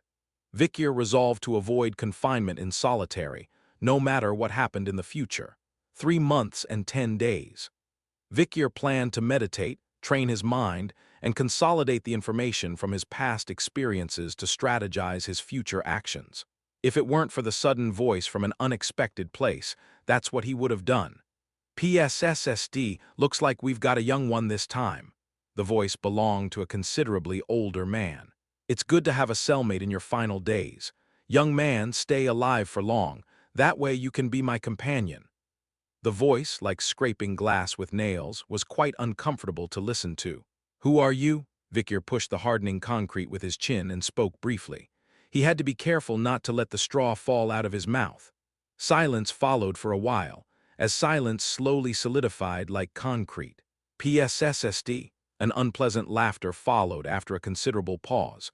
Then the person trapped in the adjacent cell revealed their identity. "Just call me Angegauming." Chapter 372. Solitary Confinement 2. Chapter 372. Solitary Confinement 2. The old man who revealed his name as Angegauming seemed to be bored, continuously talking to Victor. "It feels like I've been trapped in this solitary confinement for several years now. Let's see, every time I count 60 seconds in my mind, I draw a stroke in my heart. It's already surpassed 3 million strokes." Hearing Angegauming's words, Victor couldn't help but roll his tongue inwardly. Even for Victor, who had experienced all sorts of hardships, 100 days in solitary confinement felt burdensome and suffocating. But being imprisoned here for years, it's unbelievable. Though it was the words of a stranger whom he had never seen and would never see again, being a fellow prisoner in solitary confinement, Victor couldn't help but find it somewhat credible. "How did you manage not to starve to death all these years?" "Oh, well, every other day they throw some stale bread crusts into the hole. But wouldn't the amount of available water be insufficient? You can suck the dew from the air." Victor momentarily closed his mouth. Dew in this scorching space. But the old man Angegauming was casually imparting the survival techniques of this place. "Well, you can survive without eating bread crusts. It's about slowing down your metabolism to an extreme level and slowly breaking down the accumulated nutrients in your body." "Oh, youngsters these days, they tend to strive too hard to live. Too much passion can become poison. Sometimes it's good to take a break like this and reflect on life rather than constantly running. Living like a rock, like water." Despite the old man's casual ramblings in the quiet back room, Victor couldn't help but pay attention. It was the infamous solitary confinement of Nouvelebag. Wasn't this figure claiming to have been trapped here for more than a few years? If someone hasn't gone insane after being trapped here, they must have been a notorious criminal. Perhaps that person had already gone insane, but who knows? Afterward, Angegauming continued to talk to Victor. "You sound like a young lad. What landed you in a place like this? Crimes don't discriminate by age." "Oh, that's a fair point. So why were you imprisoned?" "Care to answer an old man's question?" "Political assassination," Victor answered briefly. Upon hearing this, the old man chuckled. "You did a good deed, so why were you imprisoned? Did you upset some powerful family?" "Well, one could see it that way." "Oh, dear, dear, you were a hunting dog for them. It's the nature of things. When a rabbit falls into the mountain, you cook the hunting dog. It's an eternal truth." Angegauming casually added a few words at the end. "I seem to know where you come from. Baskerville?" Victor felt a bit embarrassed, and Angegauming seemed to see through Victor's hesitation as he chuckled with malicious laughter. "Haha, I guessed it right. Only a cruel family would send a loyal hound like you to a place like this. There aren't many families cruel enough to do so. At best, it would be an iron-blooded sword family or a poisonous family." "Do you know about Baskerville?" "As one does. Our family was once part of the iron-blooded sword family too." Victor pondered for a moment on Angegauming's words. Baskerville may be regarded as the pinnacle of the sword families now, but it wasn't always so. Before the unification of the empire, there were at least 4 sword families with higher renown than Baskerville. Bahamut, Jiz, Said, Nibelungen. Baskerville was a slightly inferior clan compared to these 4 families. In fact, until then, they were nothing more than a family-type mercenary group wandering the continent without a decent territory. Nevertheless, after a while Baskerville was added to those 4 families, making it one of the 5 major sword families. The old man Angegauming chuckled as if reminiscing about those times. "Back then, our family was also renowned as a prestigious sword family. But since my time, I've laid down the sword, so the lineage of the sword must have ended from then on." Or perhaps the entire family disappeared. "Didn't you have any descendants?" There was one granddaughter, but whether she's alive or dead, I don't know. If she's alive, she'll probably be older than you. Not quite your mother's age, more like your youngest aunt or older sister. You've lived quite a long life, haven't you? That's right, I've lived long, spent my whole life on the battlefield. The old man, Angegaoming, chuckled as he spoke. It was unreasonable to adapt to a peaceful world. Fighting and war were my life. You're still living fiercely even in the solitary confinement of Nuvalebeg, a consistent life. Haha, fiercely? Here? No way. This place is like a resort. Right now, I'm just relaxing like this to release the old tensions from the battles I fought. But once I get a little itchy, I plan to leave. Seeing the audacity of considering the Nuvalebeg's solitary confinement as a place for relaxation, it was clear that he wasn't an ordinary old man. Vikir became a bit curious about how long this old man had lived and how intense his life had been. At that moment, it seemed that Angegaoming the old man also had the same thought. It seems like we can have a decent conversation. Do you happen to know the art of swordplay? Swordplay. Just as high-rank Go players could play matches with their eyes closed using only their senses, seasoned swordsmen could spar with their eyes closed using their senses. It was impossible unless they had each other's swords and movements completely memorized. Vikir readily accepted Angegaoming's request for a swordplay duel. Do you know Baskerville's swordsmanship? I have a rough idea. All right, then let's begin. Angegaoming opened his mouth and started the duel with a move. Vikir also unfolded the skills he possessed, engaging in the imaginary duel. Baskerville first style, piercing deeply into the opponent's body. Baskerville second style, piercing even deeper to immobilize the opponent. Baskerville third style, biting and adding weight to the opponent. Baskerville fourth style, cutting away the opponent's body. As a warm-up, Vikir demonstrated Baskerville styles 1 through 4. Surprisingly, Angegaoming the old man saw through Vikir's mastery of the 4 styles he had accumulated.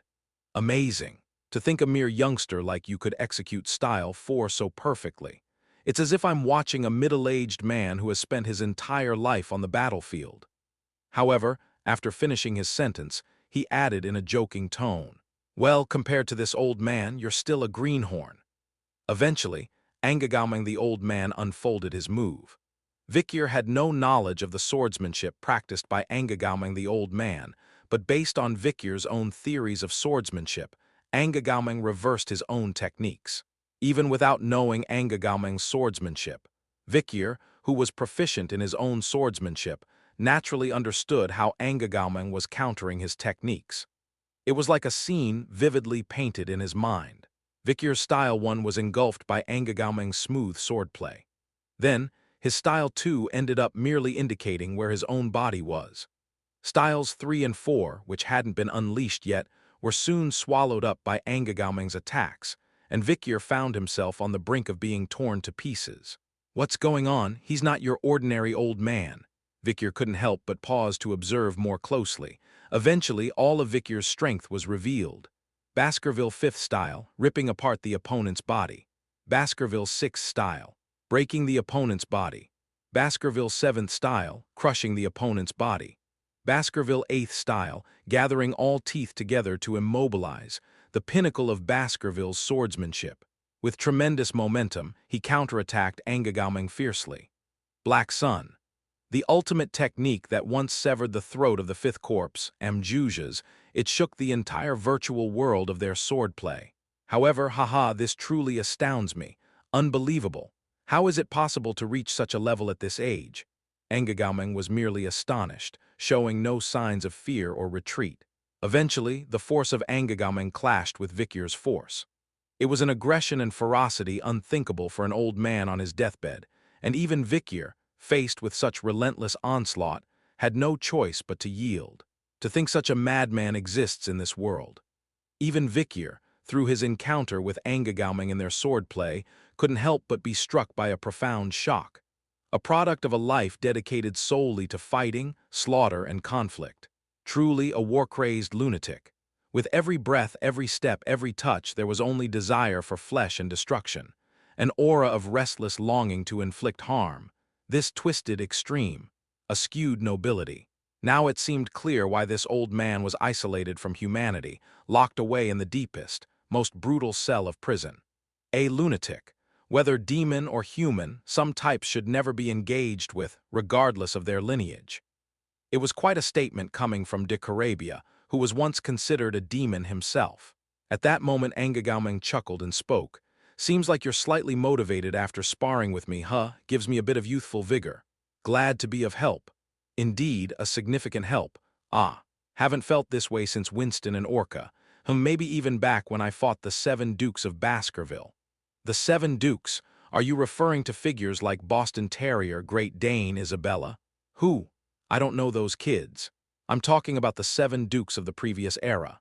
Given Angegauming's age, it was likely at least 2 or 3 generations back. Angegauming then asked Vikier, who is the current head of the Baskerville family?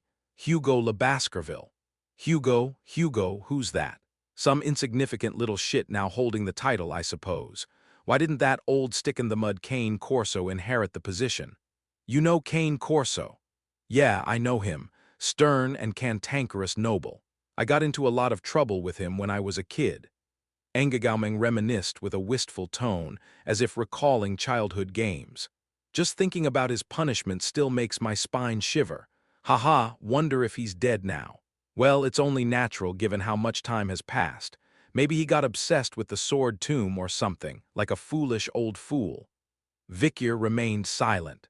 The existence of Sword Tomb, the fact that Cane Corso became a Death Knight and mastered the 9th Fang, didn't need to be mentioned. And aside from that, Vikier felt he knew who Angegauming really was. Before their regression, the Guardians of Nuvvelebag had declared they wouldn't participate in the war between demons and humans. But that was only in the early stages of the demonic war. As the war progressed, the Guardians of Nuvvelebag also emerged onto the surface to fight demons, not just to protect humanity but for other reasons as well. The collapse of Nuvvelebag. With Nuvvelebag itself gone, both the Guardians and the prisoners had no choice but to come to the surface. The one who caused the collapse of Nuvvelebag itself was the Warden Orca. Why would the very symbol of Nuvvelebag take such drastic action? There were various opinions on the matter, but one particularly convincing theory stood out. A single prisoner attempted to escape, and Warden Orca took extreme measures to prevent it.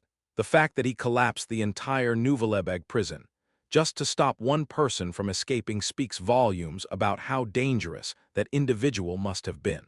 There were differing opinions on who that prisoner might have been, but it's probably this person. If so, Vikier knew exactly who Angegauming was and what his true name was. Considering Vikier's knowledge of the recent sparring session and the long history of Baskerville, he was even more certain. Vikier had reached a conclusion. An individual one should avoid getting involved with if possible.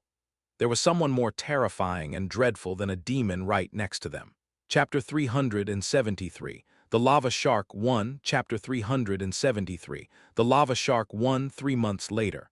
Ho ho, what's this? You're alive!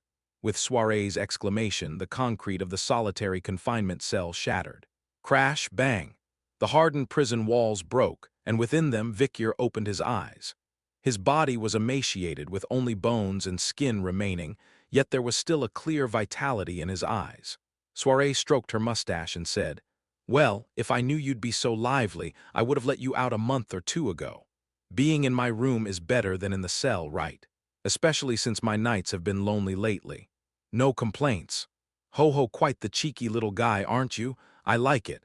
If you ever end up back in isolation, I'll take good care of you. See you again." Vikier bid farewell to Soiree and staggered out. Glancing back, he saw a heap of concrete and asphalt, likely the isolation cell where the old man, Angegauming, was imprisoned. It was a dreadful time, Vikier muttered, recalling the noisy days of Angegauming's constant rambling and gibberish. Returning to his original cell in level 9, Vikier prepared himself for the imminent labor duty that awaited him at dawn. With a creak and a thud, the door closed, enveloping him in darkness. He knew he'd be dragged to the labor yard in a few hours. To prepare, Vikier decided to conserve his strength. He reached into Andromalius's ring, which stored a considerable amount of provisions, and slowly consumed the food within. "Eating this might help me regain some strength," he mused, looking at the ring. Since he hadn't fully recovered his powers after creating a large barrier in the academy, he could only use the ring for small necessities like food, which was disappointing. "Human, what's your plan now?" Dicarabia asked. "I'll do the labor duty. At least now I have a reason to work hard," Vikyr replied. "I suppose other humans might think you work hard because you're afraid of the isolation cell." "Yeah, the level 10 construction needs to progress quickly. That's the only way I can find what I'm looking for." Dicarabia persisted, "But seriously, what are you looking for in this deep shit hole? Is there treasure hidden under the dead volcano?" Vikyr remained silent for a moment. What he was searching for held immense importance now, with only 4 remaining of the corpses. 3 of the 10 corpses have joined forces. There will likely be some upheaval, he thought. They might even hasten the era of destruction, and if that happens, even I, as a swordmaster, can't escape unscathed. A gruesome war awaits humanity, a war of annihilation. The final battle with the decade is upon us. Vikyr must be prepared to lose and gain. Perhaps we can end the fight in one fell swoop. And so, Vikyr had descended to Nuvalebeg in search of a weapon to confront the decade's ultimate weapon.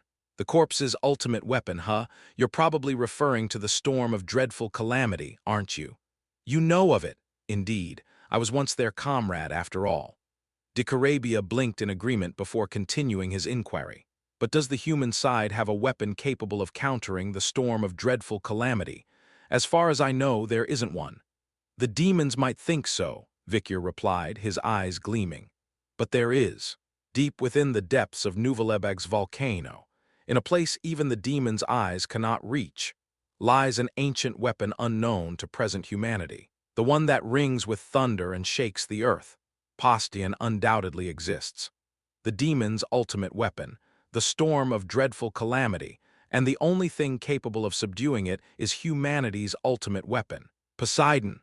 Vikyr personally descended to Nuvalebeg to find it, sacrificing all the bonds he had built with his friends and family.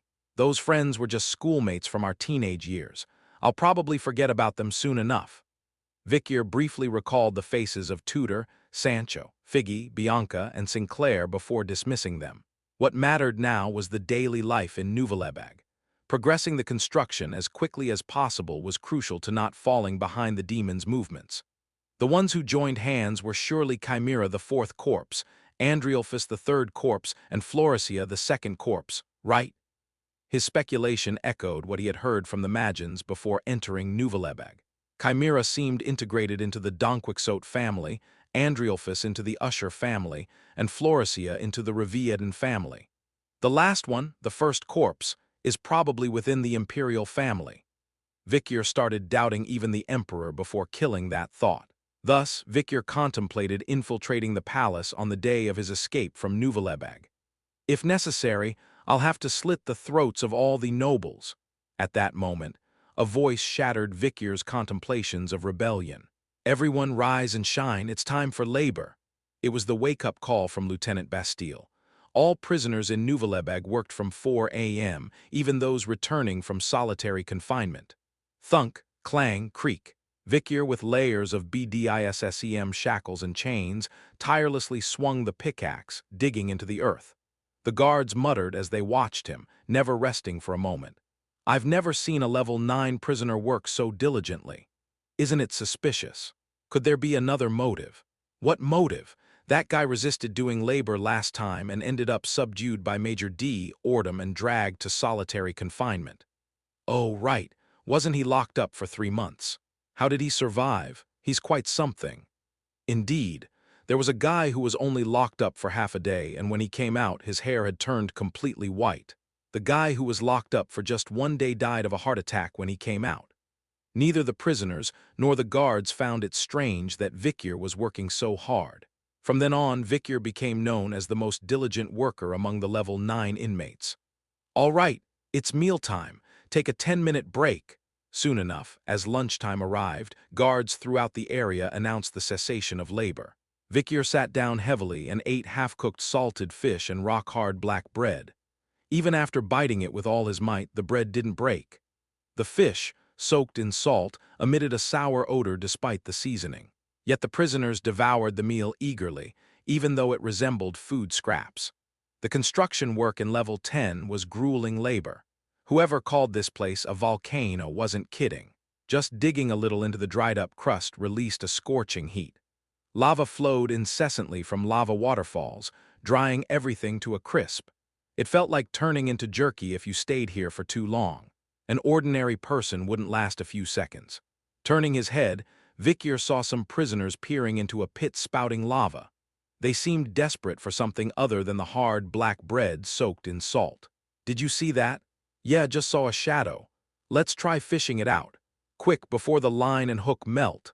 Soon, the prisoners used makeshift fishing lines made of iron chains. Losing them meant death, and hooked something out. Snap, it was a lava shark, a monster over 8 meters long and weighing over a ton, dwelling in the lava. "I got it!"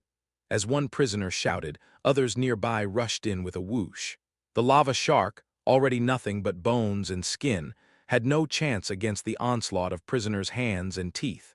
It was quickly torn apart into pieces. The prisoners searched for other sources of food, but Nuvalebeg was not a hospitable environment for hunting. Faced with hunger, they had no choice but to look elsewhere. Vikyr observed a prisoner sitting far away, gasping for breath. Unlike the harsh labor environment, his skin was pale and smooth, and he had gained some weight. Other prisoners were taking care not to let him work. "Don't work, we'll do it for you. Don't move, just lie down. Why are you moving? You'll lose weight if you move." Soon, the most influential prisoner in the room approached the obese prisoner, drooling. Crunch, the prisoner, began to eat the flesh of his fellow prisoner. Despite the screams of pain, the victim eventually resigned himself to tears. "Keep him alive. We need him for a while. It was smart to have some food rations. I'll take my turn tomorrow. His wounds need to heal quickly." The expression "eating someone alive" was often used when exploiting others, but here in Nuvalebeg it was quite literal and common. Of course, Vikyr had plenty of provisions stored within Andromalius Ring, so he had no reason to partake in such ruthless food wars. "They really live like worms," Vikyr marveled. At this point, it was hard to tell who was human and who was demon. Just then, a third method for prisoners to obtain food caught Vikyr's eye.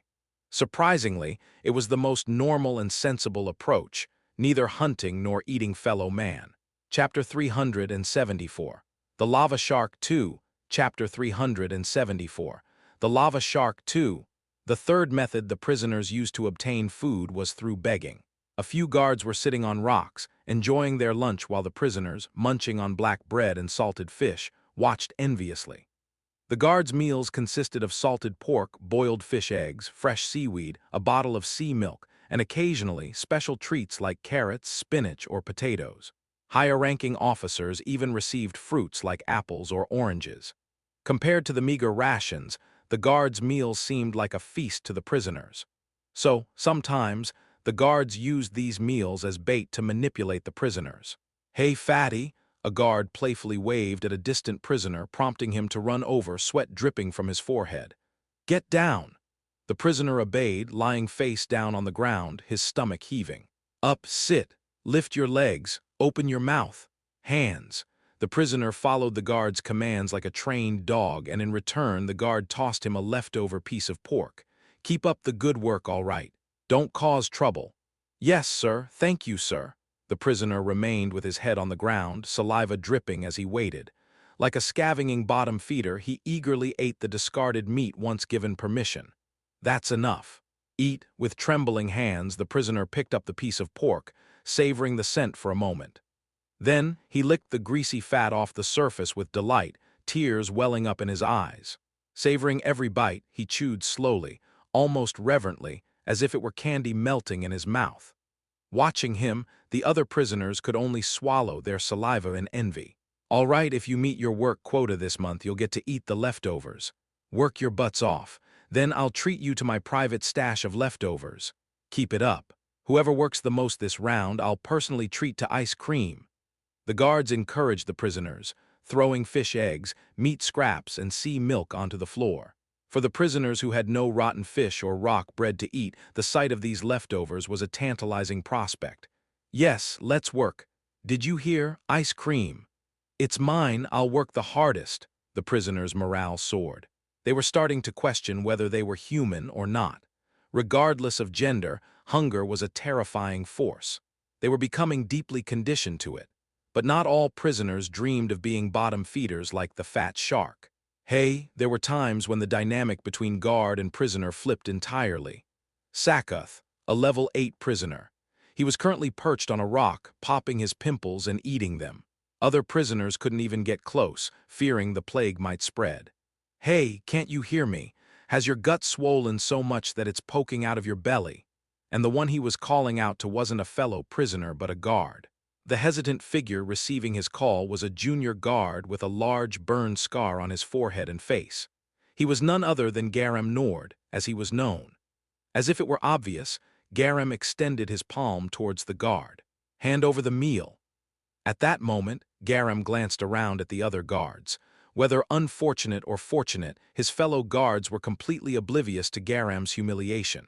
It was possible not because the guards' actions were discreet, but because Garam was in a position where his comrades didn't pay any attention to him in the first place. With a wry smile, the guard snatched the meal from Garam's hand. No one cares about you, boy.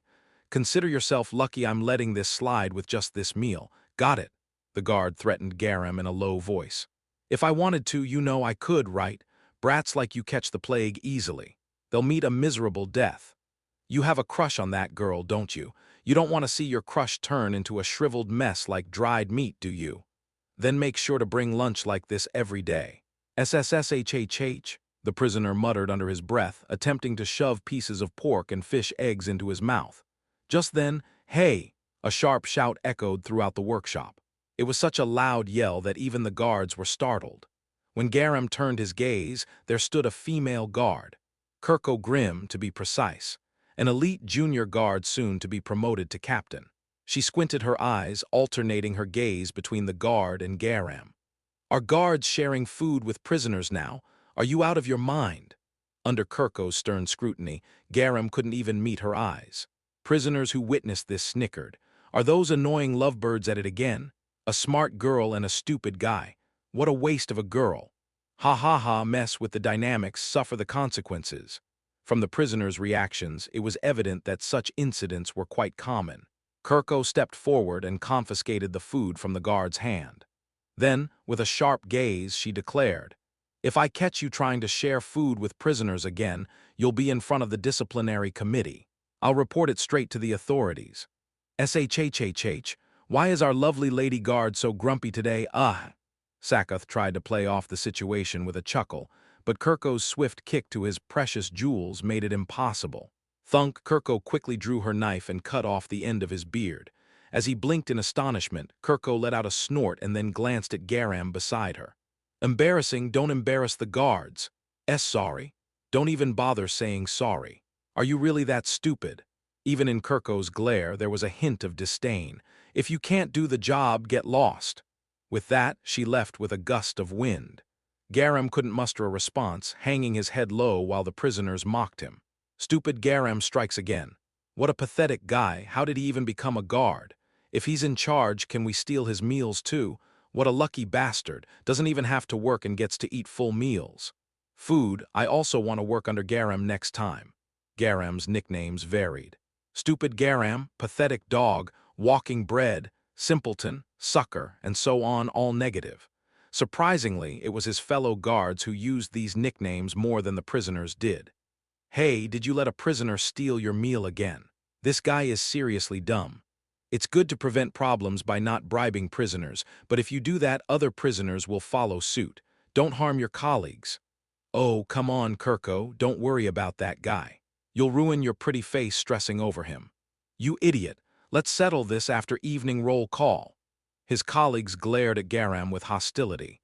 As they did, Garam, with his scarred face and burnt hair, bowed deeper and deeper. Seeing this, Kirko sighed lightly and completely turned away, leaving with her colleagues. Ugh, I'll let it slide today because of that damn woman, but starting tomorrow it's over. Don't forget, bring all the meals yourself. Otherwise, as I said before, I'll turn that Kirko into a piece of jerky. With a final whisper into Garam's ear, Sakath left, humming a tune.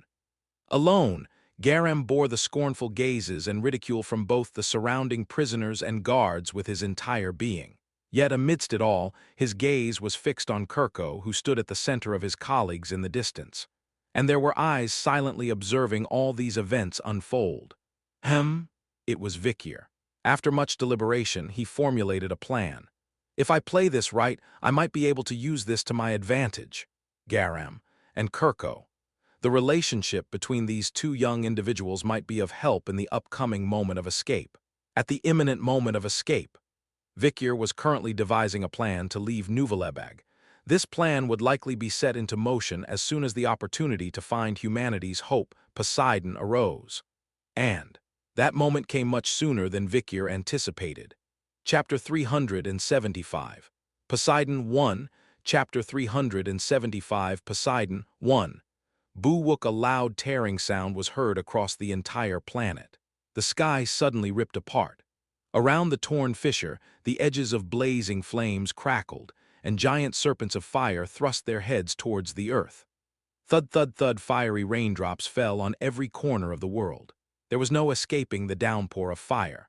The grass and trees on the mountains burned, and the forest turned into a heap of ashes. The seas and lakes boiled and turned into deserts, and all living things either burned or shriveled up. Even the skeletons screamed in death, and those not yet dead found even breathing burdensome. An era dawned where nothing could be promised or assured. The notion of guarding and preserving had degraded into crude jest, and the concept of yesterday and tomorrow vanished. The fiery rain became a flood of flames, flooding the continents for 150 days. For 5 months, relentless rain of fire poured without respite, locking the world in flames. Charred and dried corpses formed mountains, and fiery flames soared on the entire horizon, licking the sky like tongues of fire. The storm of dreadful calamity, the endless rain of fire, the firestorm, the fire bolts, the flood of fire. The prolonged storm of fire heralded the extinction of humanity. It was the ultimate weapon of the demons that devastated the human allied forces by annihilating 98% of present-day humanity. 3:30 in the morning. It's hot, it's hot, it's hot. Save me! Unexpected screams echoed in the silent chamber. People trapped in burning buildings cried out in despair. Vikir woke up with cold sweat. It was a nightmare. A dream about that time after a long while. The fiery rain, a nightmare I haven't had in a while. Someone once said that trauma from fire doesn't wash away even after a lifetime. The traces of burn on the retina of an old hunting dog still remained vivid. Though only minutes had passed since waking from the dream, his tense hair still stood on end. The goosebumps on his arms had yet to subside. Tock, tock, plash. Vikir washed his face in the brackish water dripping from the ceiling. As the ice-cold water seeped through his hair, reality finally separated from the dream. The storm of dreadful calamity. The horrific season that inflicted the greatest damage on humanity even amidst the era of destruction, resurrected like a nightmare. The time when countless fire droplets fell from the sky, burning the entire world. The turning point of that day when most of the faces Vikir had known, recognized, and remembered burned to ashes. I wonder if Cindywendy has successfully completed the task I assigned her. Vikir murmured as he sank to the ground. Knowing the dreadful weapon in advance, Vikir had warned Cindywendy beforehand. Prepare the ark as soon as possible, for a great flood is imminent. Crouched in a corner of the chamber, Vikir pondered the tasks ahead. It's been about 2 years since Vikir got trapped here in Nuvalebeg. Feels like I was locked in solitary for 100 days just yesterday. Time sure flies. A lot has happened within Nuvalebeg during this time. Firstly, the construction work in Level 10 has progressed significantly. The already deep magma pits have become even deeper, now referred to as the Grand Magma Pit. Existing prisoners have died off, and new ones have come in. 2 years ago, the prisoners who were in control were gradually weakened by intense labor and poor meals, either dying or stepping back from power, replaced by relatively younger inmates with less prison experience. A small number of new guards have also been appointed. However, most of them couldn't endure the harsh working conditions, the influence of powerful prisoners, or the mysterious prison illness, and ended up resigning or being discharged. Throughout this time, Vikyr has generally been able to obtain most of what he desired. He gained the trust of other prisoners and guards by diligently working, without causing trouble and contributing to the progress of construction in the level 10 area. But there's one thing even Vikyr couldn't get, and that's news.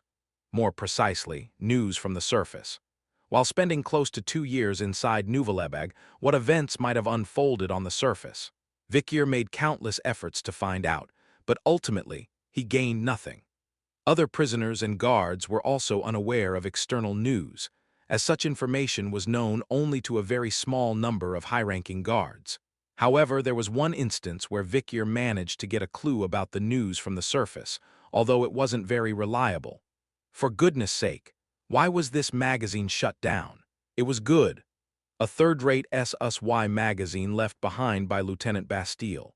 Due to its extreme explicitness, this magazine, which was popular among the guards, suddenly stopped coming in. Could it be that the magazine's supply had issues? Did the trees used to make paper disappear? Or did the magazine building collapse? Or maybe there simply weren't enough people on the surface anymore who could afford to subscribe to magazines. Vikyr pondered, stroking his chin, speculating excessively over the discontinuation of a mere third-rate pornographic magazine might seem unreasonable. But in every matter, it's always good to be prepared. Vikyr thought. Without any means to hear news from the surface, he wasn't sure, but it's highly likely that even demons were preparing for the final war by now. No, they would have started the execution right from the day Vikyr got incarcerated in Nuvvelebeg. It's about time I start showing some tangible results. Rarely, Vikyr felt a sense of urgency. Thunk, as the clock struck 4 in the morning, the blaring sound of the wake-up horn echoed like a sharp blade cutting through the air. Vikyr was once again the first to approach the window bars. The material of these bars was a truly mysterious substance. "It's time for labor, you scums." Under the uproar of Lieutenant Bastille, who managed the labor yard, the prisoners crawled out to the yard once again today. With miserable meals and inadequate rest, the prisoners grew increasingly frail. During the 2 years Vikyr spent here, countless faces had disappeared and reappeared. Almost all prisoners gathered in the yard, ready to collapse to the ground in exhaustion as if they were already dead. Every day was the same as yesterday, and tomorrow would be the same as today. The hot air, rising steam, pungent sulfur gas, flickering flames, burning ground, heavy loads, inadequate sleep, flowing sweat, and hungry bodies, all contributed to a race towards death, where prisoners lived lives similar to the dead, devoid of past, present, or future. But not Vikyr. Today, for sure. Every day was a new challenge for Vikyr, every moment a first exploration, and every race had a clear destination. Unlike other prisoners, Vikyr had come here voluntarily and knew exactly what he wanted. So for the past 2 years, he had tirelessly chipped away at rocks, dug into the earth, and delved deeper into the magma pit. And today, right now, Vikyr faced a day entirely different from the 700-odd days he had spent in Nuvvelebeg. Kaboom! A mysterious explosion resonated from the center of Level 9's labor yard. While explosions were as common as death and starvation in Nuvvelebeg, this one felt different. The unusually loud and sustained explosion, followed by a prolonged earthquake, indicated that something was amiss. "Ah, run! The lava tsunami is coming." "Huh! This explosion seems unusual. Everyone get out of the zone." Both guards and prisoners scrambled backward in panic. Falling rocks and surging lava waves hinted at imminent danger. Yet, amidst the chaos, there was someone moving forward instead of retreating. Vikyr. While everyone else panicked and scrambled, Vikyr gazed at the shining blue light between the waves of lava and collapsing rock layers. The blue light emanated from extremely hot lava, forming a spherical shape. Amidst the deafening roar, Vikyr muttered in a subdued voice, "I found it. Here you are, Poseidon." The hope of humanity, the counterattack of the Allied forces. It was a triumph discovered after nearly 2 years trapped in Nuvvelebeg. Chapter 376, Poseidon 2, Chapter 376, Poseidon 2. What's going on? Lieutenant Bastille, who oversees the entire labor camp, rushed in urgently. The soldiers pointed deep into the pit as they spoke. There was a suspicious explosion in the central area of Level 9. It's different in scale from previous incidents. Seems serious. Due to lava and gas, we haven't been able to investigate further due to the risk of additional collapse. Having received reports from his subordinates, Lieutenant Bastille spoke coldly. Send a few prisoners to investigate. What? B, but if we go down there now, there's a risk of further collapse. I said send the prisoners. Offer a day off from labor and a few pieces of bread for those willing will step up. The guards fell silent at the lieutenant's words. Despite being prisoners, some were willing to risk their lives for a day of rest and a few crumbs of bread. But surprisingly, there were volunteers. I'll go. Vikier stepped forward. This caught Lieutenant Bastille off guard. You. What's your angle? Nothing much, just want some bread. Lieutenant Bastille pondered for a moment. But Vikier, since his entry, had caused trouble only once and had been a model prisoner for the past 2 years. The lieutenant nodded shortly after. Fine, can you make it through the flames and gas? If you release my cuffs, I can make it through anything. Don't play games, just kidding, I'll be back. With a dry joke, Vikier stepped into the pit. Crackle, the fierce gas storms, flames, and lava spewing from the surface were difficult for even Vikier to handle. At times like these, the extreme physical and magical resistance stats he had built up in the Abyss Tree were a great help. Hey, Dicarabia, can you deploy a shield? I don't have much mana left, so it'll only be small. That'll do. At Vikier's words, Dicarabia erected a small barrier, enveloping a few meters around him. Hiding behind the curtains of flames and gas, Vikier brushed off the hot lava up to his knees and moved forward. I can't hold out much longer. Staying in a place like this without mana will eventually burn my legs to a crisp without leaving a trace. Vikier quickened his steps as much as possible, determined to find the reason behind the explosion. Soon enough, beyond the dense sulfur gas, flickering flames, and the radiant red aura emitted by the lava, a colossal shadow emerged. Vikier could tell at a glance. It was the presence he had been searching for all along, seeing it with his own eyes for the first time. Yet there was no doubt. In the heart of Nuvalebeg, the deepest part of level 9, could there be anything else here besides the Poseidon? Vikier quietly lifted his head and admired what lay before him. An oval-shaped sphere, about 5 meters in diameter, covered entirely in flickering blue flames, looked like an egg of some sort. Found you, Poseidon. Vikier reached out and gently caressed its surface. Underneath the sphere, root-like structures made of aura extended into the ground, showing fierce resistance even to slight shocks. Bang, crack, boom.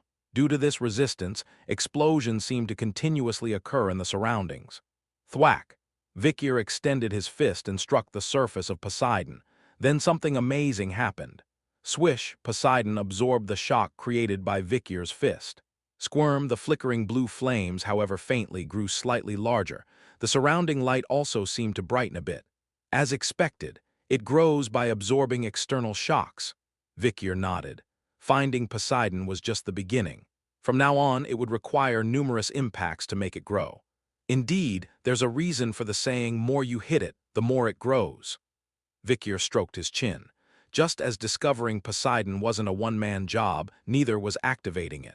However, now that it's been found, 90% of the work is done. The rest is just a matter of time. Of course, Vikier had all his plans laid out. Thud, thud, thud, thud. Vikier turned back and made his way out of the swamp of lava. Soon, everyone who saw Vikier emerging onto the rocky terrain had to be startled. Oh, he's not dead. How did he even get into the hellish depths? Maybe he just came back from the entrance. Despite the murmurs around him, Vikier paid them no mind. There's a peculiar lump of lava inside. Seems to absorb shocks. Absorbs shocks? Lieutenant Bastille looked impressed.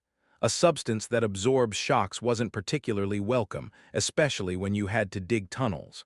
As the gas and steam cleared, the blue sphere Vikier had mentioned became more evident.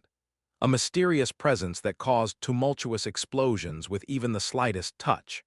Lieutenant Bastille wielded a large sword and launched an attack. Swish, swish, crack, the blue sphere effortlessly withstood even the aura of a top-tier graduator. It's true, it absorbed all of Lieutenant Bastille's attacks. Huh, that lump seems a bit larger than before, doesn't it? It looks like an egg, which is kind of disturbing. Even the guards were murmuring in confusion. With that mysterious entity occupying the center of the work site, labor became difficult. There was no way to proceed further into the surroundings, as any impact from tools like picks or shovels would be absorbed. Moreover, if one accidentally disturbed the root-like aura veins, massive explosions would inevitably occur, making the situation even more challenging. Lieutenant Bastille grimaced. If just touching these roots causes such explosions, imagine if the core of that lump were to explode. It would be chaos. There was a possibility that Nouvelebeg Fortress would be completely destroyed. In the worst-case scenario, the dormant volcano might erupt again, causing volcanic activity. This is a damn mess. Wasn't Nouvelebeg supposed to be an extinct volcano? However, the aura veins spreading around Lieutenant Bastille in real time, along with the continuously erupting sulfur gas and steam, and the bubbling magma were clearly not reassuring. They had initially thought it was just old geothermal activity trapped beneath the surface, but now it seemed a bit more complicated. Summon the geologists. We need a thorough investigation to determine if Nouvelebeg is truly a volcano. However, before Lieutenant Bastille's order could be fully issued, what nonsense is this? A man in a worn uniform stepped forward from behind. Major Dorjum. As he appeared, Lieutenant Bastille immediately straightened up and saluted. Dorjum waved his hand dismissively, barely acknowledging the salute before getting straight to the point. Repeat what you just said. Something about a volcano. You want to redo the investigation. Yes, it's about the unidentified object found at the Level 9 labor camp. At the lieutenant's words, Dorjum frowned. Show me? Following the lieutenant's lead, Dorjum descended to where the blue sphere was located. It absorbs shocks upon impact, and if you disturb the aura veins underneath, it triggers violent explosions, which the sphere absorbs as well. If Nouvelebeg turns out to be an active volcano, useless chatter. Nouvelebeg is definitely a dormant volcano. Dorjum dismissed the lieutenant's words and continued. Don't extend the construction period due to baseless concerns. Do you know how long it would take to redo the investigation? At least 10 years. But if the construction period extends, what about the astronomical budget involved? Will you take responsibility? The lieutenant fell silent as Dorjum hammered his point home. The labor will proceed as planned. Whatever it takes, meet the construction deadline. Yes. This is also for our benefit. Once level 10 is completed, won't I surpass that useless old hag in terms of performance?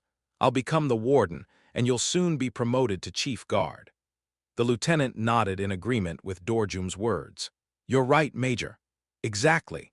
Even if an explosion occurs, it's not like anyone important will die, just those worthless prisoners. If you're worried, tell the guards not to approach that area. Finishing his words, Dorjum's eyes emitted a cold gleam. The performance evaluation season is coming. Yes, that woman Soiree is keeping the old man in solitary confinement. Despite doing nothing much, she always gets top marks solely for that. Yes, and what about me? Leading the suppression of prisoner riots, going outside to procure food, always fulfilling the duties entrusted to me by the warden. Yes. Dorjum's words sound bitter, thought Lieutenant Bastille, experiencing something unprecedented. With a slight click of his teeth, Dorjum concluded his speech. If our quarterly performance scores are similar, does that truly reflect fairness? Why should I be considered as the next candidate for warden alongside that woman? Lieutenant Bastille found himself in an unfamiliar situation. With a grunt and a nod, Dorjum wrapped up his speech. That's why the level 10 construction I oversee must be completed within the deadline, no matter what. That's the only way for me to surpass her. Once I become the next warden, you'll be the next chief guard. You understand what I mean? Just follow along, replied the lieutenant politely. Satisfied with the response, Dorjum nodded and disappeared down the corridor. Left alone, Lieutenant Bastille sighed, feeling uneasy. There's a foreboding feeling. If that thing explodes, it's not just Nouvelebeg that's at risk. It might even affect the climate. Lost in thought for a while, Lieutenant Bastille eventually shook his head. It's just unnecessary worry. I tend to worry too much. Deciding to resume labor as usual from tomorrow, he brushed off concerns about getting involved in the political struggle between Dorjum and the manly dwarf woman, both considered as contenders for the next warden. The situation is finally wrapping up, thought Vikier, who had been quietly eavesdropping behind the pillar. He melted into the darkness, holding the bag of bread he received as a reward. Chapter 377. The Hound of Nuvalebeg 1, Chapter 377. The Hound of Nuvalebeg 1, Nuvalebeg, the worst place in the world. Even in this shithole, which is 10,000 meters underwater and in a volcano, there comes a day when warmth seeps in just once. It's none other than Christmas at the end of the year. God Rune's birthday. Among the 365 days of the year, only this day grants prisoners a holiday. The meals are different too.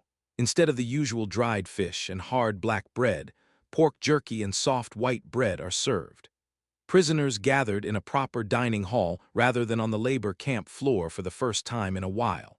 Candles burned and casted gloomy shadows as meat and bread flew across the dark hall.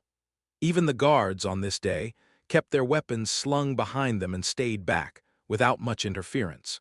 Despite the tough jerky and slightly stale white bread, prisoners rejoiced as if they just got released. I'd endure a year just for this day. You did well to stay alive. The ones who died yesterday are the most pitiful. Heh heh heh, then. SCRRRRCH, get out of here, you MFS. A level 8 inmate shouted. As he shoved his massive frame forward, prisoners scrambled to their feet and backed away. Even after passing through the sulfur showers, this prisoner's unsterilized venom was terrifying. You heard, that bastard can't even control his own plague. Yeah, they say if his saliva or blood-like mucus touches you, you'll get infected for sure. Look at those spots on his skin. Whether it's poison or plague, he's a really unpleasant guy. But Sakath paid no mind to the stares of the surrounding prisoners. SCRRRCH, you maggots, I walked into this place on my own feet. And someday I'll walk out of here. My queen will soon take action. It's a speech he's been giving for a good 2 years now. At first, it seemed like sincere disdain for others, but as time passed, his words started to carry a hint of madness. And now it sounds outright like some sinister incantation. As prisoners watched Sakath spit and rant, they furrowed their brows or cowered in fear. But there was one thing everyone shared. None dared to go near Sakath. Before they knew it, a void had formed around Sakath at the dining hall. Finally satisfied, Sakath grinned and sat down, chewing on his pork jerky and white bread. But suddenly, Sakath felt a presence behind him. One person. Just one prisoner remained seated without moving. It was Vikyr. Sakath asked incredulously, "Kid, aren't you afraid of my plague?" Vikyr didn't bother to answer. If Sakath knew the fact that Madam's poison, much more terrifying than the plague, was flowing through Vikyr's veins, he would probably faint. Clatter-clack, Vikyr quietly finished his meal. It was a far cry from the atmosphere of Christmas he had spent at the Colosseo Academy. Then murmurs from a few prisoners gathered at the front tables could be heard. Is it real? It's real. The guards checked them all, although they ended up in pieces. Wow, did you really get it? Heh heh heh. When you clean the septic tanks, you can find a lot of things. There are more good things than you'd think. It seemed that a prisoner cleaning the septic tank had found something valuable. Vikyr, who initially thought it might be nothing more than cigarettes, watches, gambling tools, or cheap drugs, tried to ignore it. However, Vikyr soon found himself intrigued. Kaya, this is amazing. Newspapers. Newspapers. The only means to get news from the surface here in Nuvalebeg. Newspapers are incredibly rare commodities in Nuvalebeg. Logically, for these few sheets of paper to make their way into Nuvalebeg, it requires an immensely long journey. However, even among guards and prisoners, there are always those who desperately crave news from the surface. Vikyr was one of them. Dr. Arum pulling his chair back, Vikyr approached the prisoners who were chatting. Hey! As Vikyr spoke up, the prisoners, who had been chattering among themselves, were startled. Yes, yes, they were level 1 prisoners. Prisoners with minimal sentences who could leave after enduring only 3 years in this hellish place. However, their lives were like insects, with little strength and weak bodies, and most couldn't survive even a year and perished. Frankly speaking, if Vikyr, a level 9 prisoner, were to cause a ruckus even once, these frail beings would perish in droves. Yet Vikyr didn't raise his voice. Having newspapers in your possession will only cause chaos among you. Some treasures are cursed. How about trading for this? What Vikyr offered was a bag of black bread he had received as a reward not long ago. The eyes of the prisoners wavered as they looked at it. Vikyr teased subtly. Since you've probably seen the contents of the newspaper already, it's not a loss for you. Oh, I haven't seen it yet. Actually, I'm a bit nearsighted. Then, I'll read it and tell you the contents. How about that? In that case, it's a deal they can't refuse. The prisoner hesitated, then pulled out a neatly folded yellow piece of paper from his pocket. It smells a bit because I picked it up inside shit. Heh heh. Vikier handed over the bread and received the newspaper clipping. The newspaper didn't look pristine at first glance. Most of it was torn, leaving only the front and back intact, but even those had many torn or smudged parts, making it possible to discern only the headlines. Most disappointing of all was the date, which was a whopping 6 months ago. I used to see newspapers from the Colosseo Academy's newspaper department even before they were published. Seeing these newspapers being treated so preciously, even if it's from 6 months ago, feels quite different. Snap Vikier carefully scanned the newspaper. Inside, court, assaults, Usher House under mysterious attack, significant damage authorities suspect. One suspect identified, Madeline. The victim in critical condition. No threat to life, exclusive hit by consecutive attacks. Don Quixote faces another questionable attack. Monty, injured authorities suspect. One suspect was identified, presumed to be the same individual exclusive assassination suspect apprehended. Reviet clan attack on Lord Hops. Due to the recent surge in monsters, unexplained gates and strange dungeons appear all over Reviet territories. Imperial investigation initiated. The Night Hounds, mysterious group, troubling times ahead, although brief. The contents were somewhat understandable. The first and second pages usually cover the biggest events in society, so one could roughly grasp how things are going on the surface. Usher House, Don Quixote clan, Reviet clan, all attacked in succession. Same attacker. Who could it be? As Vikier read through the articles, he noticed something. Unexplained gates and strange dungeons appearing all over, in addition to strange keywords like the Night Hounds. The preceding content entirely captured Vikier's attention. The era of destruction. It seems the demons have begun their activities. The signs of the apocalypse were already showing. No, considering this is an article from 6 months ago, I need to hurry, the era of destruction is near. It was likely the butterfly effect caused by Vikier's actions against the 10 corps so far, and the testimonies he left behind before being trapped in Nuvellebag, to figures like Cindy Wendy and Isabella. I've seen you often during my time at the academy. You're not a villain, that much I'm sure of. Having witnessed the facts of the Magians who had infiltrated just now, I now fully understand everything. You must live. Why did I realize this only now? As soon as I return, I will present the Magians as evidence and demand a retrial. Even if it means sinking the ship, there was a command from the patriarch to free you, Vikier. From the stern Professor Banshee to the stubborn Mozgus, the completely faceless Lovebad, and even the hunting dog of the family, Countess Isabella. Thinking about the attitudes of the escort guards from Morgue, Quavades, Bourgeois, and Baskerville, one could roughly guess what had happened among the 7 major clans since Vikier arrived in Nuvellebag. I understand why the 10 corpses are eager to hastily open the gate of destruction. It was probably a political and strategic decision, since they operate not by human reasoning but by demonic's logic. Thud. Vikier closed the newspaper and washed his hands in the dripping water from the ceiling. I need more information from the outside. Finding a newspaper that may not be available anytime soon would be of little use. The surest way to obtain information from the outside world is still one thing. I have to leave and go outside. The core objective of entering Nuvellebag, Poseidon, has already been found. With that alone, it could be said that more than 90% of the goal has been achieved.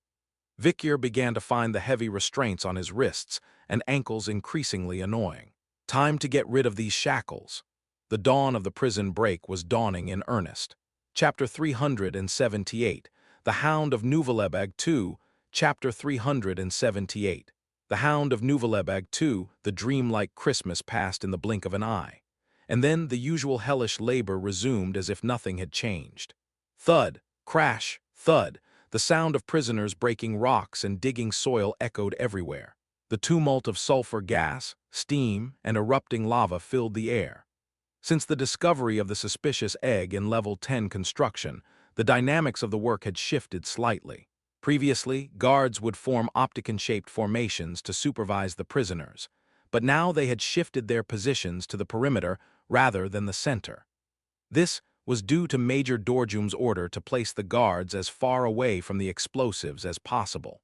Additionally, there was a strategic aspect to concentrate the guards in the perimeter zones to more easily suppress any potential riots among the prisoners, who might exploit the temporary disorder. However, it was inevitable that significant and minor errors would occur during the process of changing the existing system. The guards' response, which used to intervene promptly in cases of laziness or disputes among the prisoners, was now slightly delayed due to adapting to the changes in the system. And Vikyr, who had noticed such changes, was already keeping an eye on a certain individual. Damn it, damn it, damn it, damn it, damn it. Sakath. He had been acting strangely since the Christmas dinner yesterday. His gaze, which usually looked down on others, now looked upward from below. The bloodshot eyes, the foam at the corners of his mouth, and the obsessive swearing and paranoia about them made him seem like a definite madman. And suddenly it was lunchtime. While all the prisoners took a 10-minute break, he in silence went into the canyon between the magma rocks, not fitting in with anyone, and tore at his hair. What's happening? How did this happen? He bit his fingers beyond the nails. Your Majesty, Queen, Boss, Master, what's happening? You promised you'd come save me. Why has there been no contact for 2 years? You clearly instructed me to enter Nuvalebag and serve him. You assured me that you would rescue me. Of course, due to my inadequacy, I failed to meet him in level 9, but surely you wouldn't abandon me like this. Why aren't you coming to rescue me? When can I leave here, please, from this hellish labor? The first joint of his fingers was almost completely chewed off, covered in a mess of blood, yet Sakath's muttering did not cease. Meanwhile, Vikyr, from a distance, was eavesdropping on Sakath's continuous muttering. Bro has lost his mind. He was always a bit odd, but not to this extent. It seemed he had infiltrated this place with some kind of purpose, like Vikyr, but there was a crucial difference between them. Vikyr never relied on others for his objectives. He handled everything silently on his own. In contrast, Sakath found himself desperately waiting for someone else's help to achieve his goals. This created a significant difference between them. This is the difference between a predator and prey. Leaning against the wall, Vikyr quietly observed Sakath. Meanwhile, Sakath began to show increasingly unstable symptoms. It's been quite some time without any contact, which means they've abandoned me. The boss has abandoned me. No news from outside at all, that's it. It's because I couldn't make it to level 9. Because of that, the boss, the queen, everyone has abandoned me. Just then, Bee-woo-woo the horn announcing the resumption of labor echoed. The shouts of the guards could be heard. All right, let's get to work. Hurry up, you trash, work faster. Wanna die? Move now. These shouts only aggravated Sakath, who was already in a highly unstable state. Sakath, lips tightly sealed, eyes only showing a hint of bloodshot. A guard passing by saw Sakath and yelled, "Hey, what are you doing there? Get to work now." And that statement struck a nerve. Suddenly screaming and convulsing, Sakath exploded. His eyeballs bulged as if they were about to burst. He turned his head, revealing his teeth to the terrified guard. Thunk, whoosh. Sakath, with a mouthful of blood, began to spew out an immense amount of blood from his mouth. The stench pierced their noses. The air filled with a dense red mist, tainted with the scent of disease. Wah, the guard who had first shouted at Sakath, without even realizing what was happening, paled and took a step back in horror. And upon seeing that, Vikyr finally detached himself from the cliff. It has begun. It was time to sow the first button of Nuvalebag's escape. In level 8, a prisoner uprising was more than just a major incident. Even the sub-officers of the mid-ranking class were finding it difficult to cope, let alone the junior officers. However, the current situation was not favorable for the guards. Due to Major Dorjum's orders, the octagon-shaped surveillance formations had been reversed, and as a result, the guards had not fully adapted to the new system. Therefore, most of the guards stationed around Sakath happened to be junior officers. At best, there was 1 lieutenant and a dozen or so mid-level officers, with the rest being juniors. It's Sakath from level 8. He's causing a riot. We're outnumbered. Damn it, at least we need Lieutenant Bastille to come.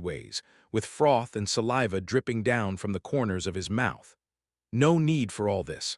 I'll kill you lot and become a level 9.